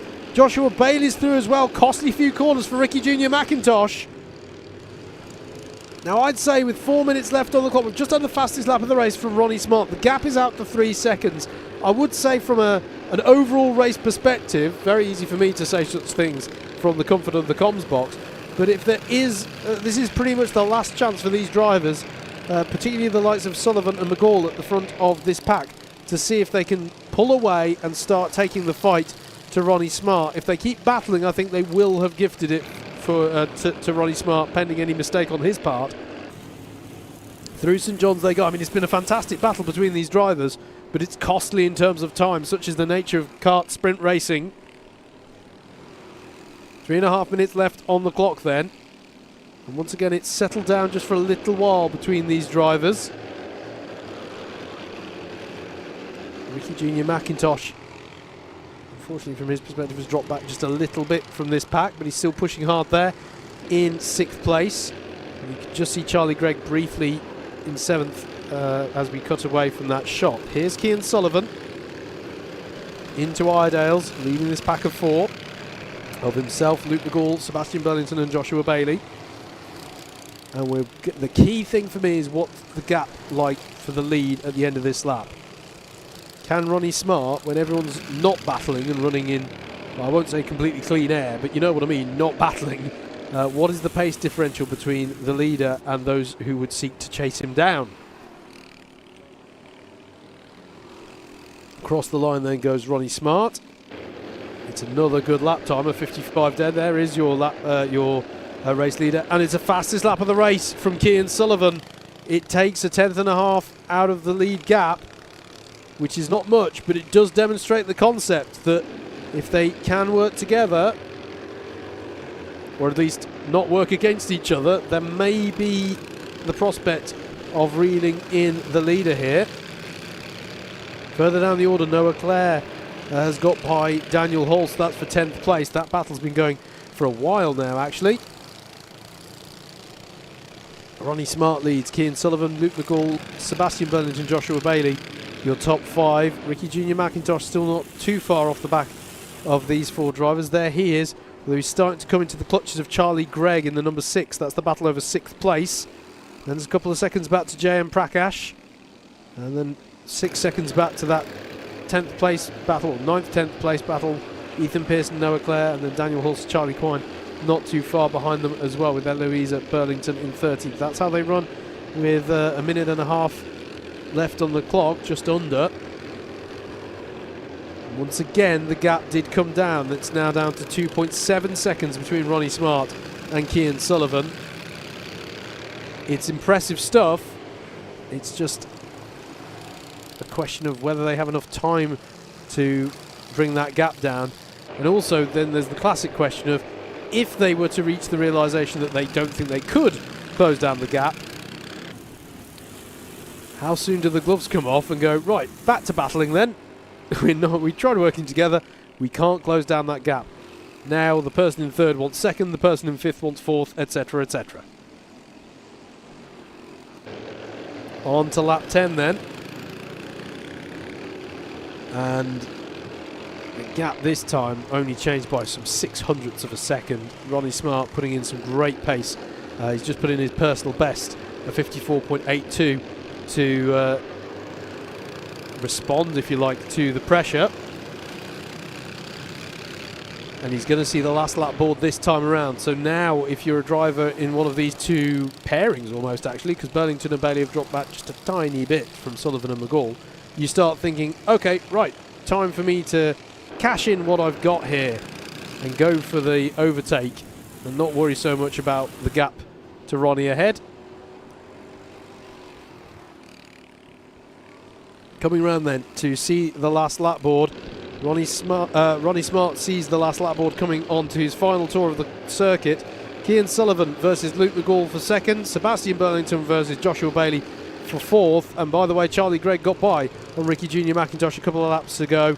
Is there more to happen there as well? Out of Iredales comes the leader. There he is on the back straight. And then here is the battle over second place. Luke McGall not close enough to challenge this time around. But there is a challenge for fourth place. Sebastian Burlington having to defend against Joshua Bailey for fourth. Coming back down the circuit now to finish off the last lap. Ronnie Smart, he took the round win yesterday. He's going to come round Paddock Corner to cross the line and take the win here in Honda Cadet GX200. Cian Sullivan hangs on for second place. Luke McGall in third, and it's close across the line. 8/1000ths of a second puts Sebastian Burlington ahead of Joshua Bailey. Charlie Gregg in sixth. Ricky Junior McIntosh holds off the late pressure there from J.M. Prakash for 7th and 8th respectively. Noah Clare in 9th. Charlie Quine rounds out the top 10. Ethan Pearson in 11th. Daniel Holtz in 12th. And Eloisa Burlington will come through in 13th place. That was on a sort of, that could have gone either way with regards to them being able to close down the gap, but in the end Ronnie Smart responded brilliantly to that pressure to put in his personal best lap times towards the end and take a well-deserved victory here for round 4 in Honda Cadet's GX200 class of the Rally Replay SuperOne Series. It's well done to him. He'll be visiting the top step of the podium again. Meanwhile, here on your Alpha broadcast, the next race will be the trophy final in Micromax and IAME Water Swift Restricted.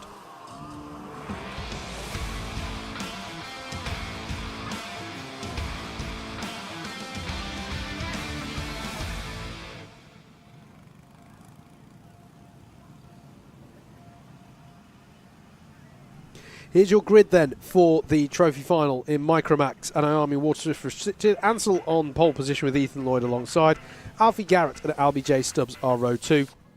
Marley Fisher and Toby Cannon on row number 3. Jamie Walsh and Xavier Ramsey on row number 4. Logan Stanley Jones and Daniel Stangerine round out your top 10. Freddie Blackshaw and Elsie Gannon are on row number 6. Row 7 is where we'll find Joshua Sharples and Morgan Weston. It'll be Isla Parsons, and then we'll get into our IAME Water Swift Restricted runners in the form of William Crombie and Theo Jepson. That is how they line up for this finals race for round 4 in Micromax and IAME Water Swift Restricted.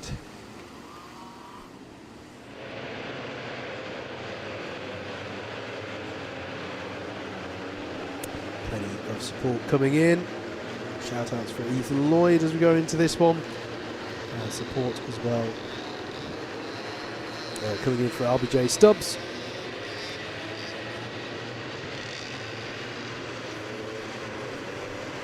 Don't forget, if you're enjoying what you're seeing, please give Alpha Live some love. Like, share, subscribe. You can hit that notification bell as well to make sure you don't miss them going live with their various broadcasts on various motorsport. Which you can go back and enjoy the back catalogue of, including Rally Replay SuperOne Series.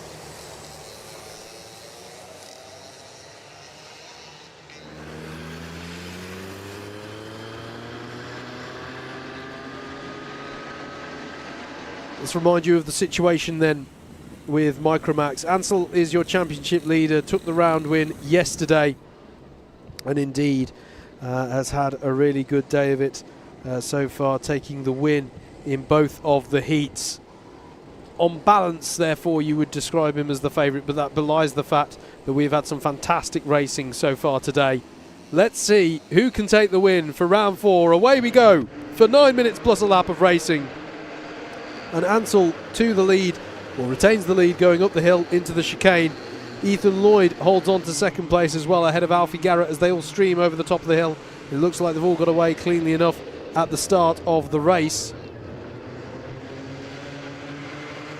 Side by side between Alfie Garrett, and that's a lock-up at the rear for Ethan Lloyd, and it puts him out wide, and there's a bit of contact as well as they all converge on the corner exit as well. That was a costly moment there as Logan Stanley-Jones was dipping a couple of wheels on the grass to try and keep himself in the fight down the back straight, but had to pull out of it in the end as they all come back down the circuit at the end of the lap. Looks like we have got, I think there might have been a slow starting William Crombie we just saw there as well, so we'll have to check that on timing as they come through. But yeah, costly moment there for Ethan Lloyd. He's got a bit of a recovery drive to go on now, but at the end of lap number 1, it's Ansel, Alfie Garrett, Albie J Stubbs, your top 3. Now we saw how Alfie Garrett really had his head screwed on in one of the earlier heats to sort of say, no, if we want to keep the fight to Ansel, we've got to, stop fighting and work together. He's slotted straight into second place here, and it'll be interesting to see if he can. In fact, he's challenging for the lead. I could just see at the bottom of the shot there, coming onto the back straight, battle for the lead, heading down to the stewardesses, and it doesn't change this time around. But Alfie Garrett, make no mistake about it, he's very switched on as to the situation here, and will be aware that he's been able to clear any initial battles such that he can start applying the pressure. And don't forget Alfie J Stubbs there as well, right with them in this top 3, and then there's another pack of 4 behind them. Ethan Lloyd, Marley Fisher, Toby Cannon and Logan Stanley-Jones. The sort of next pack is pulling alongside for the lead here is Alfie Garrett, and he's through into the chicane. What a good move there from Alfie Garrett. Just had the better drive off of Paddock Corner, and now gives the signal to Ansel to say, let's work together, let's pull away here. Let's not start battling and bringing more people into this. Let's just pull away, and we can have fun battling later if you want. It's quite a lot that's said, really, with such a simple gesture, but that's essentially what Alfie is appealing to there as a strategy. Although he'd probably quite like it if that last bit of let's have a battle doesn't happen. He's quite happy to control this one, I reckon. Who wouldn't? Oh, further back down, that's Ethan Lloyd versus Marley Fisher, and that all got a little bit close there through St John's, and I think it's all going to be change for 4th place. I think Logan Stanley-Jones might have come to the fore in all of that as they come around across the line now. No, Marley Fisher did hang on to that move.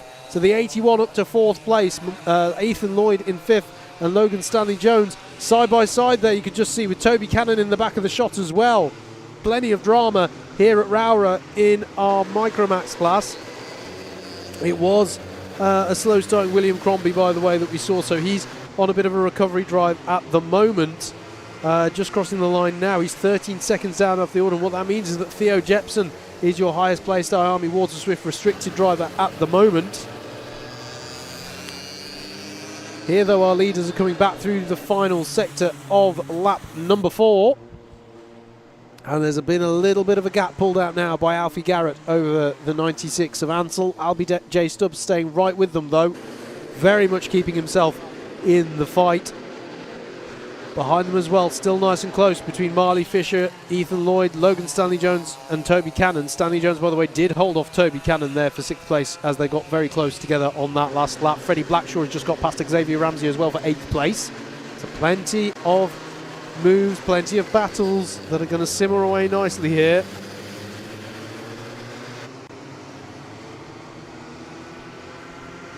Alfie Garrett, who took the win, remember, back when we were last broadcasting, GYG. Ansel took the win on the day before we were broadcasting at GYG and took the win yesterday. Are we going to get an Ansel Alfie pattern? Remains to be seen with 4.5 minutes left on the clock. Plenty of opportunity for things to change. Great pace from these top 3, by the way, at the moment. Dipping below the 54 seconds. The only drivers to do so. 5 seconds it is back from them to the next battle, which has had a change again, by the way. Logan Stanley-Jones now ahead of Ethan Lloyd. So definitely look out for that battle in the backs of your shot. One of the nice things about this Rowrah circuit is you can sort of scan back quite easily. There it was, you just saw, in fact there it is.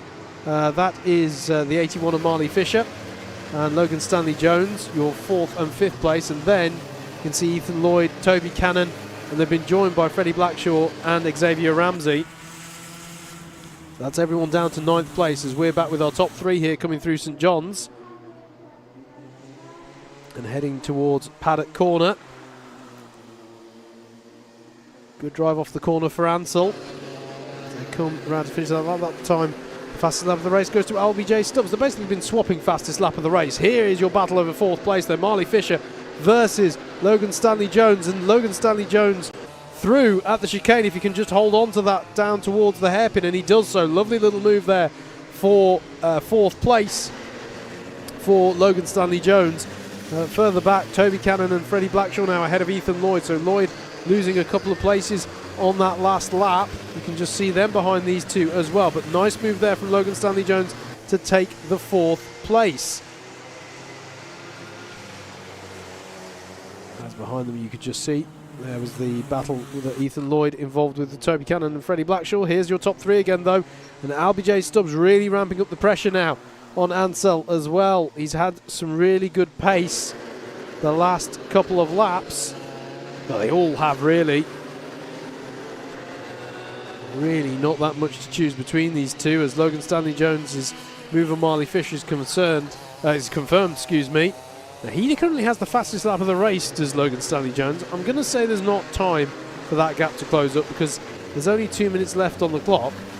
Never say never though, if these three really start battling away, it's well worth keeping pushing if you're the driver of the number 73 kart. Still plenty of laps for this battle to ensue.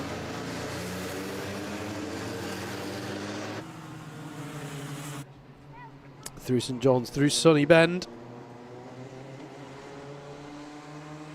into paddock corner for these drivers.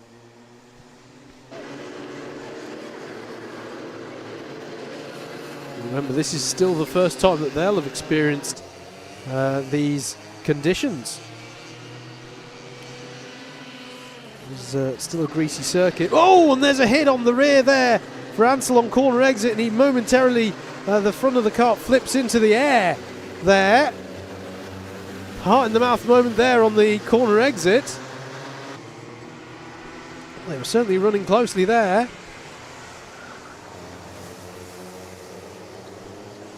Through the Stewart S's they go.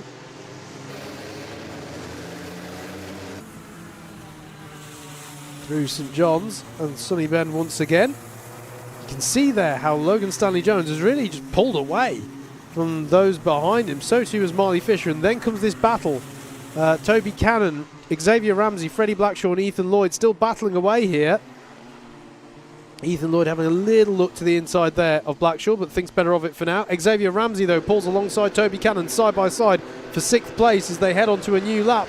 Toby Cannon swoops across and claims the line through the chicane to hang on to 6th place for now.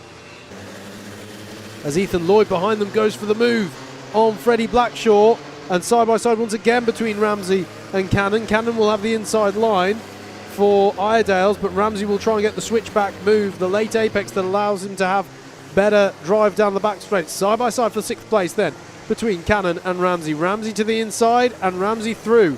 Xavier Ramsey up into 6th place with a nice little move there. It started with a lovely late apex move out of Iredale's.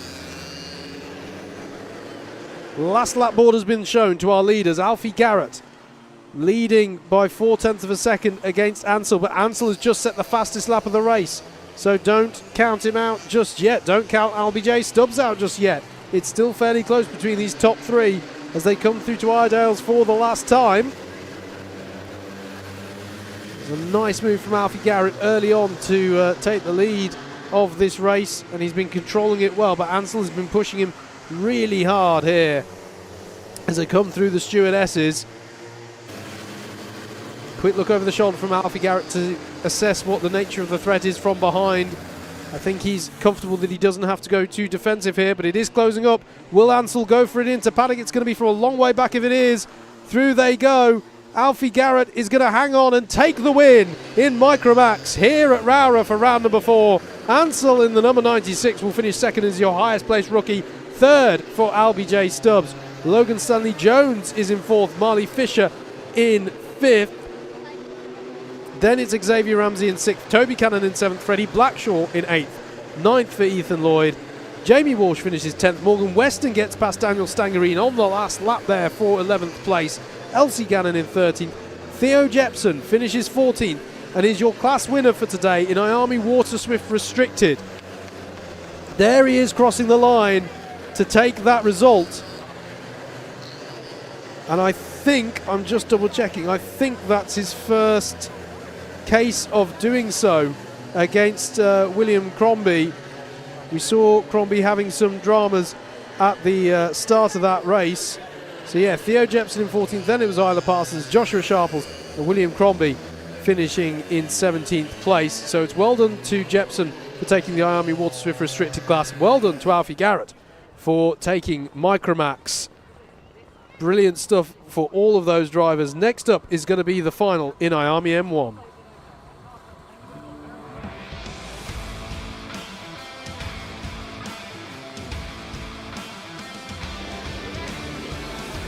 Let's look at your grid then for the trophy final for IAME M1 for round 4 of the Rally Replay SuperOne Series. Ralph Martin will be on pole position. Freddie Baker alongside Patrick Wood and Heath Smith are row 2. Daniel Genov and Ethan Holm are row number 3. Row 4 is where we find Jensen James Williams and Leo Harang. And row 5 is where we'll find Logan Edwards and Jesse Plowman. Max Joy and Hugh Riley on row 6. Row 7 is going to be Freddie Dye and Buster Scott. Ollie West and Charlie Holmes on row 8. Presley Knight and Oliver Woodall on row 9. Your top 20 is rounded out by Noah Myberg and Seth State-Mackey. Bodie Batch and Mickey Gonzalez are row 11. Nicholas Ansar and Harley Bebb are row 12. Teddy Smith and Archie Ashworth are row 13. And the 27 kart grid is rounded out by the 61 of Lucas Otley Thistlethwaite. That's how they line up then for the IAME M1 trophy final here at round 4. I did all that, folks. I got through the grid. They're still sat on the dummy grid. I was going to think, because it's quite a big grid. Here they come now onto the track to get ready for this one. And again, this is, so just as a reminder, the first class to don slicks and judge that it was dry enough to do that was the Rotax 177 class. Now these drivers will have experienced quite the dry circuit, to be fair. There was definitely a dry line forming because otherwise the Rotax 177s wouldn't have made the call for their second heat earlier on. So perhaps not too dissimilar track conditions, but certainly the dry line has expanded here quite considerably. So they'll be wanting to get used to that ahead of their 9 minutes plus a lap of racing to decide who takes the win in round 4.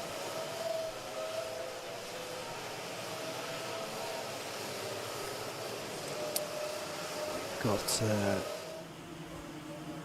plenty of people tuning in, supporting drivers. Shout out coming in for Ethan Holm. Good to see, as some of the drivers are perhaps pushing a little hard on their little reconnaissance lap here.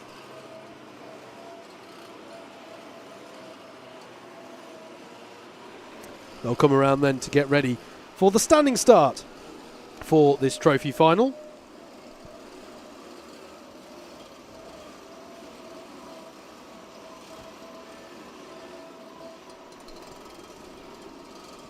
'27 kart grid it is then. Who will line up and be under starters' orders.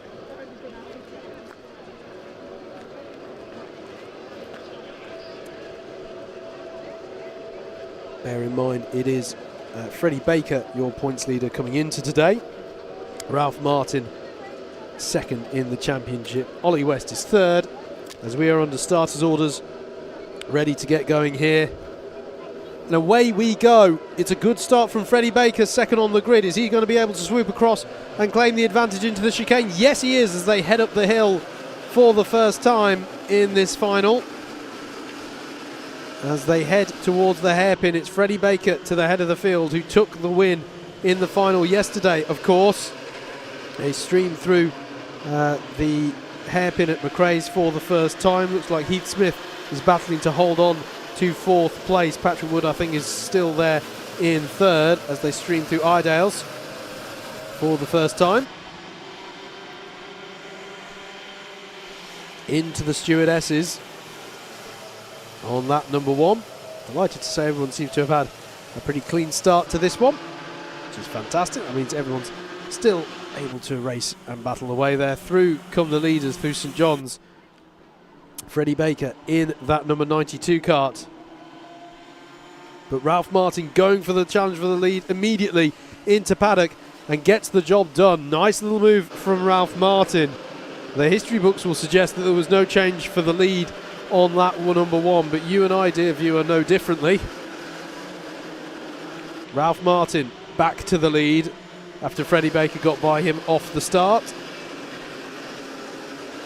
Big start to the race for Bodie Batch. I was wondering, Batch seemed to be quite out of position on the grid. I wonder if there's some penalties or maybe even a disqualification or something that befell his heat results, but he has gained 9 positions off the first lap, according to my timing here, and is up into 9th place. That's a huge start for him. Big start as well for Mickey Gonzalez, up 5 places up the start as well, as that is the 22. So that's drama there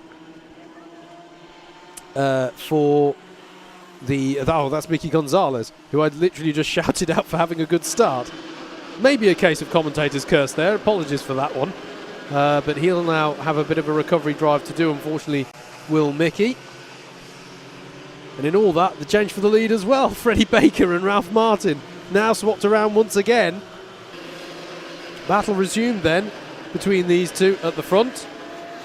And there is Bodie Batch putting a move on Daniel Genov and Ethan Holm.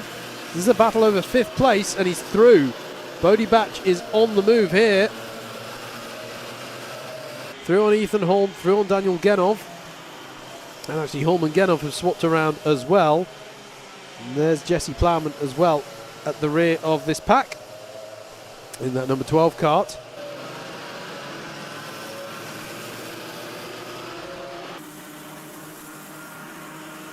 Through there, we just saw Heath Smith coming through, who's already under pressure. Heath Smith is in the H1 and Bodie Batch down the inside at paddock corner and through and up into 4th place. Very impressive sequence of laps to open here for Bodie Batch.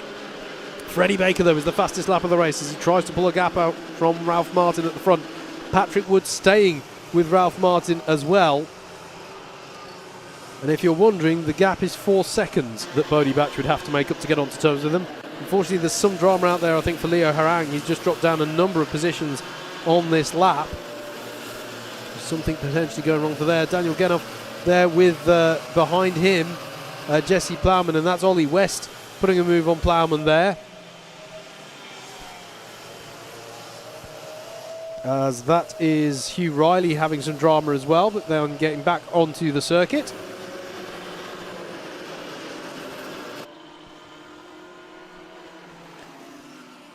Here then is, and that's a change. That's a change for 2nd place that's gone through as well there. Patrick Wood now ahead of Ralph Martin as they come on to lap number 5. Back to the battle over 7th place, because there's the confirmation for 8th place changing between Ollie West and Jesse Plowman. We saw that happen at Iredale's hairpin on the last lap. Now is Ollie West going to go for a move on Genov? He thinks better of it in the braking for the hairpin. Quick look over his shoulder to check where Jesse Plowman is at, and Plowman actually has very good run off that corner and might be looking to the inside. The door is closed a little bit by Ollie West, but still through nonetheless goes Jesse Plowman. Returns the favour from a lap ago.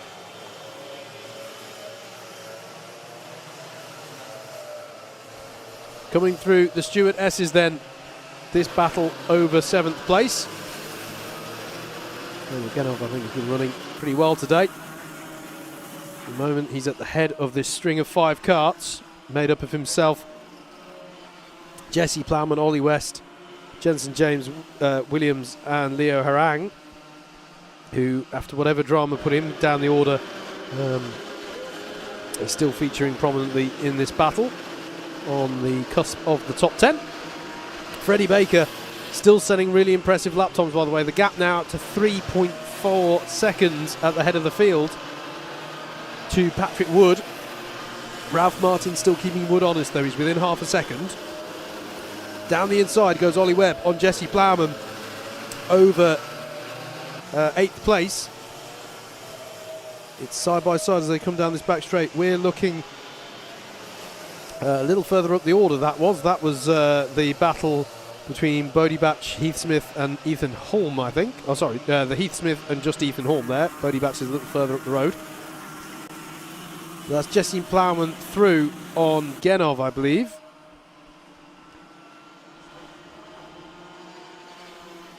And I understand there's a spin potentially in the last corner, so I don't know if there'll be a bit of an obstruction for these drivers to deal with. Right, plenty of change on that last lap. And there's contact there between Plowman and that was Hugh Riley, I think, who was a lap down. So unfortunate there for both of them. Costly moment for Jesse Plowman there. We mentioned earlier in the broadcast how it can be so difficult for traffic in that chicane. There's not much they can do really to get out of the way. There's really a sort of, as I say, it is Eau Rouge-like up through there. There's really only one line you can take.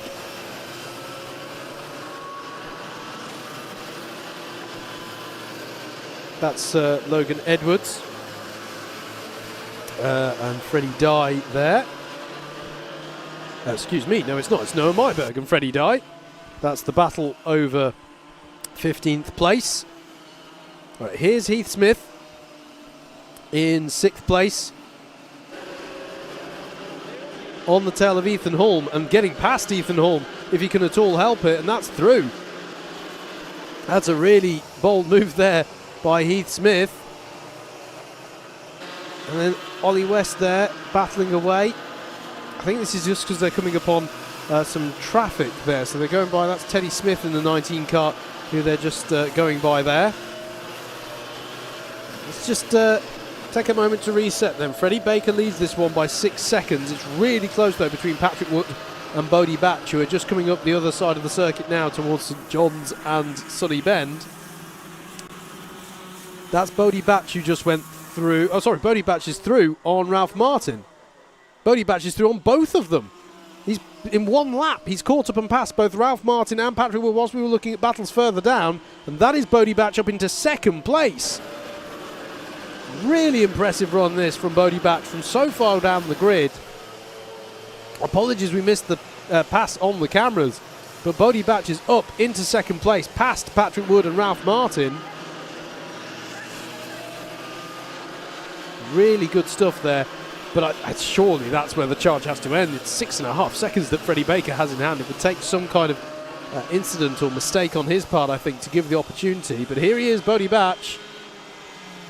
Brilliant, brilliant pace from the driver of the 88. Great drive still from Patrick Wood there. Really good stuff in that number 36 kart. Has had a couple of 3rd places in heats, not least yesterday in heat number 2, but this would be his best finals result of the season. Final lap board, that was very close on the clock, is shown to Freddie Baker, who just has to get it round one more lap of the circuit, and he will once again win a round this weekend. Took the win yesterday for round 3, as there's an incident there for the 85. Who does that mean in it? Or is it the 86, sorry, of Hugh Riley, who's just giving assistance to get back onto the circuit.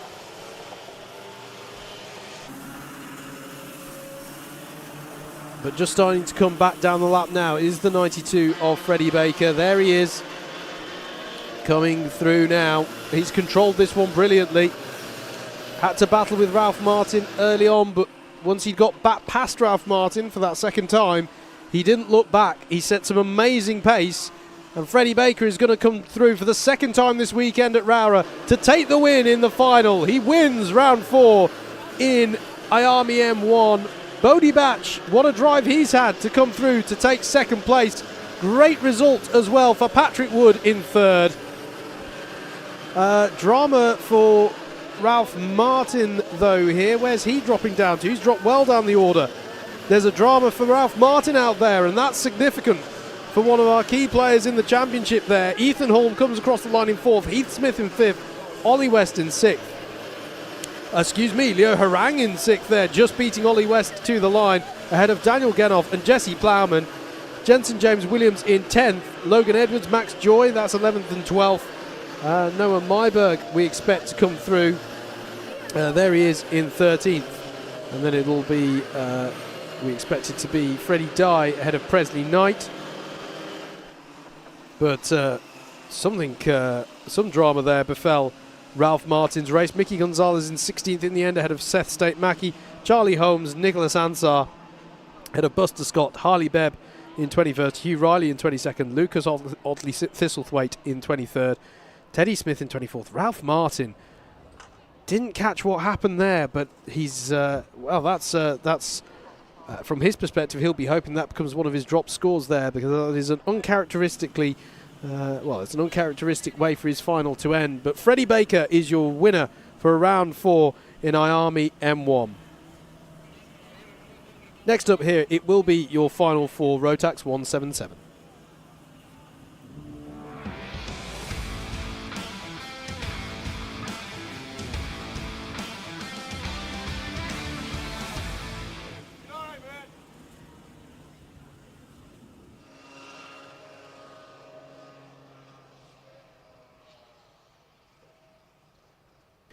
Here's your grid then for your Rotax 177 final. Will Murdoch and Richard Evans are the front row of the grid. Ben Hitch and Luke Oliver on row 2. Ian Bramfield and Scott Smith are your third row of the grid.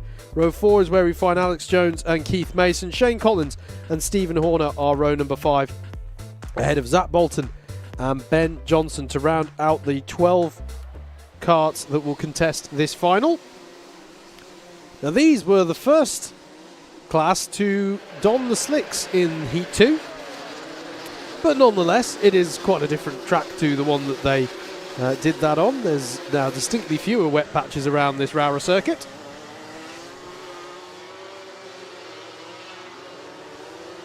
They'll be looking to get as good a feel as they can as they just come round to form up into the grid.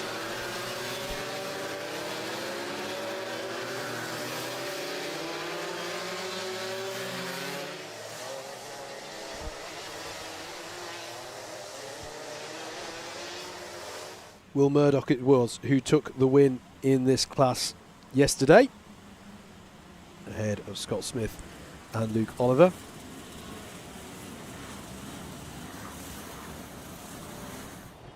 Scott Smith, though, your points leader coming into today. Let's look ahead then to who out of these 12 drivers will be your round 4 winner in Rotax 177.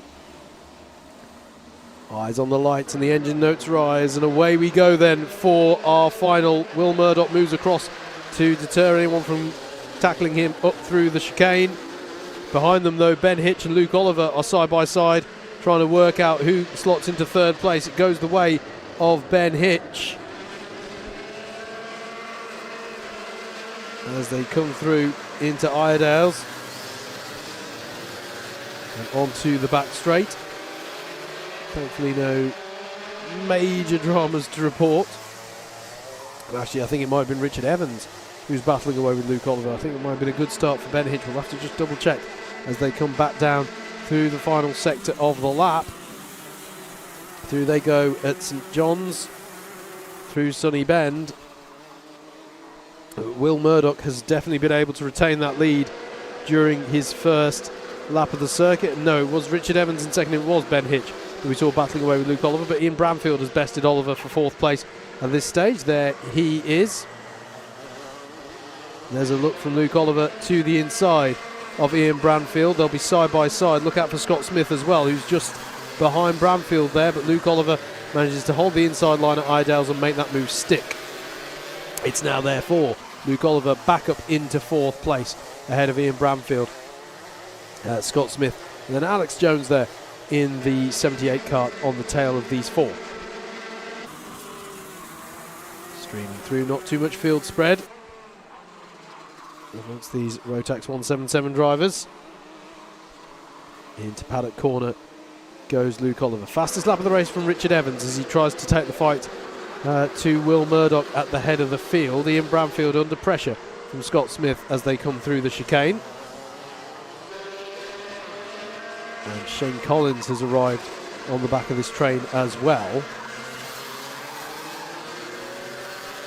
frankly, it can be thought of as one train, really. There's not really anyone falling too far off the back, but it is closing up in that mid-pack.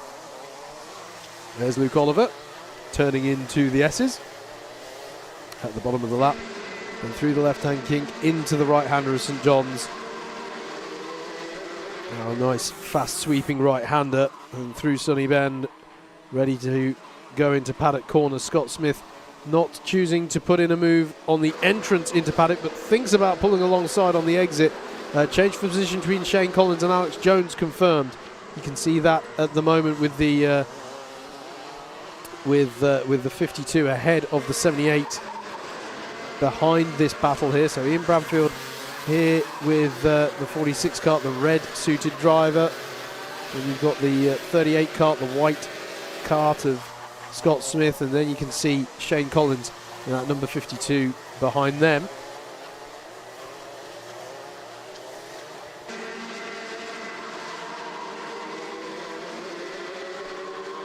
Battle for 5th place comes down through the final corners of lap number 4. This is your battle for the lead, though. Richard Evans has been working hard, putting in successive fastest laps of the race. And he is closing that gap behind them as well. It's close between Ben Hitch and Luke Oliver. They were not done for the higher positions yet.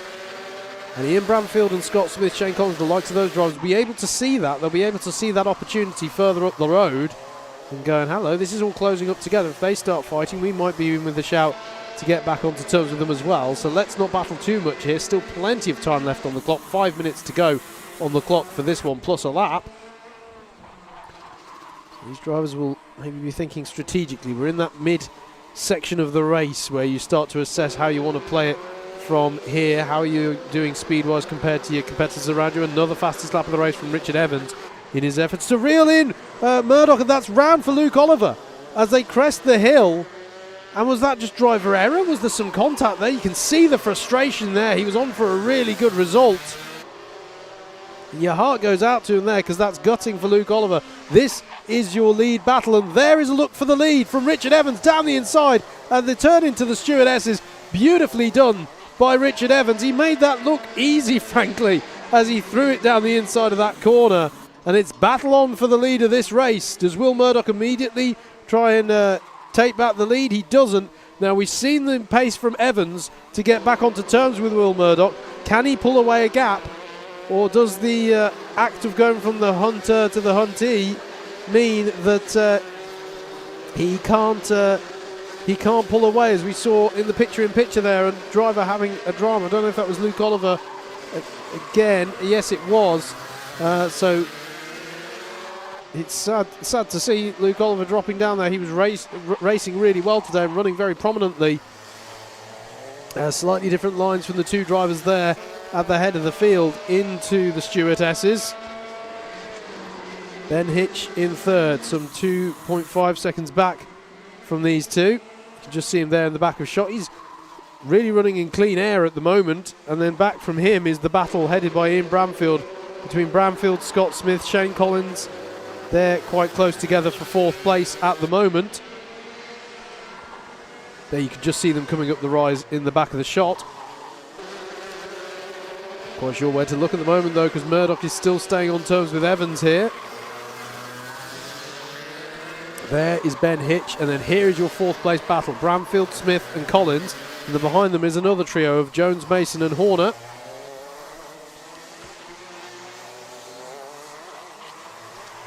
Into the stewardesses pulls the 4th place battle. That's the lead battle coming through St John's. There is Ben Hitch, and then comes Bramfield, Smith, Collins, and then comes Jones, Mason and Horner. Your battles there. And then Ben Johnson not too far back, and unfortunately drama for Luke Oliver. There's a move for 4th place there. Sam Smith goes for it, and following through immediately as well as Shane Collins. And then Shane Collins is going for the move for 4th place off of Scott Smith, and he's got the job done. That is a brilliant sequence of corners for Shane Collins. Read the situation well, knew that Scott Smith was going for the move on Ian Bramfield, and followed through, and then immediately pounced as well with great drive off a paddock corner. Good driving from all 3 drivers to give each other room. Costly few corners for Ian Bramfield, and now comes the push from Shane Collins. He can see Ben Hitch up the road, and he must believe that he's got the pace to try and close that gap. Less than 2 minutes left on the clock then. Richard Evans absorbing the pressure at the front from Will Murdoch for now. But you've got to wonder if Will Murdoch is just keeping his powder dry until we get into the true end game of this race. Here are your leaders. And as I say, we saw fantastic pace from Richard Evans to get up onto the back of Will Murdoch and put himself in a position where he could go for the pass. He's not been able to pull away in the same fashion here, which is good. It keeps it interesting for us as neutral observers. Or even if you're not a neutral observer and you're supporting one of these drivers in particular, it makes for a good race as they come through the stewardesses and begin heading back down the latter part of the lap. Just see Ben Hitch there still running strongly in third place.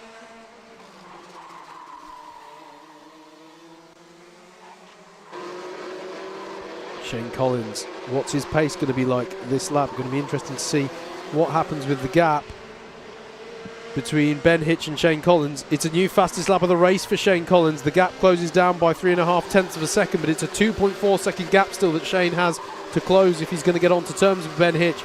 I think that's a tall order to close that gap in the time that we have. Coming into the stewardesses though comes the top two.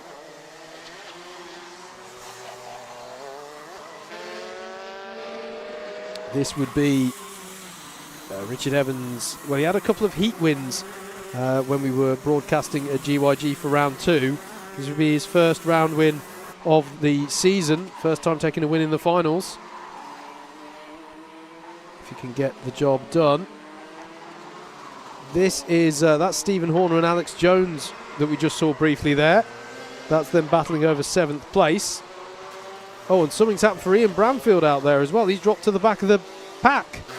So is there another drama there for one of our drivers running in the upper positions of the field? Ian Bramfield drops down to 10th place. We're on the penultimate lap though. There's the lead battle. Richard Evans versus Will Murdoch. It was another fastest lap, by the way, last lap for Shane Collins, but he's still brought the gap only down to 2.1 seconds. So this is the main battle on the track, albeit Stephen Horner and Alex Jones are having a good battle. We'll keep an eye on that. But on to the last lap they come. Richard Evans versus Will Murdoch. And you'd say at the moment, coming onto this new lap, that Richard Evans does have a bit of breathing space, but he's gone defensive. Arguably, I mean, it's easy for me to say, has he gone defensive too early here? And it's bringing Will Murdoch into it. He goes over the water a little bit, does Evans, and that's going to slow him down through the corner, and through goes Will Murdoch into the lead of this one. Richard Evans is going to have to find a way through. He tries to get the switch back. There's a little bit of a nudge on the rear bumper, on the rear right of Will Murdoch's kart as he tries to open up a gap but can't make it work. And coming back down the hill, it's Will Murdoch who's in the lead through Sunny Bend. Just paddock corner to go. He timed the attack beautifully, did Will Murdoch, and he's going to come through to take the win in the final for Rotax 177 for round 4 of the Rally Replay SuperOne Series for 2024. Richard Evans finishes in 2nd place, Ben Hitch in 3rd, Shane Collins in 4th place, just ahead of Scott Smith, Keith Mason in 6th, Stephen Horner in 7th, managed to hold off Alex Jones at the end, Ben Johnson in 9th, and then Luke Oliver will classify in 10th with Ian Bramfield in 11th. Difficult finals race for those latter two drivers. But drama, another lead change on the last lap in our finals here at Rowrah. Will Murdoch takes the win in Rotax 177. It'll be the finals for Junior Max coming up next on your Alpha Live broadcast.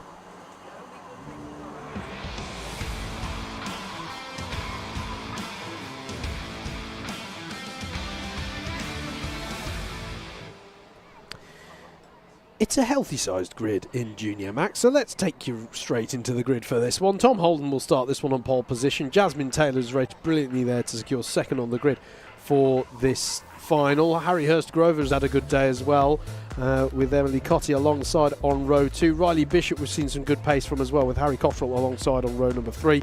Owen Keenan and Jack Dimbleby are on row 4 with Rory Hinckley and Ben Horner to round out your top 10. Archie Flint and Kieran Denyer are next on row number 6. Row 7 is where we'll find Albert Wilton and Max Rowley. Arthur Frey and Emily Ackett are on row 8. Harris Roberts and Lewis Holt on row 9. Archie Dyson and Elliot Foster round out your top 20 drivers as they come out onto the circuit. Noah Sales and Max Greatrix are on row 11. Jaden Robinson and Alex McCulloch are on row 12. Oliver Lomax is next with Sam Flynn alongside Toby Dukes and Molly Pugh on row 14. Karthik Kameta and Lucas Reeves rounds out the top 30. Then it's Theo Gartside and Archie Doherty, Freddie Snelling and Hani Sadiq round out a 34 kart grid. There are a few drivers there who I can think of who have had a few dramas, particularly in Heat 2, which means they might be slightly out of position on this grid. Obviously everyone's where they are based on the points that they've accrued, but it'll be interesting to see how these drivers come through here. I seem to recall that Albert Wilton had some drama in his second heat. Winds up 13th on the grid. Is he going to rise up through the order? Perhaps. Max Greatrix as well, I seem to recall, had an incident in one of his heats. So there's a few drivers maybe out of position. Great racing from Tom Holden to secure the pole position for this one, though. This brilliant 34 car grid that we're going to have here, contesting for the win of round 4 of the 2024 Rally Replay SuperOne Series. Let's find out who's going to be our winner in Junior Max. Tom Holden's the 87 on driver's right. Jasmine Taylor is the 84 on driver's left. Away we go for the finals in Junior Rotax. Away we go up the hill, and it's a decent start from pole position. Is everyone going to get through the pinch point of the chicane cleanly, though, in this 34 kart field? It looks to me like everyone's facing the right way, which is good to see. Wide moment, though, for our pole sitter. It's going to allow Jasmine Taylor to pull alongside. No, sorry, it's Harry Hurst Grover, I think, who's got on up into second place. I need to see a slightly closer shot there as they come down towards the S's. No, apologies, I was right. Yes, it is Hurst Grover, sorry, who is challenging for the lead but couldn't find a way through quite on Tom Holden in the early stages here. Into St John's they go. Through Sunny Bend, it's still Tom Holden. But there for the lead goes Hurst Grover, and they're both going to skirt out wide. And what does that mean for those behind? It means that amongst Riley Bishop's going to come through as he was passing Jasmine Taylor, and suddenly it became a move for second place. Hurst Grover went for it into the last corner, and he held up both himself and Tom Holden.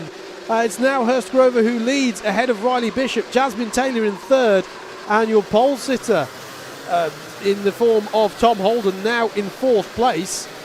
Ben Horner is up to fifth place. That's a great start for him. Emily Cotty in sixth. Owen Keenan in seventh. And there's a move from Tom Holden into the S's.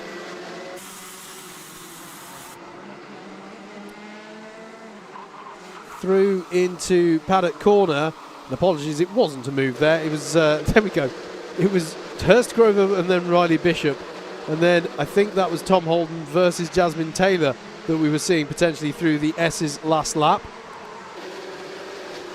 Because there is Holden leading Taylor, Horner, Cotty and Keenan through the McRae's hairpin.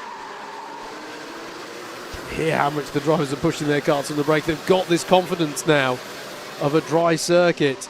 Slick tyres.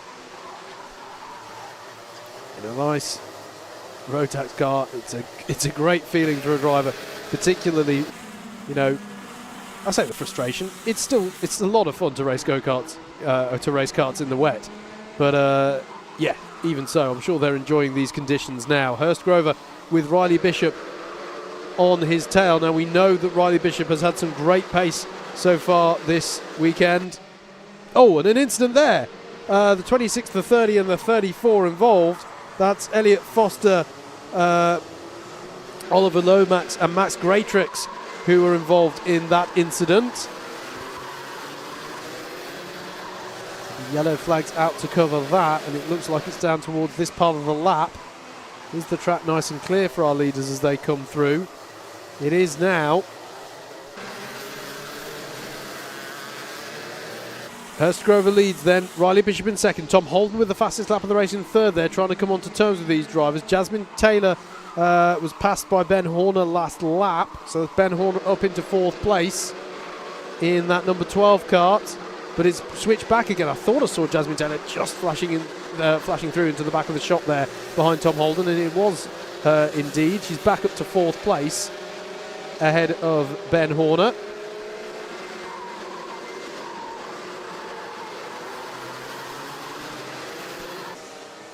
Down the back straight comes Harry Hurstgrover. You can see here just how close all the battles are as they come down the back straight.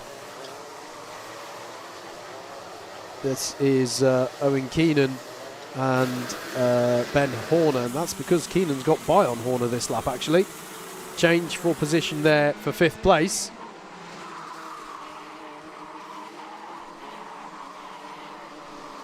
Coming through paddock corner then. Emily Cotty versus Archie Flint, you just saw on your screen, the 7 versus the 22. Fastest lap of the race from Harris Roberts at the moment, going 3 wide on the exit here out of the corner. There is Harris Roberts battling away, and through onto the scene now comes, that was the 96, I believe it was. Just trying to see where in the order that that battle is. I think that's slightly further down. It was about 12th place, and it was Albert Wilton who was coming through there to put a move. Back with our leaders then. Hurstgrove with Riley Bishop coming through the final corner of the lap to finish lap number 6. Tom Holden about 1.2 seconds back with Jasmine Taylor and Owen Keenan on his tail. Ben Horner and Emily Cotty not too far behind either. Archie Flint, Albert Wilton and Jack Dimbleby round out your top 10 as it stands at the moment.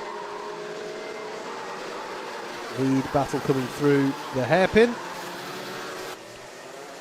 As we look on this shot, you might just see some of the battles further down as well. 1.5 seconds back to Tom Holden. You can just see there the string of carts. What a lovely sight it is down the back straight, indicating that there's still plenty of positions to be contested. There's Tom Holden, then it's Jasmine Taylor and Owen Keenan, and then came through the battle there of Horner, Cotty and Flint, and then Albert Wilton leading Jack Dimbleby and Harris Roberts and Rory Hinkley as well. Brilliant stuff here. Plenty to still be decided in this final for Junior Max for round 4 of the Rally Replay SuperOne Series. Our leaders coming through McRae's hairpin here, ahead of Iredale's. They're all setting personal bests, by the way, at the moment. They're swapping hundredths or even thousandths of a second.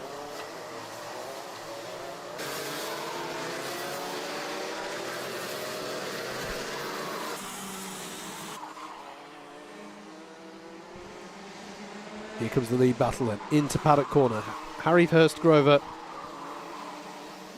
a little bit closer this time through is Riley Bishop. Playing himself well here, preparing for the end game of this one. Hurstgrover takes this win. It will be his first of the season.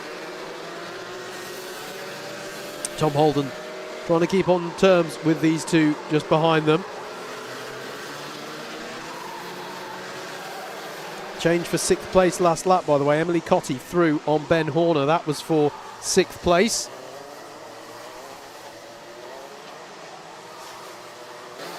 You can see there Jasmine Taylor and Owen Keenan, and then there was Emily Cotty coming through shot. And the lap comes this pack. Archie Flint with the fastest lap. And this is interesting. Leaders coming upon some traffic here.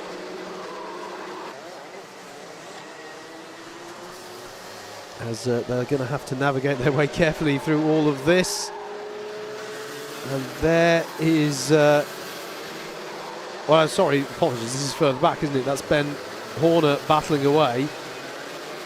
Yeah, this is the battle for 7th place. Ben Horner, Archie Flint, Harris Roberts and Jack Dimbleby all battling away here. Apologies for that. Good little battle going on between them.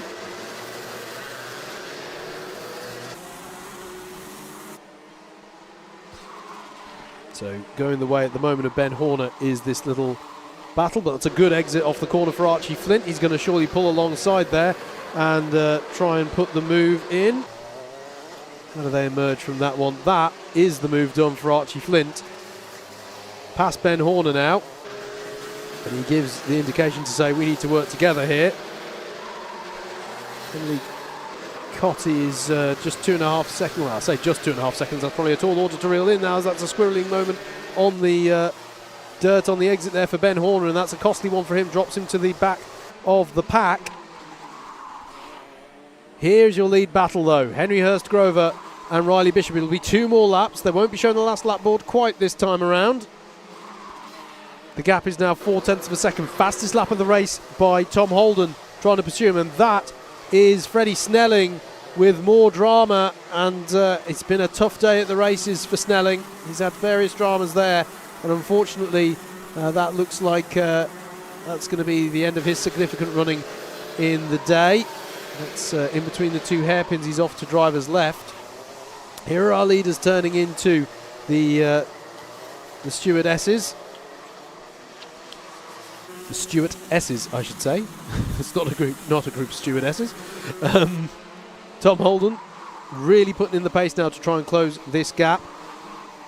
This is the battle between Greatrix and Elliot Foster. Greatrix on a bit of a recovery drive now, as the final lap board has been shown to our leaders. Here they are coming through now. Henry Hurst Grover and Riley Bishop. There's yellow flags in this corner, so there's no opportunity to pass here. It's going to take something special from Riley Bishop now to close in this gap, but he did do something special just now. Another fastest lap of the race from Riley Bishop. I don't think it's going to be enough to take the fight. That Greatrix battle is just ahead of them on the road, so there is some traffic to come into play. All things being equal, Hurst Grover should be able to navigate that one. They're not moving too slowly by any measure, is this battle ahead of them, although they are going to go side by side towards Paddock Corner. This isn't what Hurst Grover would have wanted, but either way, it's not going to deter him too much. He takes the win in Junior Max for round 4 ahead of Riley Bishop. Tom Holden completes your podium. Jasmine Taylor finishes in 4th place. Owen Keenan in 5th. Emily Cotty in 6th. Then it's Harris Roberts. And then close across the line come Rory Hinkley in 8th. Jack Dimbleby in 9th. Ben Horner to round out your top 10.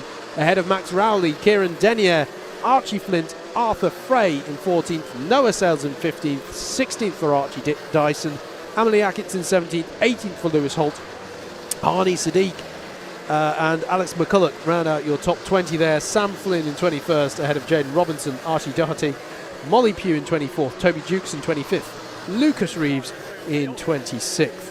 And then we'll expect to see Theo Gartside come through. Indeed he does, ahead of Karthik Kameta.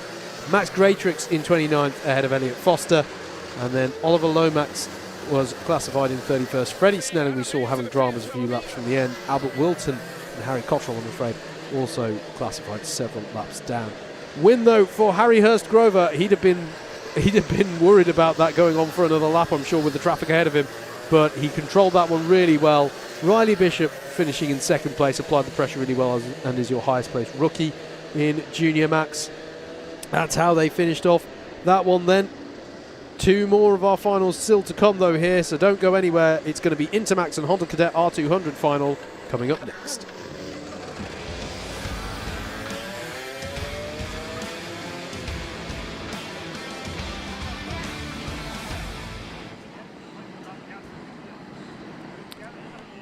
Podium for Rally Replay SuperOne Series. That's the place where they all want to get to. Let's take a look at the starting grid of those who would like to do so in Intermax and Honda Cadet R200. I'm not sure if that worked as a segue, but I'm going to go with it anyway. Stanley Stafford starts this one on pole, with Jensen Sale alongside. Jack Holmes and Ashton Redpath are on row 2. JJ Plowman and Noah Moulton are on row 3. Then it's Lewis Hall and Amrit Singh Atwell. Charlie Hobbs and Layla Bell are on row 5. Row 6 is where we find Cian Sullivan and Oscar Roach. And then it's going to be Lucas Esser and Alex Valchuk on row 7, ahead of Jay Birmingham and Alexander Adams. Rio Wardley lines up 17th in the number 17, and then we get into our 200 Cadet R200 runners. Peter Webster in the number 25 card and Austin Mayhew in the number 67. I shall remind you as well as to the situation in Intermax. Noah Moulton came into today as the points leader, but it was Jack Holmes who took the win in the final yesterday. Heat wins as well went to JJ Plowman and Ashton Redpath. That's how it went yesterday in round 3. Earlier on today, we had Stanley Stafford taking the win in Intermax, and then in Heat 2 Intermax was of course Jensen Sale, who came to the fore when the conditions were significantly drier.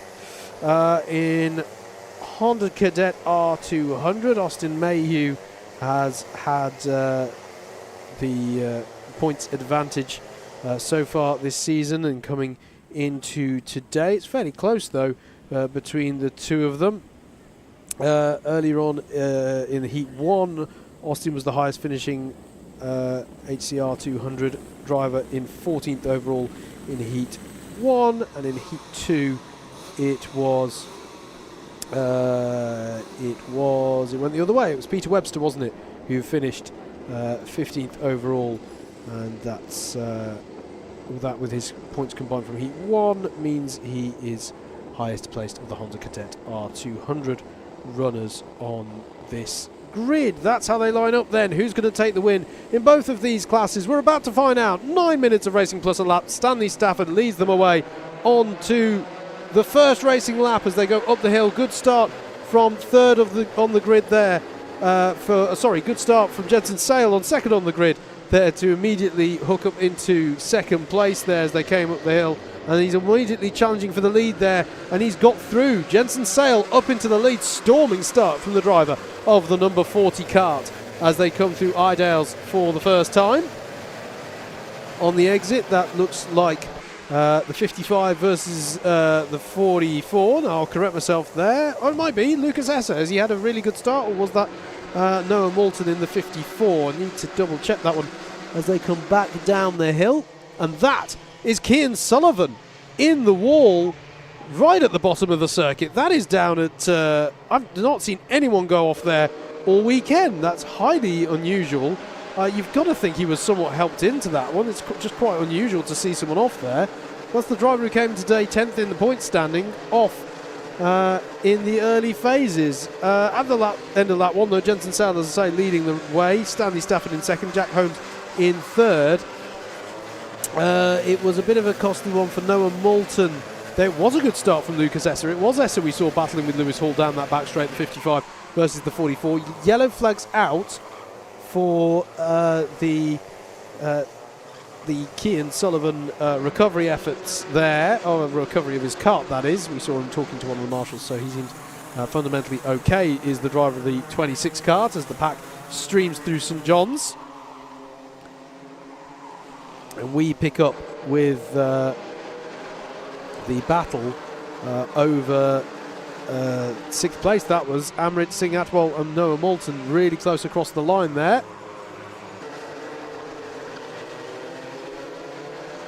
Coming out of McRae's. This is Jack Holmes. So sorry, this one is the 3rd place battle indeed. JJ Plowman in the number 5, chasing the 36 of Jack Holmes. Still yellow flags at the bottom of the circuit here. Jensen Sale trying to put in the pace, stretch his legs at the front, get himself a bit of a gap to Stanley Stafford. Then it's these two, the 36 and the 5 of Holmes and Plowman. JJ Plowman is going to try and sell the dummy. He's going to keep his powder dry for now. But nice and close for 3rd place it is as they come across the line. Noah Moulton past Ashton Redpath and Amrit Singh Atwal, though, during that lap. The 54 is up into 5th place. You just saw him in the back of your shot. Is this going to be a look from Plowman down the inside into Iredale's? Yes, it is. Can he make that one stick? He's going to have a good drive off the corner, I think, and he's going to get the move done. Nice move for 3rd place there. JJ Plowman moves ahead of Jack Holmes. And now what kind of pace does he have in clean air? Can he take the fight to Stanley Stafford? Jensen Sale, by the way, successive fastest laps is settling into an impressive rhythm here. Everyone's setting personal bests each lap, but he's just pulled it out by another 0.18 tenths. Bit of an odd way of saying it. 0.18 of a second, I should say. Here is Amrit Singh Atwal putting a move in on Ashton Redpath, but he goes out very wide on the exit, and so he's going to have to come back and have another go later on if he's allowed to, because Lucas Esser is right there in the 55 now, ready to apply the pressure to Amrit Singh Atwal in that number 93 car. The 44 of Lewis Hall is coming along for the party as well. That's a tasty little battle there for 6th place down through to 9th. This is your battle for 2nd place. I asked that question a lap ago. What sort of pace does JJ Plowman have? Can he take the fight to Stanley Stafford? The answer is yes, he can. And will he be at all interested in working together, or will he feel, no, I'm the only one here who I feel has the pace to get up onto the back of Jensen Sale. I want to make the move, and I want to make the move right now, thank you. Still plenty of time left in this race, mind you. And for the first time on that last lap, Plowman set the fastest lap of the race. Someone other than Jensen Sale set the fastest lap of the race. There's Stafford saying, let's work together. So the indication has been given. How compliant does JJ Plowman feel in that number 5 kart? Coming down the hill. Pushing hard there is Stanley Stafford through Sunny Bend. And for the moment at least, they stay as they are. Another fastest lap of the race though from Jensen Sale. The pace is very impressive from the driver of the number 40. The gap is out to 2.1 seconds now. These two are going to really have to dig deep if they're going to challenge this lead that Jensen's amassed for himself. Further down the order, Lucas Esser and Lewis Hall got by on Amrit Singh Atwal on that last lap. The 55 and 44 now ahead of the 93. And here is the move from Plowman down the inside. Feels he's got the pace advantage and wants to try and see if he can get on up the road towards Jensen Sale. Goes for 2nd place and makes it stick into the Stuart S's. JJ Plowman in the number 5, then up past the 43 of Stanley Stafford as they come round to finish lap number 7.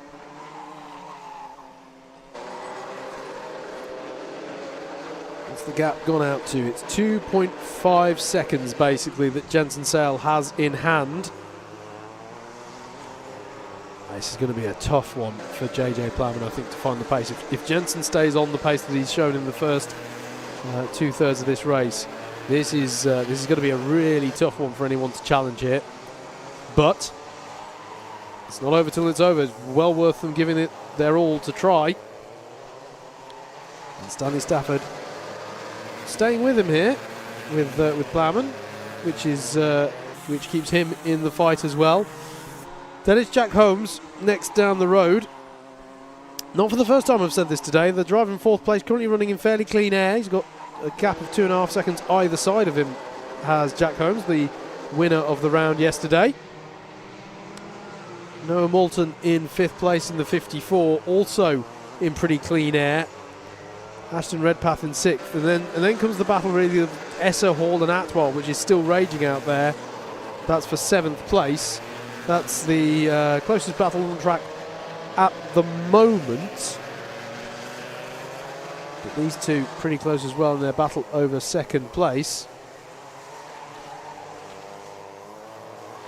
And there's your battle over 7th place. Lucas Esser leading Lewis Hall and Amrit Singh Atwal in that 93 kart. Singh Atwal closest onto the back of Hall. Is he going to go for it? He thinks better of it this time through, does Atwal. Just a few more minutes left on the clock before the last lap board will be shown to Jensen Sale, whose pace is seriously impressive. I mean, JJ Plowman is really pushing out there.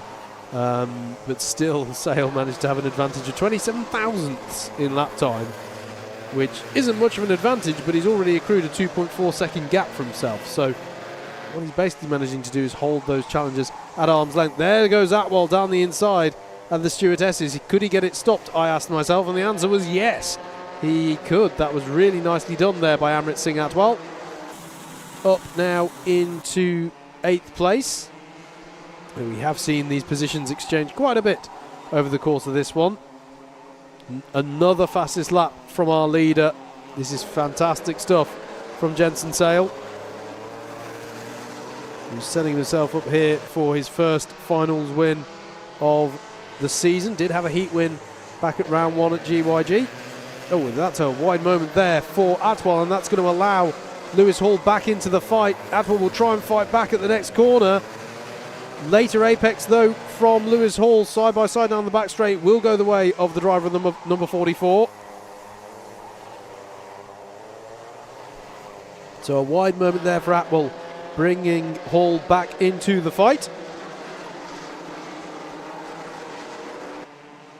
I should say, we saw Cian Sullivan coming to a stop. Alexander Adams has had some form of drama out there that's impacted his race. Fastest lap of the race from JJ Plowman. Sudden burst of speed from the driver in the number 5.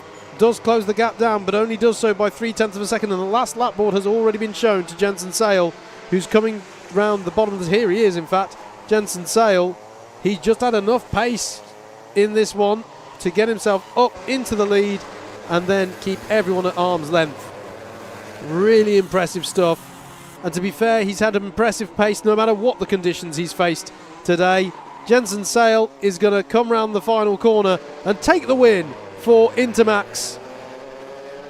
JJ Plowman will be in second. It'll be third for Stanley Stafford. And then across the line comes Jack Holmes and Noah Moulton. In the end, it was quite close there for 4th place. Ashton Redpath will come through in 6th. Lucas Esser in 7th.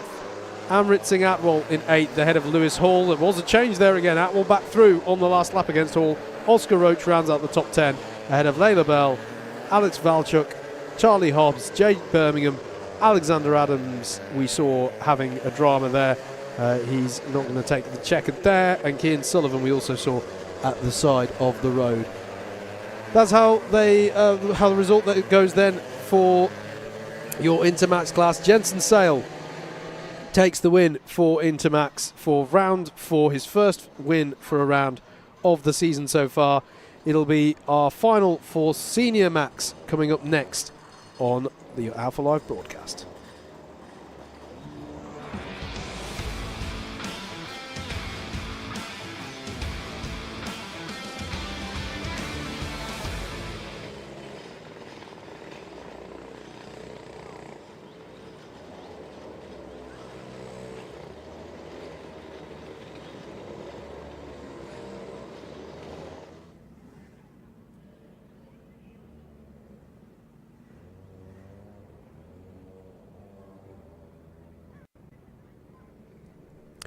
All right, then, we're getting ready for our last race of the day, of the round, of the weekend here. What's been a fantastic weekend of racing here at Rowrah for the Rally Replay SuperOne Championship. It's our final in Senior Rotax. Let's take you through the grid then for this last race of the day. George Sanders will start this one on pole position. Lewis Wild alongside him. Ollie Naylor and John Hobbs on row number 2. Ahead of Billy Edgecombe and Zaki Hussein. Morgan Hudson-Brown and Jake Riches on row number 4. Cruz Speakman and Marcus King round out the top 10. Ethan Hay and James Kocholek are on row number 6. Then it's Elliot Thomas and Daniel Beards, William Young and Kyle Dunford on row 8. Jay Pearson and Tom Taylor on row number 9. Rounding out your top 20 on the grid are Salvador Newman and Dudley Ruddock. Cameron Crockett and Max Davis are on row 11. Row 12 are Alfie Barron Oxbury and Sky Fraser, and that rounds out the 24 kart grid for this trophy final. What's the situation in the championship, I hear you cry? Billy Edgecombe came into today as the points leader, and that's in no small part for the fact that he took the round win here yesterday in the wet conditions. You got what you wanted though, Billy. It's dry. We're not going to get wet and cold and all the things that we were talking about on the podium yesterday. The 2 heat wins yesterday went to George Sanders as well. He sits second in the points standing. What was the story in this class earlier today, I hear you say? Well, George Sanders took the wins in both of the heats again. So if we were going to have an exact repeat of the pattern of yesterday, Billy would come to the fore here and win this race, but it's extremely different conditions in this in this situation. Completely different conditions to what we had in the finals yesterday.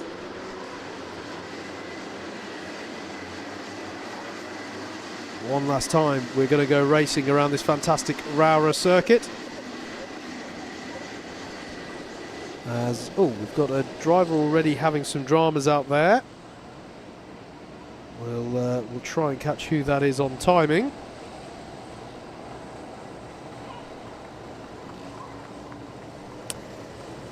Here though, around paddock corner, I'm hearing it's the 66 who's having some problems. But we're ready to go. That was Sky Fraser having those dramas. Away we go though. George Sanders leads them up the hill and into the chicane for the first time in this one. Can they all get through that chicane nice and cleanly? It looks like they can. So yes, Sky Fraser having the dramas there on the parade lap in the number 66. I can see the kart just there off to driver's right on the approach to that hairpin. Disappointment for him, but it's George Sanders, I believe, who leads them as they come down the back straight towards the Stewart S's for the first time. Streaming through here at the bottom of the circuit. And back through the fast sweeping corners that in these lovely dry conditions round out the lap. You can see there Ollie Naylor there being challenged by Zaki Hussein there. Looks to me like Billy Edgecombe's had a strong first lap as well. He is up a couple of positions. George Sanders leads, Lewis Wilds in second. And there was a move of Hudson Brown on Zaki Hussein. So that's Morgan Hudson Brown up to 5th place there. So George Sanders leads, Lewis Wilds in second, John Hobbs, Billy Edgecombe, and now Hudson Brown round out your top 5. Big move under the brakes there on Ollie Naylor. That was Jake Riches coming from miles back there, and it was ultimately costly for both of them, I think. I mean, he is past Ollie Naylor, I will give him that, but that lost them a lot of time there, and there is a warning immediately coming in from race control there for the number 12. Here's the lead battle though. It's George Sanders versus Lewis Wild at the head of the field. John Hobbs not too far back from them there. You can see Ollie Naylor dropping down the time. He's dropped down to 13th place off the back of that. Lead battle coming out of McRae's, heading towards second hairpin.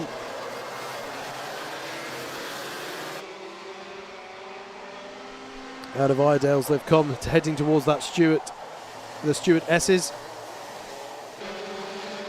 This only stages yet, but this could be an interesting one here. What's the pace of Sanders versus Wild? We've seen both display great pace so far today. And there's a pack of 3 behind them, Hobbs, Edgecombe and Hussein. Actually, that's not true because Hudson Brown's coming with them as well. It's a pack of 4 chasing. And look at this side-by-side for the lead, trying to go around the outside is Lewis Wild. Will he be able to make that stick? It's unlikely, and indeed George Sanders is going to swoop round and hold that lead. But look at this, it's now a train of 6 all battling over the lead. George Sanders, Lewis Wild, John Hobbs in 3rd place there, Billy Edgecombe, Zaki Hussein and Morgan Hudson Brown with the fastest lap of the race last time around. There's some other drivers who would dearly like to join the party as well. Cruz Speakman, we've seen, had brilliant pace earlier on in heat number 2. In fact, you can see them, in fact, a pack of about 4 karts trying to catch up onto the back of this pack of 6.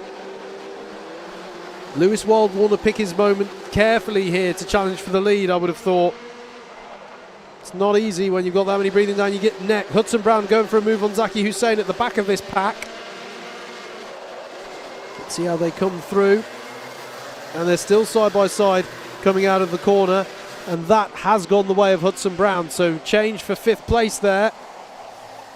And then this is the pack further back who are trying to catch up onto the back of them.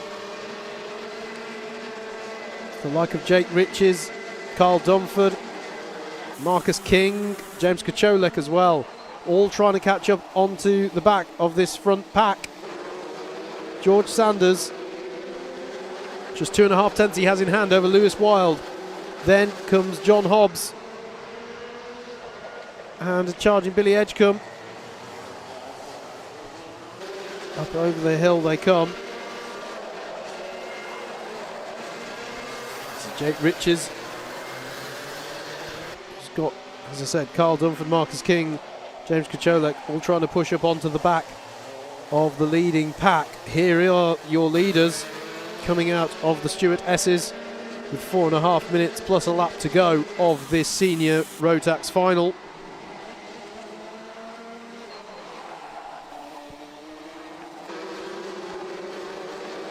We've not had a finals win from Lewis Wild yet this season.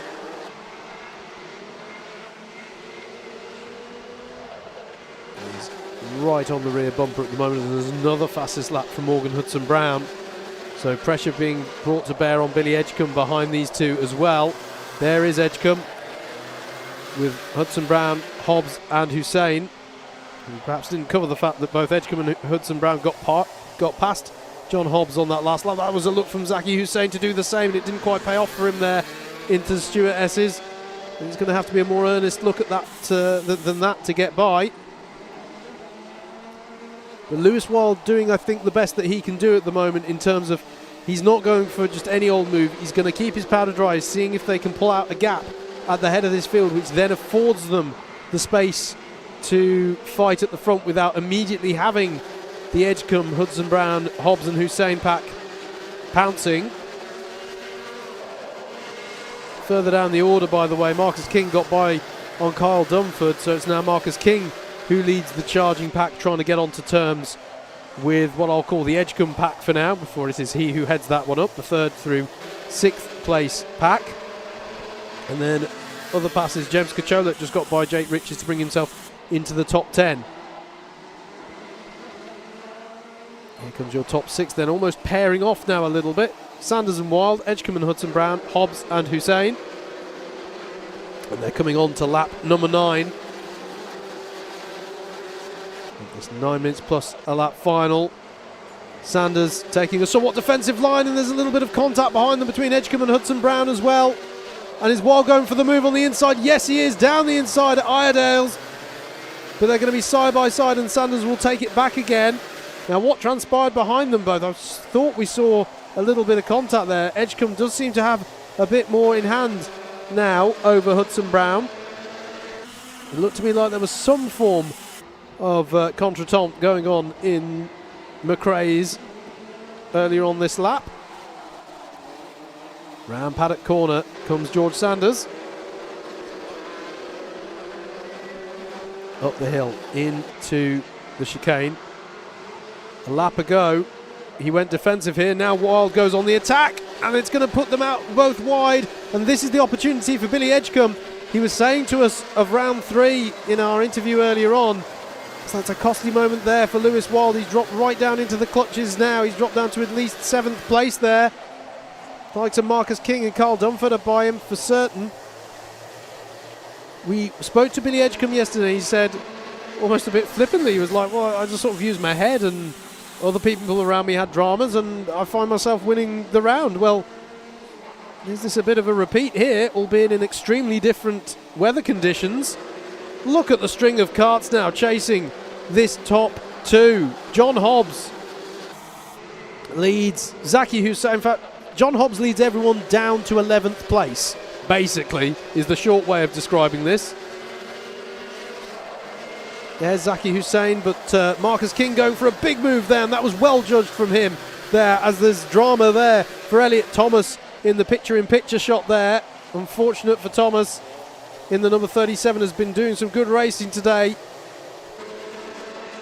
particularly in the wet earlier on, treated us to some good battles, but unfortunately that is race run for Thomas. It'll be 2 more laps after this one then. George Sanders versus Billy Edgecombe. Lest I remind you, the top 2 in the championship as it currently stands. John Hobbs has just pulled away just a little bit in the background from the chasing pack behind as well. And I emphasise the little bit in that phrase because it's about 9/10 of a second, which looks like it's actually closed up a bit just visually this time around. Marcus King with the fastest lap of the race, having got by Zaki Hussein on the previous lap. Other moves down the field as well. James Kocholek continues his move up the order, got past Ethan Hay for 9th place now. This is a warning issued by race control for Carl Dunford. Final lap then of the round. Who's going to take the win? George Sanders versus Billy Edgecombe into hairpin number 1 at McRae's. There's no opportunity there for Edgecombe, and he's lost a little bit of distance. Tries to close it up again under braking. George Sanders did a good defence there into McRae's, and I wonder if that's just given him enough breathing space to keep Edgecombe at arm's length here. Through the Stuart S's they come. Back down the hill, through St John's, and into Sunny Bend, and it was enough to keep Edgecombe at arm's length. George Sanders is going to round the final corner to take the win in Senior Rotax at round 4 of the Rally Replay SuperOne Series here at Rowrah. Billy Edgecombe finishes 2nd, John Hobbs in 3rd, Marcus King finishes 4th and is your highest placed rookie driver. Morgan Hudson-Brown in 5th ahead of Zaki Hussein, Kyle Dunford in 7th place, Lewis Wild just behind Dunford there by less than a tenth of a second for 8th, Ethan Hay in 9th, James Kacholik in 10th place, Jake Richards in 11th, Tom Taylor in 12th, Jay Pearson in 13th ahead of Daniel Beards, Cameron Crockett in 15th, then it was Dudley Ruddock, Max Davies, Ollie Naylor finishing 18th in the end there, Alfie Barron-Oxbury in 19th, and then we had dramas unfortunately for Elliot Thomas, Salvador Newman and Cruz Speetman. George Sanders there with your win, your round winner for round 4 in Senior Rotax. That brings to an end, I'm sorry to say, to all the racing here this weekend at Rowrah. It's been a fantastic day, a fantastic weekend of racing. I hope you'll agree. But it's been an absolute pleasure. Don't forget that you can go back and watch all of the you can go back and watch GYG if you missed it, round 2 on the Alpha Live YouTube channel, and there's a whole back catalogue there as well. So only remains for me to say a few thank yous. Firstly, I'll start off with the marshals and the medical crew here at the circuit, without whom you just cannot go racing, so we're always indebted to them, and to all of the team here at Rowrah who have made us feel welcome this weekend. To Amelia and all of the team at SuperOne who put all of this together. Thank you for welcoming me once again for my 2nd time covering Rally Replay SuperOne. If you like what you've heard, by the way, my name's Howard Mitchell. I'm part of Double Dash Motorsport Media at Double Dash MM on various forms of social media. And we wouldn't have a stream if it weren't for the partners that I work alongside. It's a pleasure as ever to work with Alpha Live. Thank you to Mr. Stuart Rice, who's been in the production seat today. Luke Austin, who I've not seen in ages. It was lovely to see him this weekend. Has been being the runner, going around and keeping everything shipshape and Bristol fashion. And thank you as well to Kieran, Tom and Carl, who were our camera operators today. SuperOne will next be in action on the weekend on the 1st and 2nd of June at Clay Pigeon. As ever, it'll be the round 5 on the Saturday with round 6 broadcast on the Sunday, so be sure to check it out. Mark that one in your calendars. Clay Pigeon down in Dorset between Yeovil and Dorchester. Great circuit, another fantastic circuit that's being visited by the Rally Replay SuperOne Series.